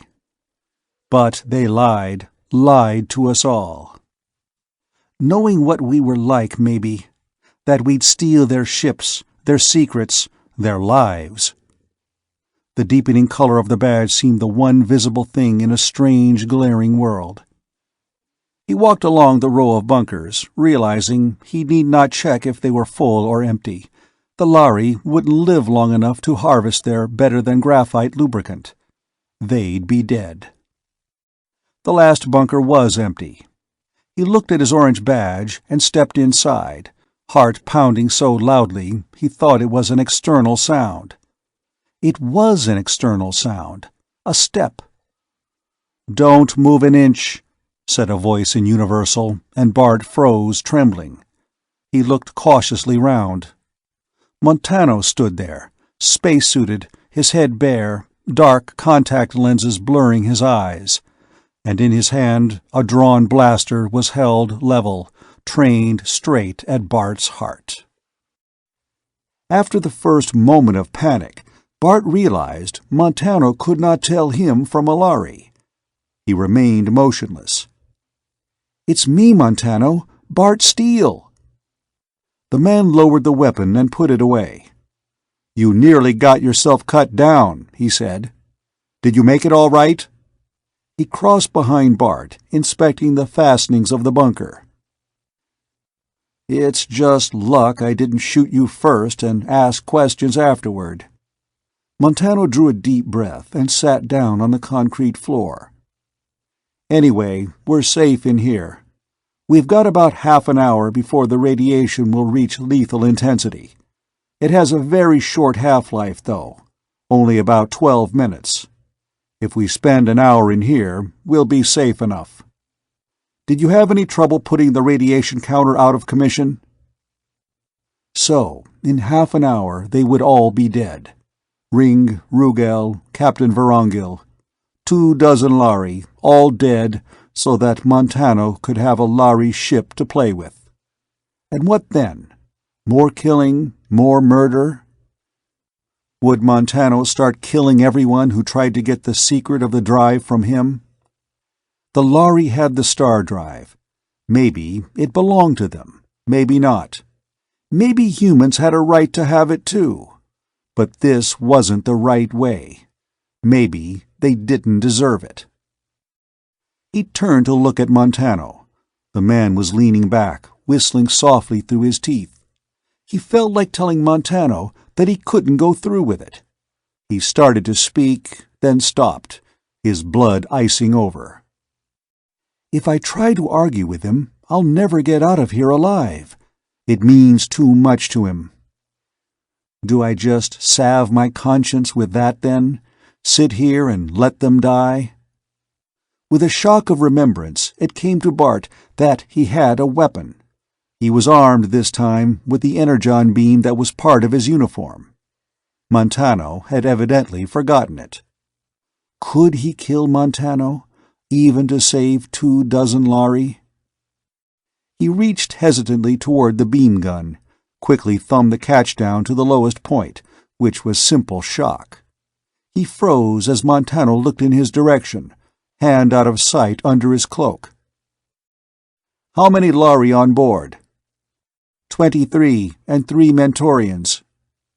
"Anyone apt to be behind shielding, say in the drive chamber?" "No, I think they're all outside." Montano nodded idly. "Then we won't have to worry." Bart slipped his hand toward his weapon. Montano saw the movement, cocked his head in question. Then, as understanding flashed over his face, his hand darted to his own gun. But Bart had pressed the charge of his, and Montano slumped over without a cry. He looked so limp that Bart gasped. Was he dead? Hastily, he fumbled the lax hand for a pulse. After a long, endless moment, he saw Montano's chest twitch and knew the man was breathing. Well, Montano would be safe here in the bunker. Hastily, Bart looked at his timepiece. Half an hour before the radiation was lethal for the Lhari. Was it all ready for him? Shakily, he unfastened the door. He ran out into the glare, seeing as he ran that his badge was tinged with an ever-darkening gold-orange. Montano had said there was a safety margin, but maybe he was wrong. Maybe all Bart would accomplish would be his own death. He ran back along the line of bunkers, his heart pounding with his racing feet. 2 crewmen came along the line, young, white-crested Lhari from the other watch. He gasped, "Where is the captain?" "Down that way. What's wrong, Bartol?" But Bart was gone, his muscles aching with the unaccustomed effort inside gravity. Putting on speed, he saw the tall, austere shape of Vorongil, his banded cloak dark against the glaring light. Vorongil turned, startled at the sound of his running feet. Suddenly, Bart realized that he was still holding his energon ray. In shock and revulsion, he dropped it at Vorongil's feet. "Captain, go warn the men. They'll all be dead in half an hour. There are lethal radiations." "What? Are you sunstruck?" Bart stopped cold. Never once had it crossed his mind what he would say to Vorongil, or how he would make the captain believe his story without revealing Montano. He started to hold up his badge, realized the Lhari captain could not see color, and dropped it again, while Vorongil bent over to pick up the fallen gun. "Are you sunstruck or mad, Bartol? What's this babble?" "Captain, everybody on the Swiftwing—" "And speak Lhari," Vorongil demanded, and Bart realized that in his excitement he had been shouting in Universal. He drew a long, deep breath. "Captain, there are lethal radiations being released here," he said. "You have just barely half an hour to gather all the men and get them behind shielding." "The radiation counter is out of order," Vorongil remarked, unruffled. "How can you possibly know?" Bart stood in despair. Could he say, "A ship has landed here"? Could he say, "Check that bunker"? Even if Montano was a would-be murderer, he was human, and Bart could not betray him to the Lhari. There had been too much betrayal.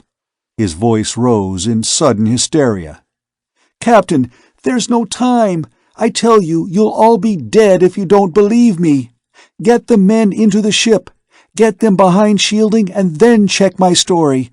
I'm not—" He had gone this far, he might as well go the whole way.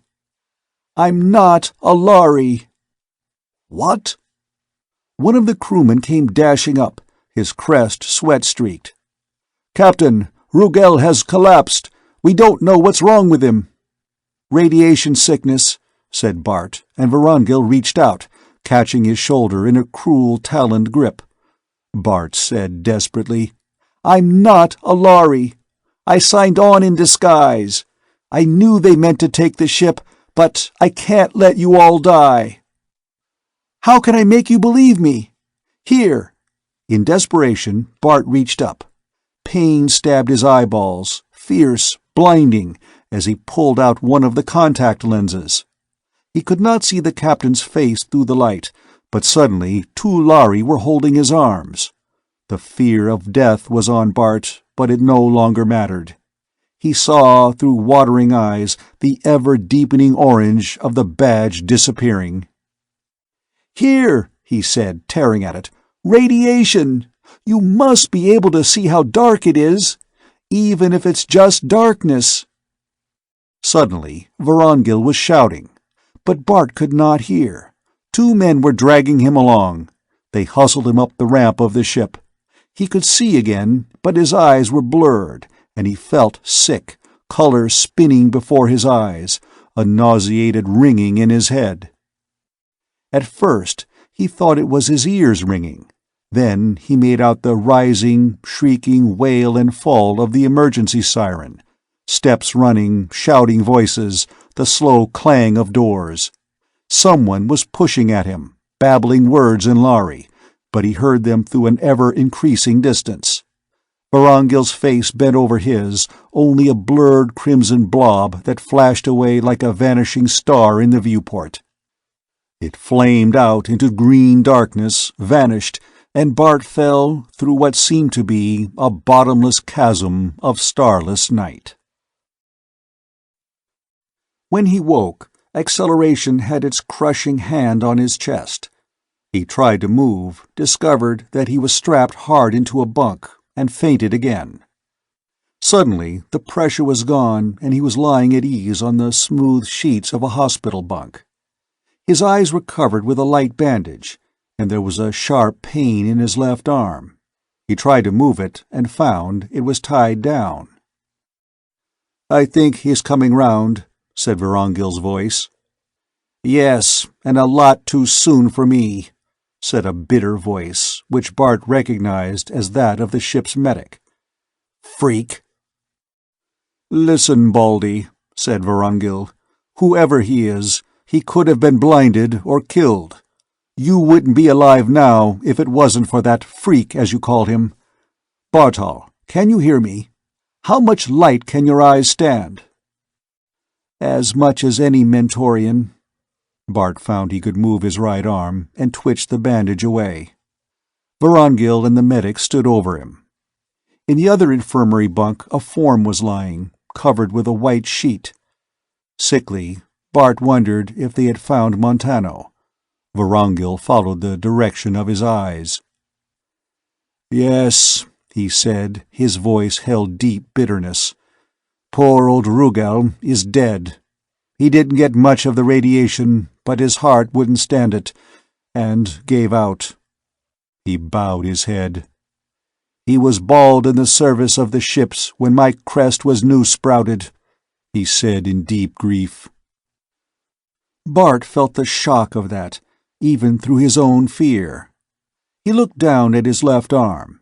It was strapped to a splint, and fluid was dripping slowly into the vein there. Vorongil nodded. "I expect you feel pretty sick. You got a good dose of radiation yourself, but we've given you a couple of transfusions. One of the Mentorians match your blood type, fortunately. It was a close call." The medic was looking down in ill-disguised curiosity. "Fantastic," he said. "I don't suppose you'd tell me who changed your looks. I admit I wouldn't believe it until I had a look at your foot bones under the fluoroscope." Vorongil said quietly, "Bartol, I don't suppose that's your real name. Why did you do it?" "I couldn't see you all die, sir," Bart said, not expecting them to believe him. "No more than that." The medic said roughly in Lhari, "It's a trick, sir, no more. A trick to make us trust him." "Why would he risk his own life, then?" Vorongil asked. "No, it's more than that." He hesitated. "We checked the bunkers, in radiation suits, before we took off. We found a man in one of them." "Was he dead?" Bart whispered.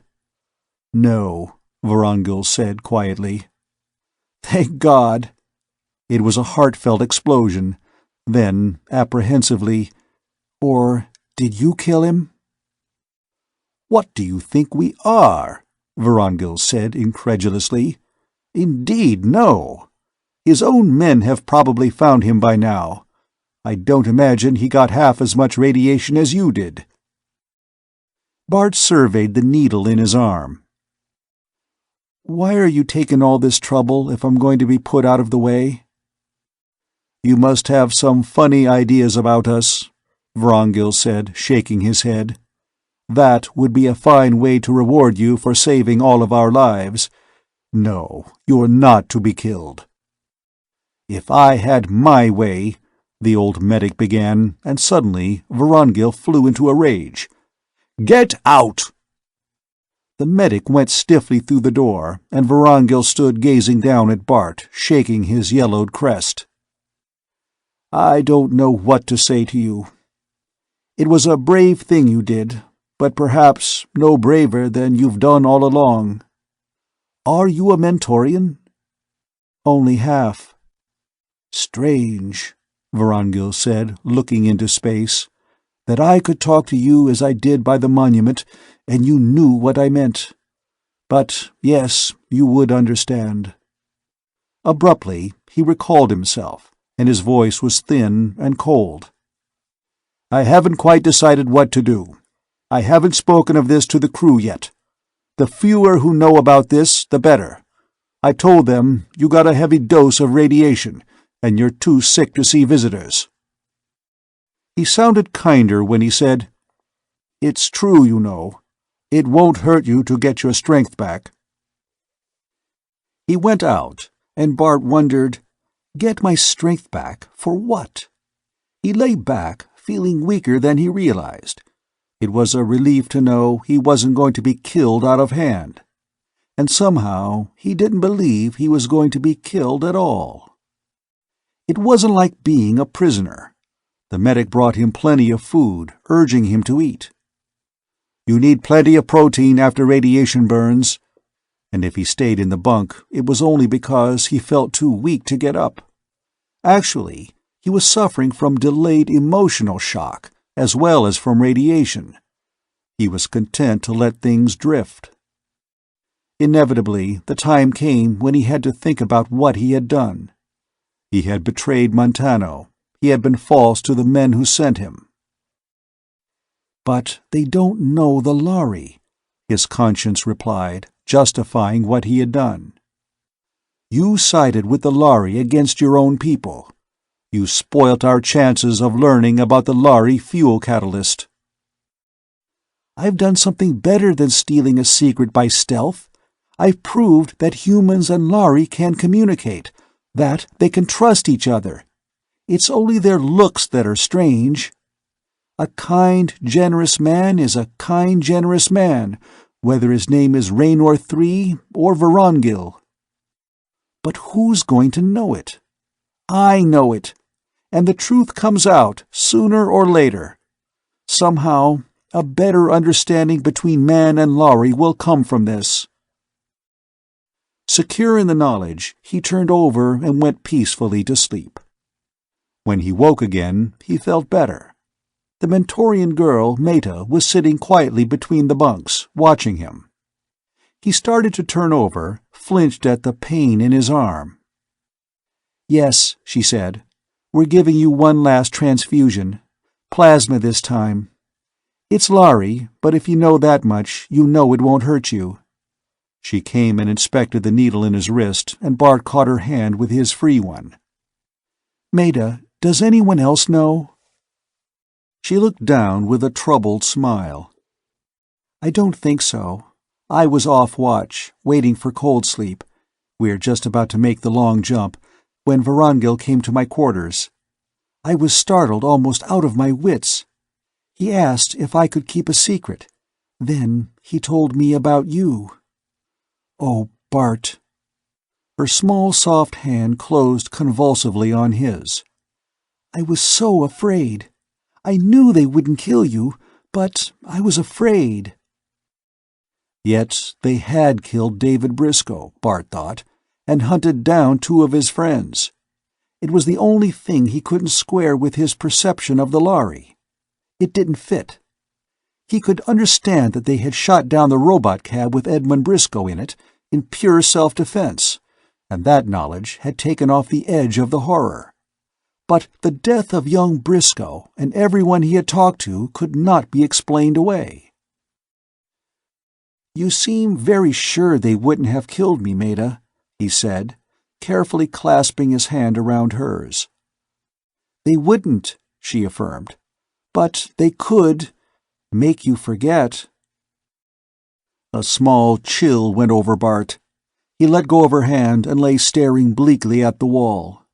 He supposed that this was his probable fate, remembering the tragic tone of Raynor III when he said, "I won't remember you." He gritted his teeth, feeling his face twist convulsively. Meta, watching, misunderstood. "Arm hurting?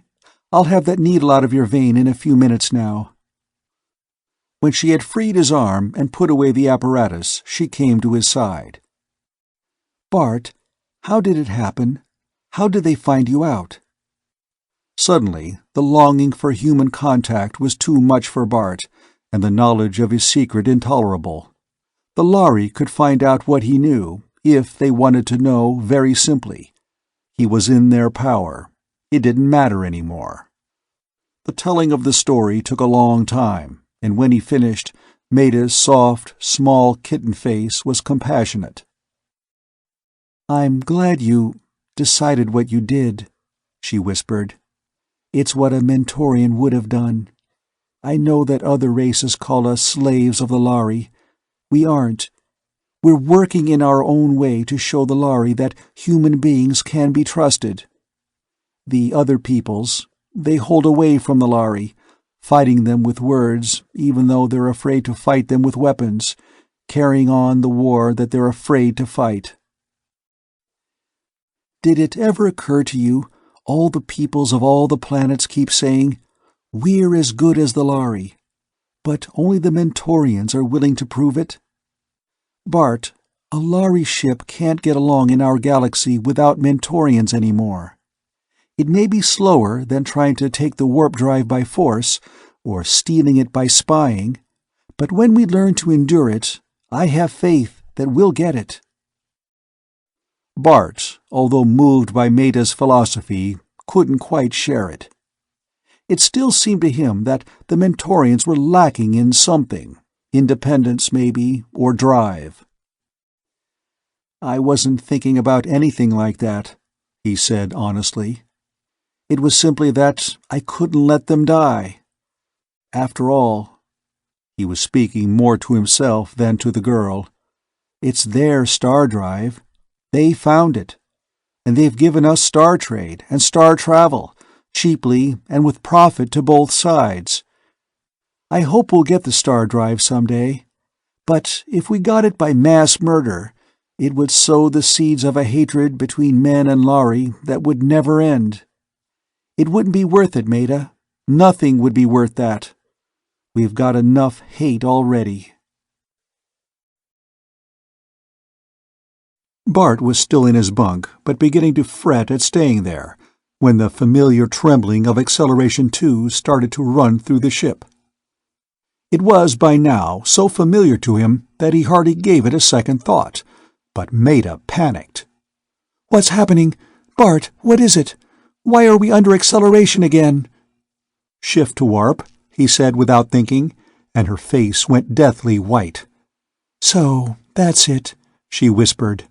"Vorongil, no wonder he wasn't worried about what I would find out from you or what you knew." She drew herself together in her chair, a miserable, shrunken, terrified little figure, bravely trying to control her terror. Then she held out her hands to Bart. I'm ashamed," she whispered. "When you've been so brave, I shouldn't be afraid to die." "Maida, what's the matter? What are you afraid of?" It suddenly swept over Bart what she meant, and what she feared. "But don't you understand, Maida?" he exclaimed. "Humans can live through the warp drive. No drugs, no cold sleep. Maida, I've done it dozens of times." "But you're a Lhari!" It burst from her, uncontrollable. She stopped, looked at him in consternation. He smiled bitterly. "No, Maida, they didn't do a thing to my internal organs, to my brain, to the tissues of my body. Just a little plastic surgery on my hands, my feet, and my face." "Maida, there's nothing to be afraid of. Nothing," he repeated. She twisted her small hands together. "I'm trying to believe that," she whispered. "But all my life I've known." The screaming whine in the ship gripped them with a strange, clawing lassitude and discomfort. Bart, gasping under it, heard the girl moan, saw her slump lax in her chair, half fainting. Her face was so deathly white that he began seriously to be afraid she would die of her fear. Fighting his own agonizing weakness, he pulled himself upright. He reached the girl, dug his claws cruelly into her. "Girl, get hold of yourself! Fight it! Fight it! The more scared you are, the worse it's going to be." She was rigid, trembling, in a trance of terror. "You rotten little coward!" he yelled at her. "Snap out of it! Or are all you Mentorians so gutless that you believe any half-baked folktale that Lhari pass off on you? You and your fine talk about earning the star drive. What would you do with it after you got it, if you die of fear when you try?" "Oh, you—" She flung her head back, her eyes blazing with rage. "Anything you can do, I can do too." He saw life flowing back into her face, and the trembling now was with fury, not fear. She was fighting the pain, the crawling itch in her nerve ends, the terrible sense of draining disorganization. Bart felt his hold on himself breaking. He whispered hoarsely, "That's the girl. Don't be scared if I black out for a minute." He held on to consciousness with his last courage, afraid if he fainted, the girl would collapse again. She reached for him, and Bart, starved for some human touch, drew her into his arms. They clung together, and he felt her wet face against his own, the softness of her trembling hands. She was still crying a little. Then the blackness closed on him, as if endless, and the gray blur of Warp Drive Peak blotted his brain into nothingness. He came out of it to feel her cheek soft against his, her head trustfully on his shoulder. He said huskily, "All right, Maida?" "I'm fine," she murmured shakily.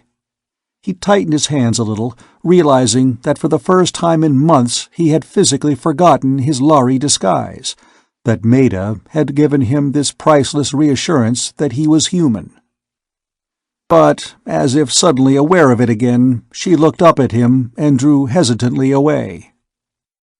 "Don't, Maida, am I so horrible to you then? So repulsive?" "No, it's only—" She bit her lip. "It's just that the Lhari are— I can't quite explain it." "Different," Bart finished for her. "At first I was repelled, physically repelled by myself, and by them. It was like living among weird animals, and being one of the animals.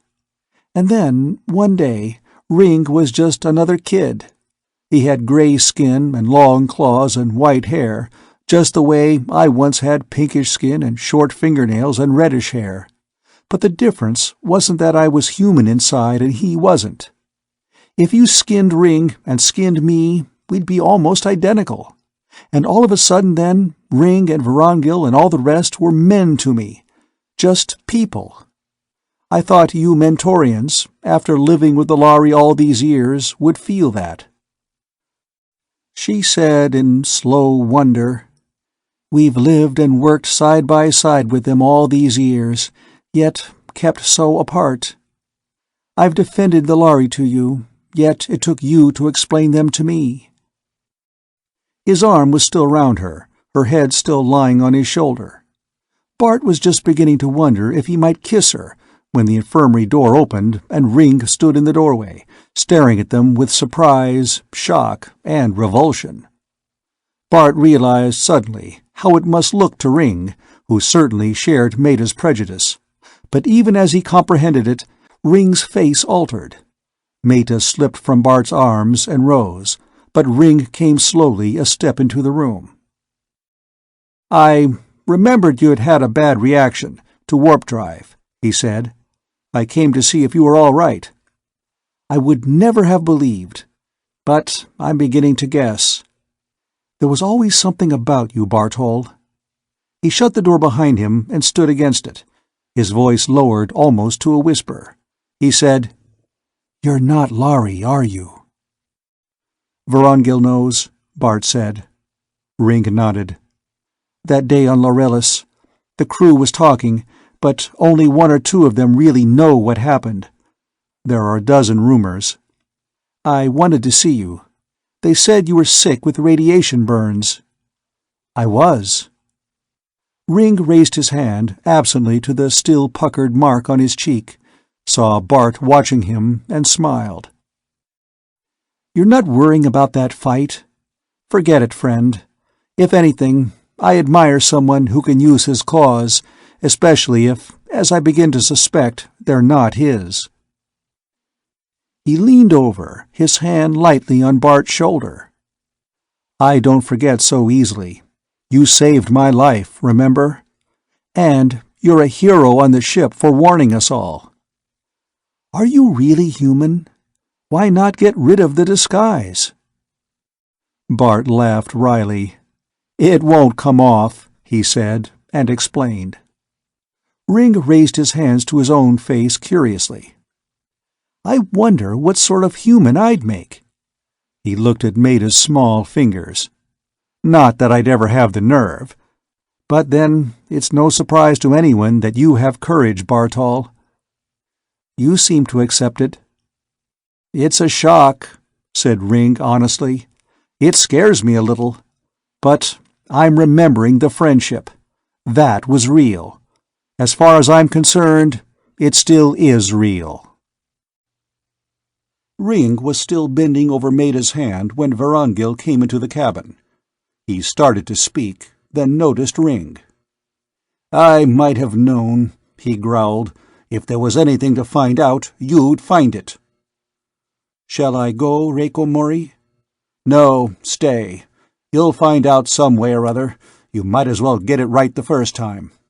But first of all, are you all right, Maida?" Her chin went up defiantly. "Yes. And why have you lied to us all these years? All of you?"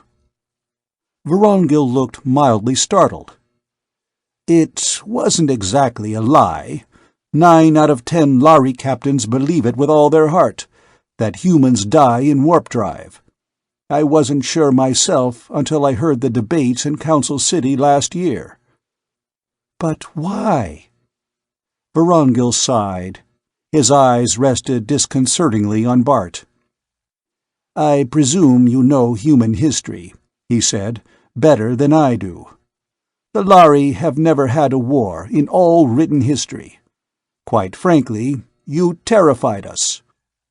It was decided, on the highest summit levels, that we wouldn't give humans too many chances to find out things we preferred to keep to ourselves. The first few ships to carry Mentorians had carried them without cold sleep, but people forget easily. The truth is buried in the records of those early voyages. As the Mentorians grew more important to us, we began to regret the policy. But by that time, the Mentorians themselves believed it so firmly that when we tried the experiment of carrying them through the shift into warp drive, they died of fear. Pure suggestion. I tried it with you, Meta, because I knew Bart's presence would reassure you. The others were given an inert sedative they believed to be cold sleep drug. How are you feeling, Bart?" "Fine, but wondering what's going to happen." "You won't be hurt," Vorongil said quickly. Then, "You don't believe me, do you?" "I don't, sir. David Briscoe did what I did, and he's dead. So are 3 other men." "Men do strange things from fear, men and Lhari. Your people, as I said before, have a strange history. It scares us. Can you guarantee that some, at least, of your people wouldn't try to come and take the star drive by force? We left a man on Lharillis who thought nothing of killing 24 of us. I suppose the captain of the multiphase, knowing he had gravely violated Lhari laws, knowing that Briscoe's report might touch off an intergalactic war between men and Lhari, well, I suppose he felt that 6 deaths were better than 500,000. I'm not defending him, just explaining, maybe, why he did what he did." Bart lowered his eyes. He had no answer to that. "No, you won't be killed. But that's all I can guarantee.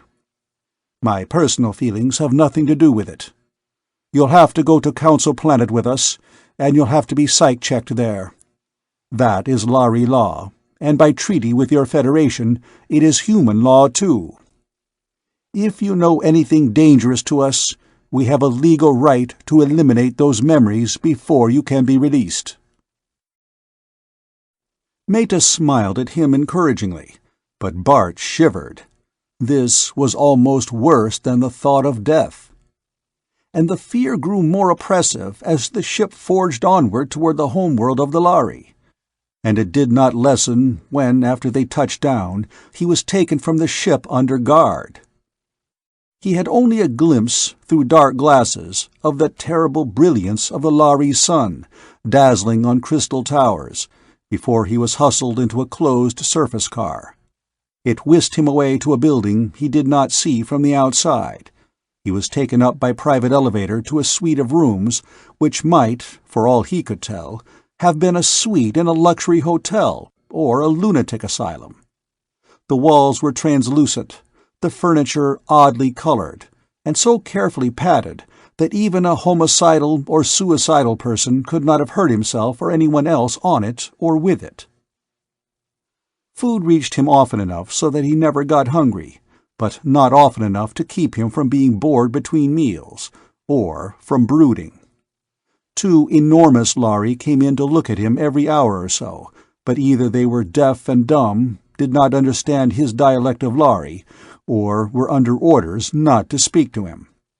It was the most frustrating time of his entire voyage. One day it ended. A Lhari and a Mentorian came for him and took him down elevators and upstairs, and into a quiet, neutral room where 4 Lhari were gathered. They sat him in a comfortable chair, and the Mentorian interpreter said gently, with apology, "Bart Steele, I have been asked to say to you that you will not be physically harmed in any way. This will be much simpler, and will have much less injurious effect on your mind if you cooperate with us.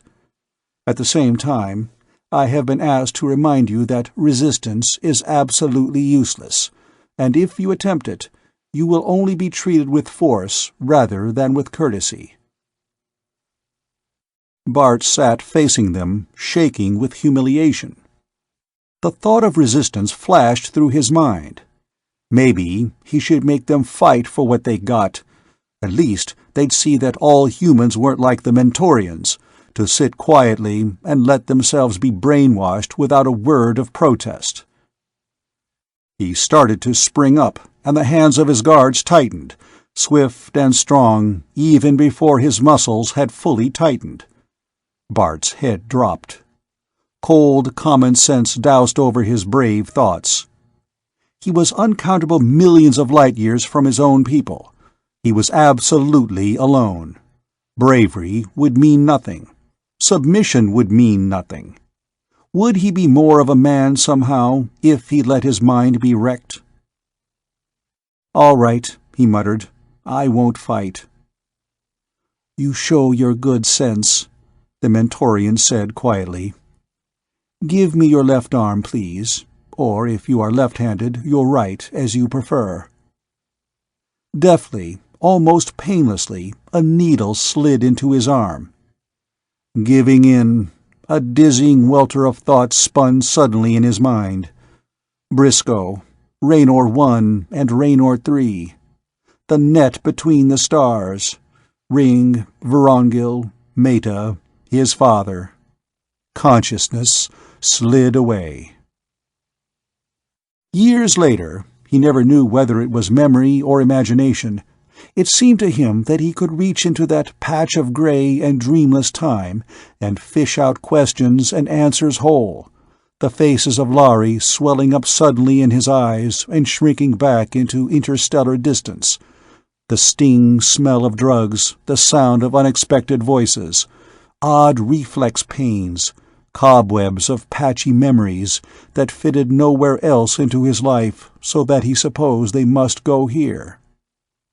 He only knew that there was a time he did not remember, and then a time when he began to think that there was a such thing as memory, and then a time when he floated without a body, and then another time when the path of every separate nerve in his body seemed to be outlined, a shimmering web in the gray murk. There was a mirror and a face. There were blotchy worms of light, like the star trails of peaking warp drive through the viewport, colors shifting and receding. A green star, the red eye of Antares. Then the peak point faded. His mind began to decelerate and angle slowly down and down into the field of awareness, and he became fuzzily aware that he was lying full length on a sort of couch. He shook his head groggily. It hurt. He sat up. That hurt too. A hand closed gently around his elbow, and he felt the cold edge of a cup against his sore mouth. "Take a sip of this." The liquid felt cool on his tongue, evaporating almost before he could swallow. The fumes seemed to mount inside the root of his nose, expanding tremendously inside his head and brain. Abruptly, his head was clear, the last traces of gray fuzz gone. "When you are able," the Mentorian said courteously, "the High Council will see you." Bart blinked. As if exploring a sore tooth with his tongue, his mind sought for memories, but they all seemed clear, marshaled in line. The details, clear and unblurred, of his voyage here. His humiliation and resentment against the Lhari. They could have changed my thinking, my attitudes. They could have made me admire or be loyal to the Lhari. They didn't. I'm still me. "I'm ready now." He got up, reeled, and had to lean on the Mentorian. His feet did not seem to touch the ground in quite the right way. After a minute, he could walk steadily and followed the Mentorian along a corridor. The Mentorian said into a small grill, "The Vegan Bartol, alias Bart Steele." And after a moment, a doorway opened. Inside, a room rose, high, domed, vaulted above his head, whitish opalescent, washed with green. For a moment, while his eyes adjusted to the light, he wondered how the Lhari saw it. Beyond an expanse of black, glassy floor, he saw a low semicircular table, behind which sat 8 Lhari. All wore pale robes with high collars that rose stiffly behind their domed heads. All were old, their faces lined with many wrinkles, and 7 of the 8 were as bald as the hull of the Swiftwing. Under their eyes, he hesitated. Then, unexpectedly, pride stiffened his back. They should have done a better job of brainwashing if they expected him to skulk in like a scared rabbit. He held his head high and moved across the floor step by steady step, trying not to limp or display that he felt tired or sore.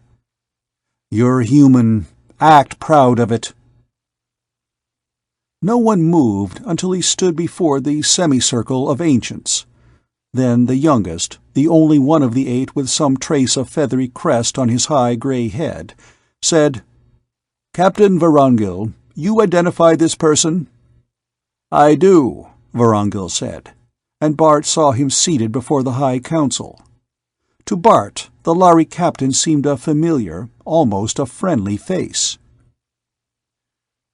"Well, Bart Steele, alias Bartol, son of Barahun," said one of the old Lhari, "what have you to say for yourself?" Bart stood silent, not moving. What could he say that would not reveal how desperately alone, how young and foolish and frightened he felt? All his brave resolutions seemed to drain away before their old, gnomish faces. Here he'd been thinking of himself as a brave spy, a gallant fighter in humanity's cause and what-not. Now he saw himself for what he was, a reckless boy, meddling in affairs too big for him. He lowered his eyes. "We have read the transcript of your knowledge," said the old Lhari. "There is little in it that we do not know. We are not, of course, concerned with human conspiracies unless they endanger Lhari lives. The Antares authorities will deal with the man Montano for an unauthorized landing on Lharillis, in violation of Federation treaty." He smiled, his gnome's face breaking into a million tiny cracks, like a piece of gray glazed pottery. "Bartol, or whatever you call yourself, you are a brave young man. I suppose you are afraid we will block your memories, or your ability to speak of them?" Bart nodded, gulping. Did the old Lhari read his mind? "A year ago we might have done so. Captain Vorongil, you will be interested to know that we have discussed this in council, and your recommendations have been taken. The secret that humans can endure star drive has outlived its usefulness. For good or ill, it is secret no longer. We cannot possibly eliminate all the old records, or the enterprising people who hunt them out. The captain who had David Briscoe killed, under the mistaken notion that this would excuse his own negligence in letting Briscoe stow away on his ship, is undergoing psychotherapy and may eventually recover. As for the rest, Bart Steele, you know nothing that is a danger to us. You do not know the coordinates of our world, or even in which galaxy it is located. You do not know where we secure the catalyst your people seek. In fact, you know nothing that is not soon to become common knowledge. In view of that, we have decided not to interfere with your memories." "Talk as much as you like," added another of the ancients, "and may your memories of this voyage help in understanding between the Lhari and other human races. Good fortune to you." And he was smiling. "There is another side to this," said a third, more sternly and gravely. "You have broken a treaty between Lhari and man. We have dealt with you as the laws required. Now your own people must do so. You must return with the Swiftwing to the planet where the violation originated." He consulted a memorandum. "Procyon Alpha. There, you and the man Raynor III will face charges of unlawful conspiracy to board a Lhari ship in violation of intergalactic trade treaties. Captain Vorongil, will you be responsible for him?" "So, I've lost," Bart thought drearily. "I didn't even learn anything important enough for them to suppress." There was a strange wounded pride in this. After all his trouble, he was being treated like a little boy who has used a great deal of enterprise and intelligence to rob a cookie cupboard, and for his pains is sent home with the stolen cookie in his hand. Vorongil touched his arm. "Come, Bartol," he said gently. "I'm taking you back to the Swiftwing. I don't have to treat you like a prisoner, do I?" Numbly, Bart gave what the old Lhari asked, his word of honor not to attempt escape. Escape? Where to? Or to attempt to enter the drive chamber of the Swiftwing while they were still among Lhari worlds.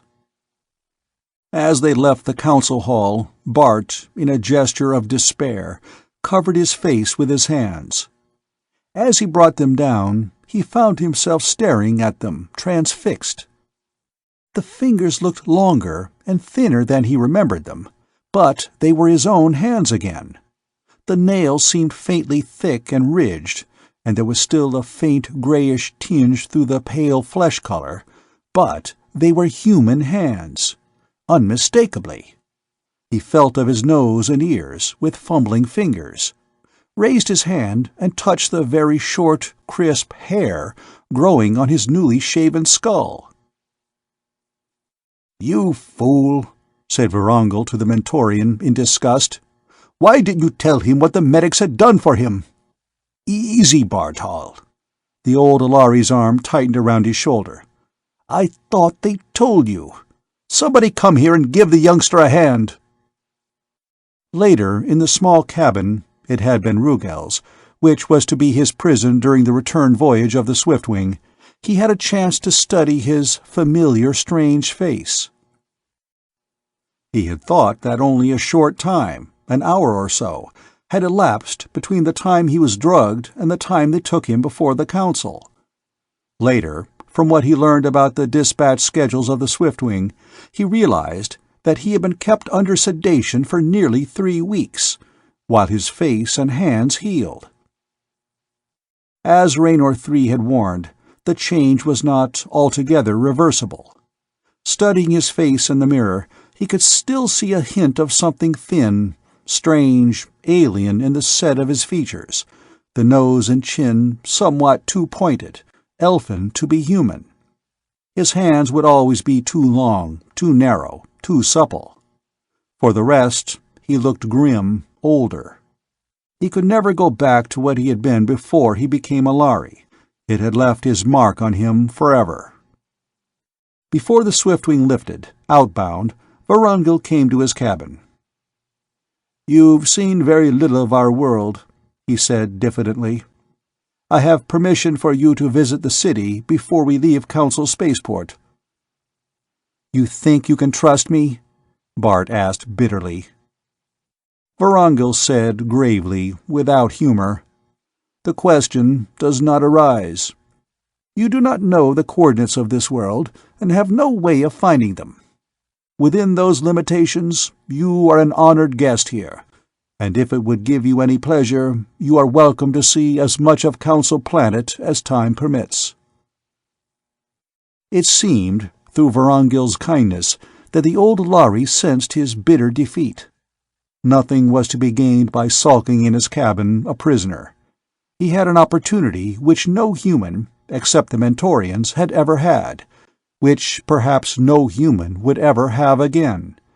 He might as well take advantage of it. Ring and Maida both seemed startled at his new appearance, but Maida instantly held out her hands, clasping his quickly and warmly. "Bart, I wondered what your real face looked like, but I think I'd have known you anyhow." Ring surveyed him wonderingly, shaking his head. "Say something," he implored, "so I'll know you're Bartol." Bart held out his arm, less gray by the day as the drug wore out of his system. The thin line of the scar was still on it. He raised his forefinger lightly to the fine line on Ring's cheek. "I couldn't return that now, so let's not get into any more fights." Ring laughed and gave him a rough, affectionate shove. "You're Bartol, all right." Even his sense of defeat vanished in wonder as they came out into the great spaceport. He saw now that the Lhari spaceports in human worlds were built to create, for the spacemen so far from their native worlds, some feeling of home. But everything here was so vast as to stagger the imagination. There were miles and miles of the great ships, lying strewn like pebbles on this monster beachhead into space, bearing the strangeness of 1,000,000 far-flung stars. He gaped like a child. Above them, the burning brilliance of a star gave strange glow and color to the crystal pylons. What color was the star? He turned to Maida, irritated at his inability to be sure. "Maida, what color is this sun? I've been all around the spectrum, and it's not red, blue, green, orange, violet." He broke off, realizing what he had said and what he had seen. "An 8th color," he finished, anticlimactically. "You and your talk of colors," Ring grumbled. "I wish I knew what you Mentorians see. It's like trying to imagine seeing a smell, or hearing light." Maida laughed. "As far as I know, no one's named it. Sometimes we Mentorians call it catalyst color. I think only Mentorians can see it as a separate color." "So what?" Ring said impatiently. "What are we going to do? Chatter about light waves or see the city?" Bart acquiesced, trying to sound eager, but a wild excitement was gusting up in him. He dutifully pretended fascination with the towers, the many-leveled roads, the giant dams and pylons, but his thoughts were racing. The 8th color. There can't be too many suns of this color, or they'd have named it and known it, and telescopes can find it. Could success be salvaged then at the very edge of failure? Maybe he need not go empty-handed, empty-eyed from the Lhari worlds. They had dismissed him scornfully, stolen cookie in hand, but maybe it would be a bigger cookie than they dreamed. The exhilaration lasted through the tour of the port, through the heavy surge of acceleration which brought them up, out, and away from Council Planet. Bart, confined in Rugel's cabin, hardly felt like a prisoner, his mind busy with schemes. "I'll study star maps and spectroscope reports." It lasted almost 2 days of ship time, and they were readying for acceleration 2 before he came, figuratively, down to Earth. To pick one star out of trillions, and not even in his own galaxy? It would take a lifetime, and he didn't even know which of the 4 or 5 spiral nebulae in the skies of the human worlds was a Lhari galaxy. A lifetime? 100 lifetimes wouldn't do it. He might have known. If there had been one chance in the odd billion of his making any such discovery, the Lhari would never have given Vorongil permission for the intruder to visit the planet at all. He would have been returned to the Swiftwing as he had been taken from it, by closed car, and imprisoned, maybe even drugged, until he was safely back in the human worlds again. He was under parole not to enter the drive chamber, and sure he would be stopped if he attempted it anyhow. But when Acceleration 1 was completed, he went to the viewport in the recreation lounge, and nobody threw him out. He stood long, looking at the unfamiliar galaxy of the Lhari stars, the unknown, forever unknowable constellations with their strange shapes. Stars green, gold, topaz, burning blue, sullen red, and the great, strangely colored receding sun of the Lhari people, known to them by the melodious name of K-Liro, which meant simply the sun. It was their first home. Where had he seen that color? In that stolen glimpse of the Lhari ship landing long ago? Of all the colors of space, this one he would never know. He turned away from the unsolvable riddle of the strange constellations, and went to his cabin, to dream of the green star Meristem, where he had first plotted known coordinates for a previously unknown world, and to wander in baffling nightmares, where he fed jagged, star-colored pieces of hail into the ship's computer, and watched them come out as tiny paper doll spaceships with the letterhead of 8 colors printed neatly across their sides. After the warp drive shift, Vorongil came to his cabin, this time crisp and businesslike. "We're back in your galaxy," he said, "among the stars you know. We have no passenger space on the Swiftwing. We had to ship out without replacing Rugel, which means we're short 2 men. I've no authority to ask this of you, but would you like your old job back for the rest of the voyage?" Bart glanced at his human hands. Vorongil shrugged. "We've carried Mentorians as full-ranking astrogators. There don't happen to be any on the Swiftwing. There's no law about it." Bart looked the old Lhari in the eye. "I won't accept Mentorian terms, Vorongil." "I wouldn't ask it.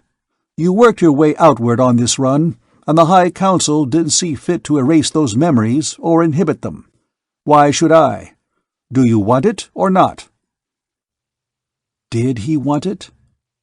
Until this moment, Bart had not identified the worst of his pain and defeat, to travel as a passenger, a supercargo, when he had once been part of the Swiftwing. Literally, he ached to be back with it again. "I do, Rieko Mori." "Very well," Vorongil rapped. "See that you turn out next watch." He spun round and walked out. His tone was no longer gently indulgent, but sharp and distant. Bart, at first surprised, suddenly understood. Not now a prisoner, a passenger, a guest on the Swiftwing. He was part of the crew again, and Vorongil was his captain. The Lhari crew were oddly constrained at first, but Ring was the same as always, and before long they were almost on the old terms. With every watch, it seemed, he was building a bridge between man and Lhari. They accepted him. But for what? Something might come, in the far future, of his acceptance, but he wouldn't get the benefit of it. This would be his only voyage. After this, he'd be chained again, crawling from planet to planet of a single sun. And as warp shift followed warp shift, the Swiftwing retracing the path of her outward crew star by star, Bart said farewell to them. One day at last, he stood at the viewport, watching Procyon Alpha nearing. A year ago, frightened, terribly alone, still unsteady on his new Lhari muscles and terrified by the monsters that were his shipmates, he had watched these planets spinning away. Poor old Rugel, poor old Baldy. Behind him, Maida came into the lounge. "Bart." He turned to face her. "It won't be much longer, Maida. Tomorrow, I'll find out what the Federation is going to do to me. Conspiracy unlawfully to board and all the rest of it. Even if I don't go to a prison planet, I'll spend the rest of my life chained down to Vega." "It doesn't have to be that way." "What other choice is there?" he demanded. "You're half Mentorian," she said, raising her eager face. "Oh, Bart, you love it so. You know you can't bear to give it up. Stay with us. Please stay." Before answering, he looked out the viewport a last time. The clouds of cosmic dust swirled and foamed around the familiar jewels of his own sky. Blue, beloved Vega, burning in the heart of the Lyre. Home. When would he go home? He had no home now. Yet his father had left him Vega Interplanet, as well as 8 colors and a quest to the stars. He searched for the topaz of Sol, where he had learned astrogation, Procyon, where he had become a Lhari, the ruby of Aldebaran. Hail and farewell, David Briscoe. The bloodstone of Antares, where he had learned fear and the shape of integrity. The colors, the unknowable colors of space. And others, nameless stars, where he and his Lhari shipmates had worked and played. And stars he had never seen and would never see, all the endless worlds beyond worlds and stars beyond stars. He took a last, longing look at the colors of space, then turned his back on them, deliberately giving them up. He could not pay the price the Mentorians paid. "No, Maida," he said huskily. "The Mentorian way is one way, but I've had a taste of being one of the masters of space. It's more than most men ever have. Maybe it's more than I deserve. But I can't settle for anything less. Not even if it means losing you." He shut his eyes and stood, head bowed. When he looked up again, he was alone with the stars beyond the viewport, and the lounge was empty. The low rainbow building of 8 colors near the spaceport of Procyon Alpha had not changed, and when Bart went in, as he had done a year ago, it seemed that the same varnished girl was sitting before the same glass desk, neon-edged and brittle, with the same chrome-tinged hair and blue fingernails. She looked at Bart in his Lhari clothing, at Maida in her Mentorian robe and cloak, at Ring, and her unruffled dignity did not turn a hair. "May I help you?" she inquired, still not caring. "I want to see Raynor 1. "On what business, please?" "Tell him," said Bart with immense satisfaction, "that his boss is here, Bart Steele, and wants to see him right away." It had a sort of disrupting effect. She seemed to go blurred at the edges. After a minute, blinking carefully, she spoke into the vision screen and reported numbly, "Go on up, Mr. Steele." He wasn't expecting a welcome. He said so as the elevator rose. After all, if I'd never come back, he'd doubtless have inherited the whole 8 colors line unencumbered. I don't expect he'll be happy to see me, but he's the only one I can turn to. The elevator stopped, opened. They stepped out, and a man stepped nervously toward them. For a moment, expecting Raynor 1, Bart was deceived. Then, as the man's face spread in a smile of welcome, he stopped in incredulous delight. "Raynor 3!" In overflowing gladness, Bart hugged him.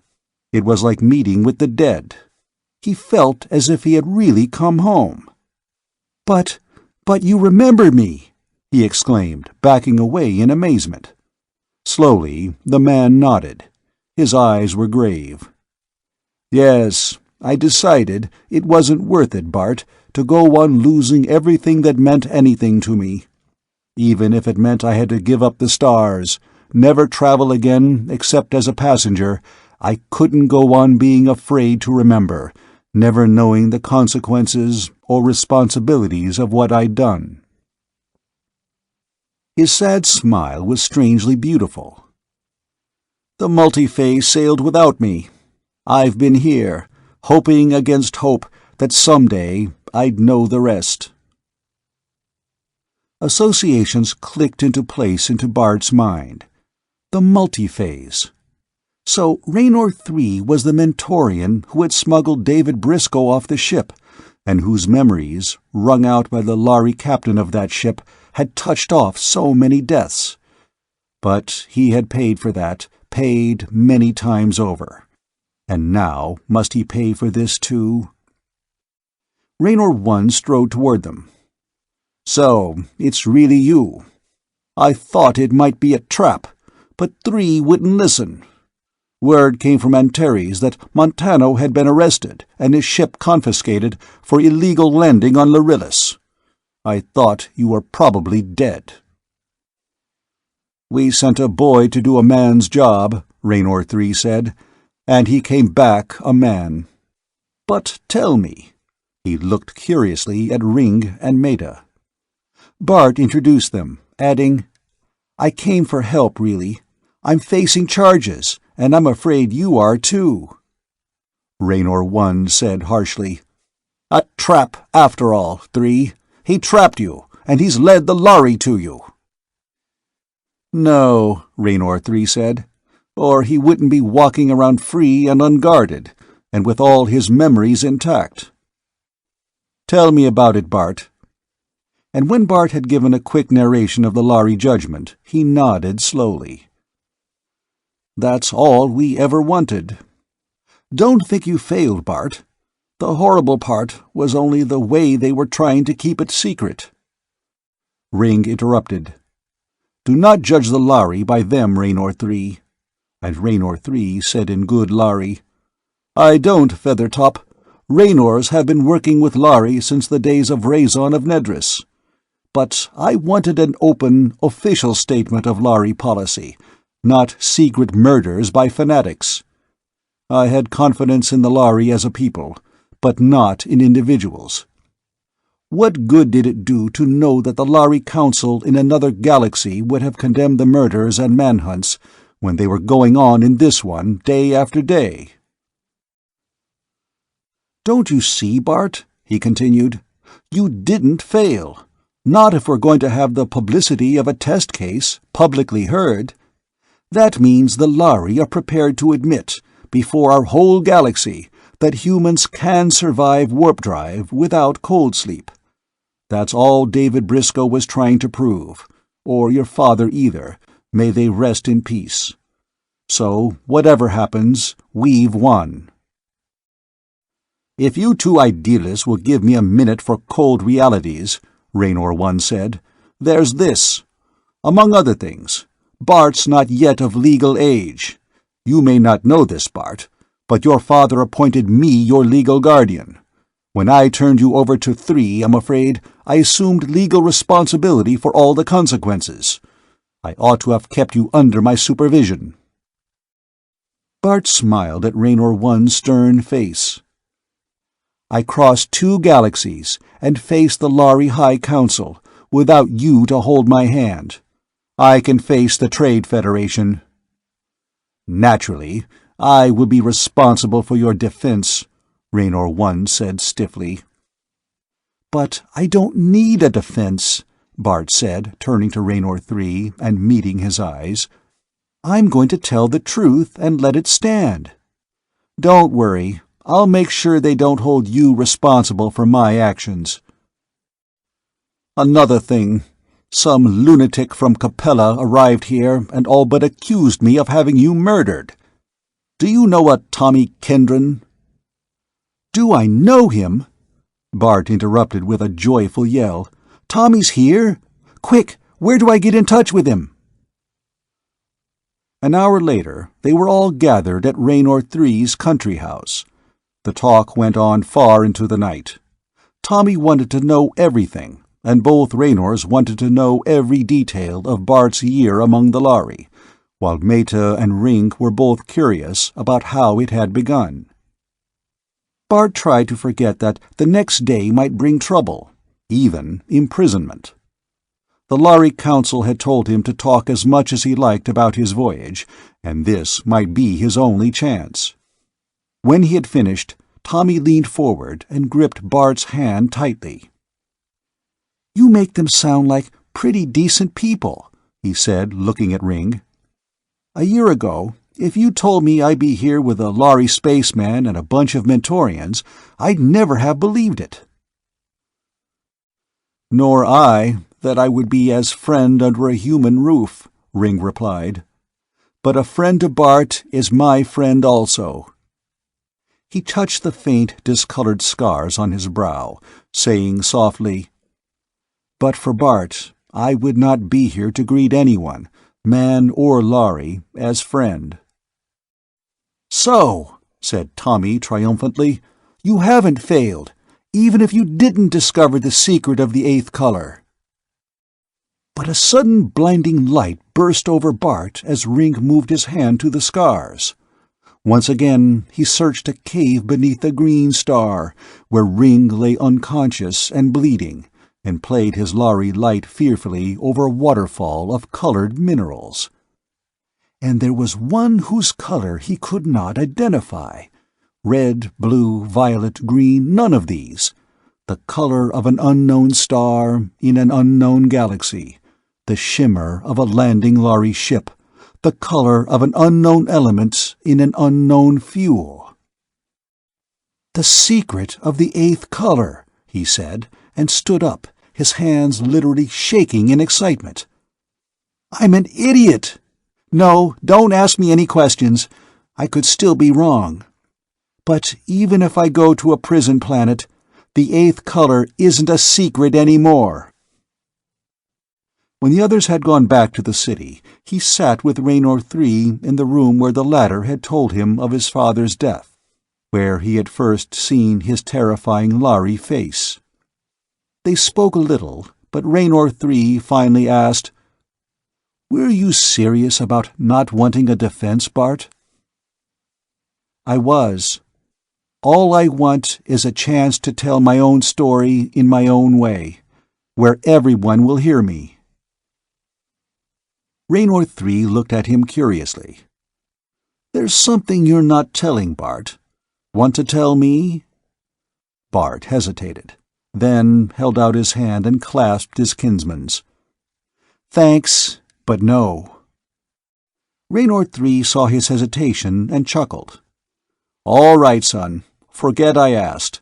You've grown up." It was good to sleep in a soft, human-type bed again, to eat breakfast and shave and dress in ordinary human clothing again. But Bart folded his Lhari tights and the cloak tenderly, with regret. They were the memory of an experience no one else would ever have. Raynor 3 let him take the controls as they flew back to the spaceport city, and a little before noon they entered the great crystal pylon that was the headquarters of the Federation Trade Bureau on Procyon Alpha. Men and Lhari were moving in the lobby. Among them, Bart saw Vorongil, Meta at his side. He smiled at her, received a wan smile in return. Would Vorongil feel that Bart had deceived him, betrayed him, when he heard Bart today? In the hearing room, 4 white-crested Lhari sat across from 4 dignified, well-dressed men, representatives of the Federation of Intergalactic Trade. The space beyond was wholly filled with people, crowded together, and carrying stereo cameras, intercom equipment, the creepy peepee of the on-the-spot space commentator. Mr. Steele, we had hoped to make this a quiet hearing, without undue publicity, but we cannot deny the news media the privilege of covering it, unless you wish to claim the right to privacy. No, indeed, Bart said clearly. I want them all to hear what I'm going to say.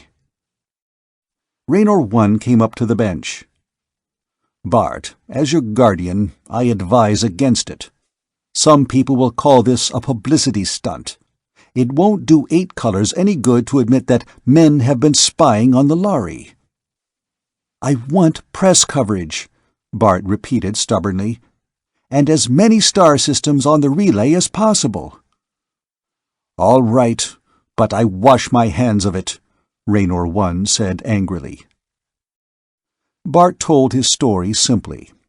His meeting with the Elder Briscoe, his meeting with Raynor 1, carefully not implicating Raynor 1 in the plot, Raynor 3's work in altering his appearance to that of a Lhari, and the major events of his cruise on the Swiftwing.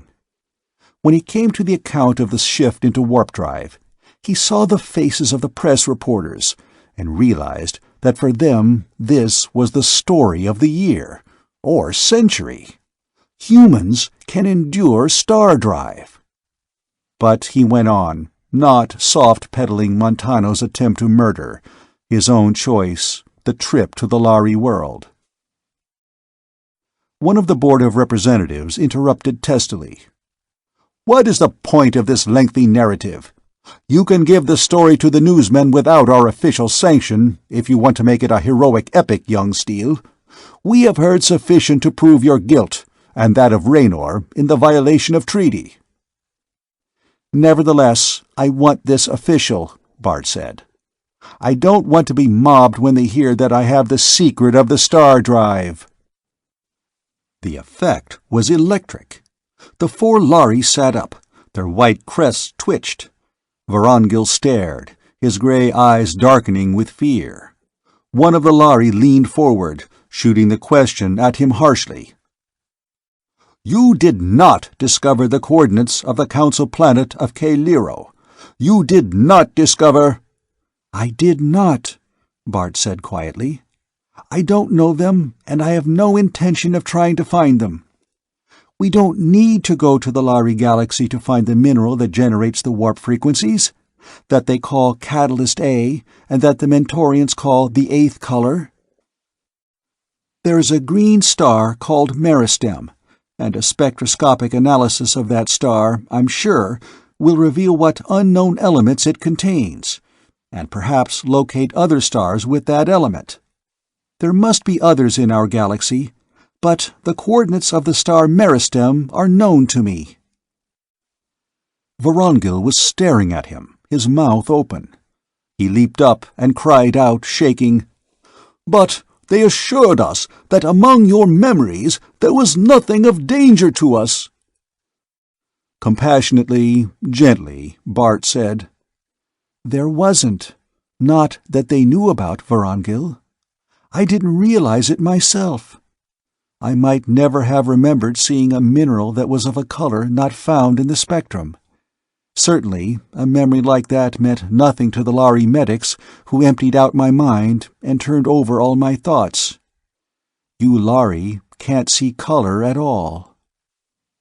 So, no one but I saw the color of the mineral in the cave. You Lhari yourselves don't know that your fuel looks unlike anything else in the universe. You never cared to find out how your world looked to your Mentorians. So, your medics never questioned my memories of an eighth color. To you, it's just another shade of gray. But under a light strong enough to blind any but Mentorian eyes, it takes on a special color. The conference broke up in disorder, the four Lhari clustering together in a furious babble, then hastily leaving the room. Bart stood waiting, feeling empty and cold. Vorongil's stare baffled him with unreadable emotion. "You fool! You unspeakable young idiot!" Raynor One groaned.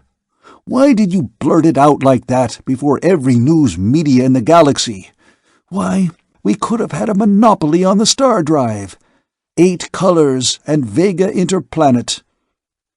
As he saw the men of the press approaching with their microphones, lights, cameras, and TV equipment, he gripped Bart urgently by the arm. "We can still salvage something. Don't talk any more. Refer them to me. Say I'm your guardian and your business manager. You can still make something of this." "That's just what I don't want to do," Bart replied, and broke away from him to approach the newsmen. "Yes, certainly. I'll answer all your questions, gentlemen." Raynor One flung up his hands in despair, but over their shoulder he saw the glowing face of Meta and smiled. She, at least, would understand. So would Raynor 3. A page boy touched Bart on the arm. "Mr. Steele," he said, "you are to appear immediately before the World Council." He was to be asked one question again and again in the days that followed, but his real answer was to Meta and Raynor 3, looking quietly past Raynor 1 and speaking to the news cameras that would carry his words all over the galaxy to men and Lhari. Why didn't I keep it for myself? Because there are always men like Montano, who, in their mistaken pride, will murder and steal for such things. I want this knowledge to be open to all men, to be used for their benefit. There has been too much secrecy already. I want all men to have the stars."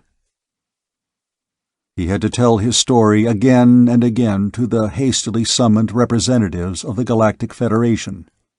At one point, the delegate from his home star of Vega actually rose and shouted to him, "This is treason! You betrayed your home world and the whole human race. Don't you know the Lhari may fight a war over this?" Bart remembered Vorongil's silent, sad confession of the Lhari fears. "No," he said gently, "no. There won't be any war unless we start one.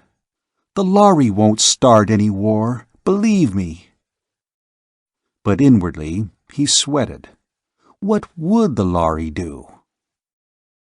They had to wait for representatives of the Lhari Council to make the journey from their home galaxy. Meanwhile, they kept Bart in protective custody. There was, of course, no question of sending him to a prison planet. Public opinion would have crucified any government that suggested punishment for the man who had discovered a human world with deposits of Catalyst A. Bart could claim an explorer's share, and Raynor 1 had lost no time in filing that claim on his behalf. But he was lonely and anxious. They had confined him to a set of rooms high in the building overlooking the spaceport. From the balcony, he could see the ships landing and departing. Life went on. Ships came and went. And out there in the vast night of space, the suns and colors flamed and rolled, heedless of the little atoms that traveled and intrigued between them. A night came when the buzzer sounded, and he opened the door to Raynor 1 and Raynor 3. "Better turn on your vision screen, Bart. The Elder of the Lhari Council has arrived with their official decision, and he's going to announce it." Bart waited, anxiously pacing the room. while on the TV screen various dignitaries presented the elder.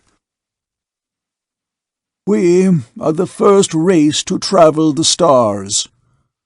A bald head, an ancient Lhari face seamed like glazed pottery, looked at Bart from the screen, and Bart remembered when he had stood before that face, sick with defeat.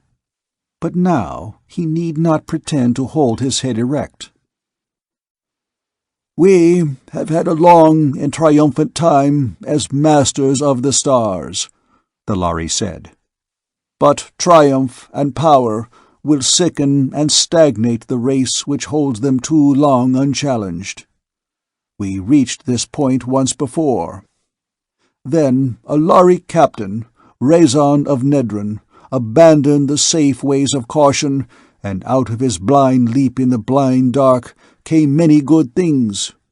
Trade with the human race, our Mentorian allies, a system of mathematics to take the hazards from our star travel.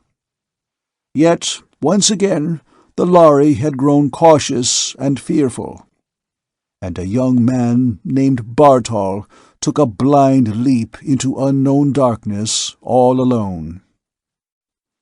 "Not alone," Bart said, as if to himself.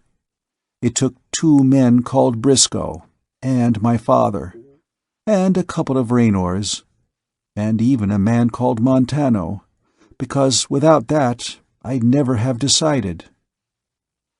"Like Rezon of Nedron, like all pioneers, this young man has been cursed by his own people, the very ones who will one day benefit from his daring. He has found his people a firm footing among the stars. It is too late for the Lhari to regret that we did not sooner extend you the hand of welcome there. You have climbed, unaided, to join us. For good or ill, we must make room for you. But there is room for all. Competition is the lifeblood of trade, and we face the future without fear, knowing that life still holds many surprises for the living. I say to you, welcome to the stars."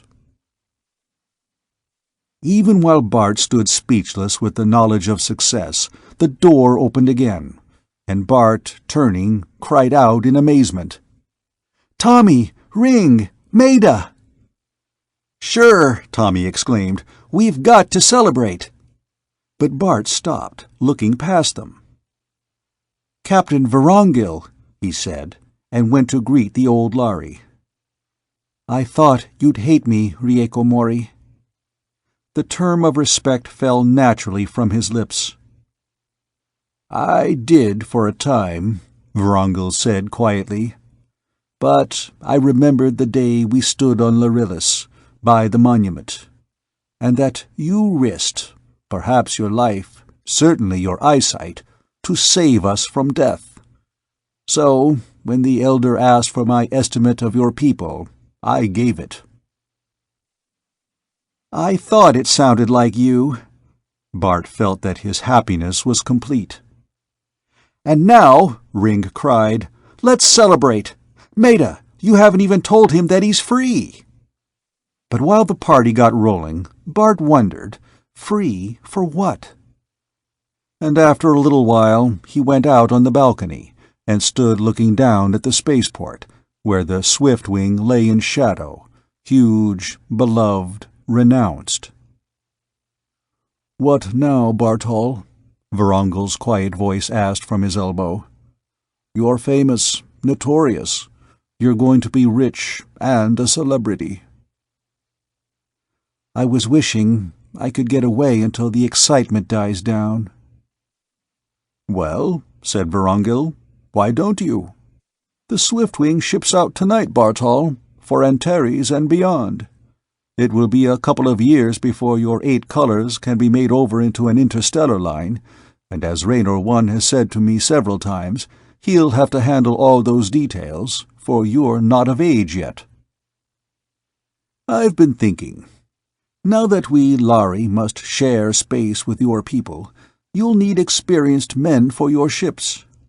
Unless we all want the disasters born of trial and error, we Lhari had better help you train your men quickly and well.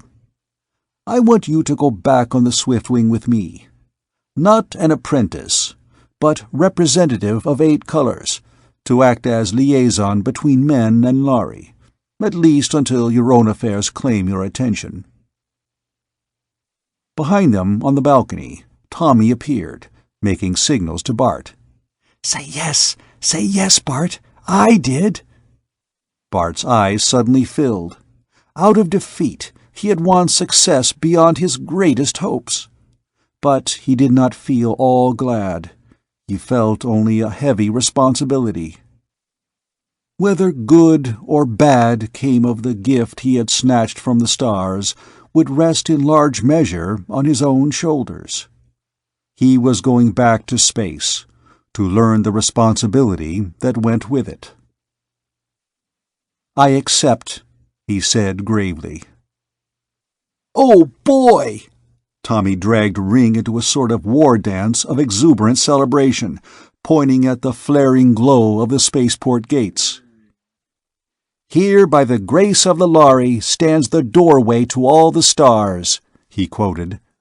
"Well, maybe you were here first, but look out, we're coming." A doorway to the stars. Bart had crossed that doorway once, frightened and alone. "Dad, if you could only know." The first interstellar ship of 8 colors was to bear the name Rupert Steele, but that was years in the future. Now, looking at the Swiftwing, at Ring and Tommy, at Raynor 3 and Vorongil, who would all be his shipmates in the new world they were building, he felt suddenly very lonely again. "Come in, Bart. It's your party," Maida said softly, and he felt her hand lying in his. He looked down at the pretty Mentorian girl. She would be with him too, and suddenly he knew he would never be lonely again. His arm around Maida, his friends, man and Lhari, at his shoulder, he went back to the celebration to plan for the first intergalactic voyage to the stars.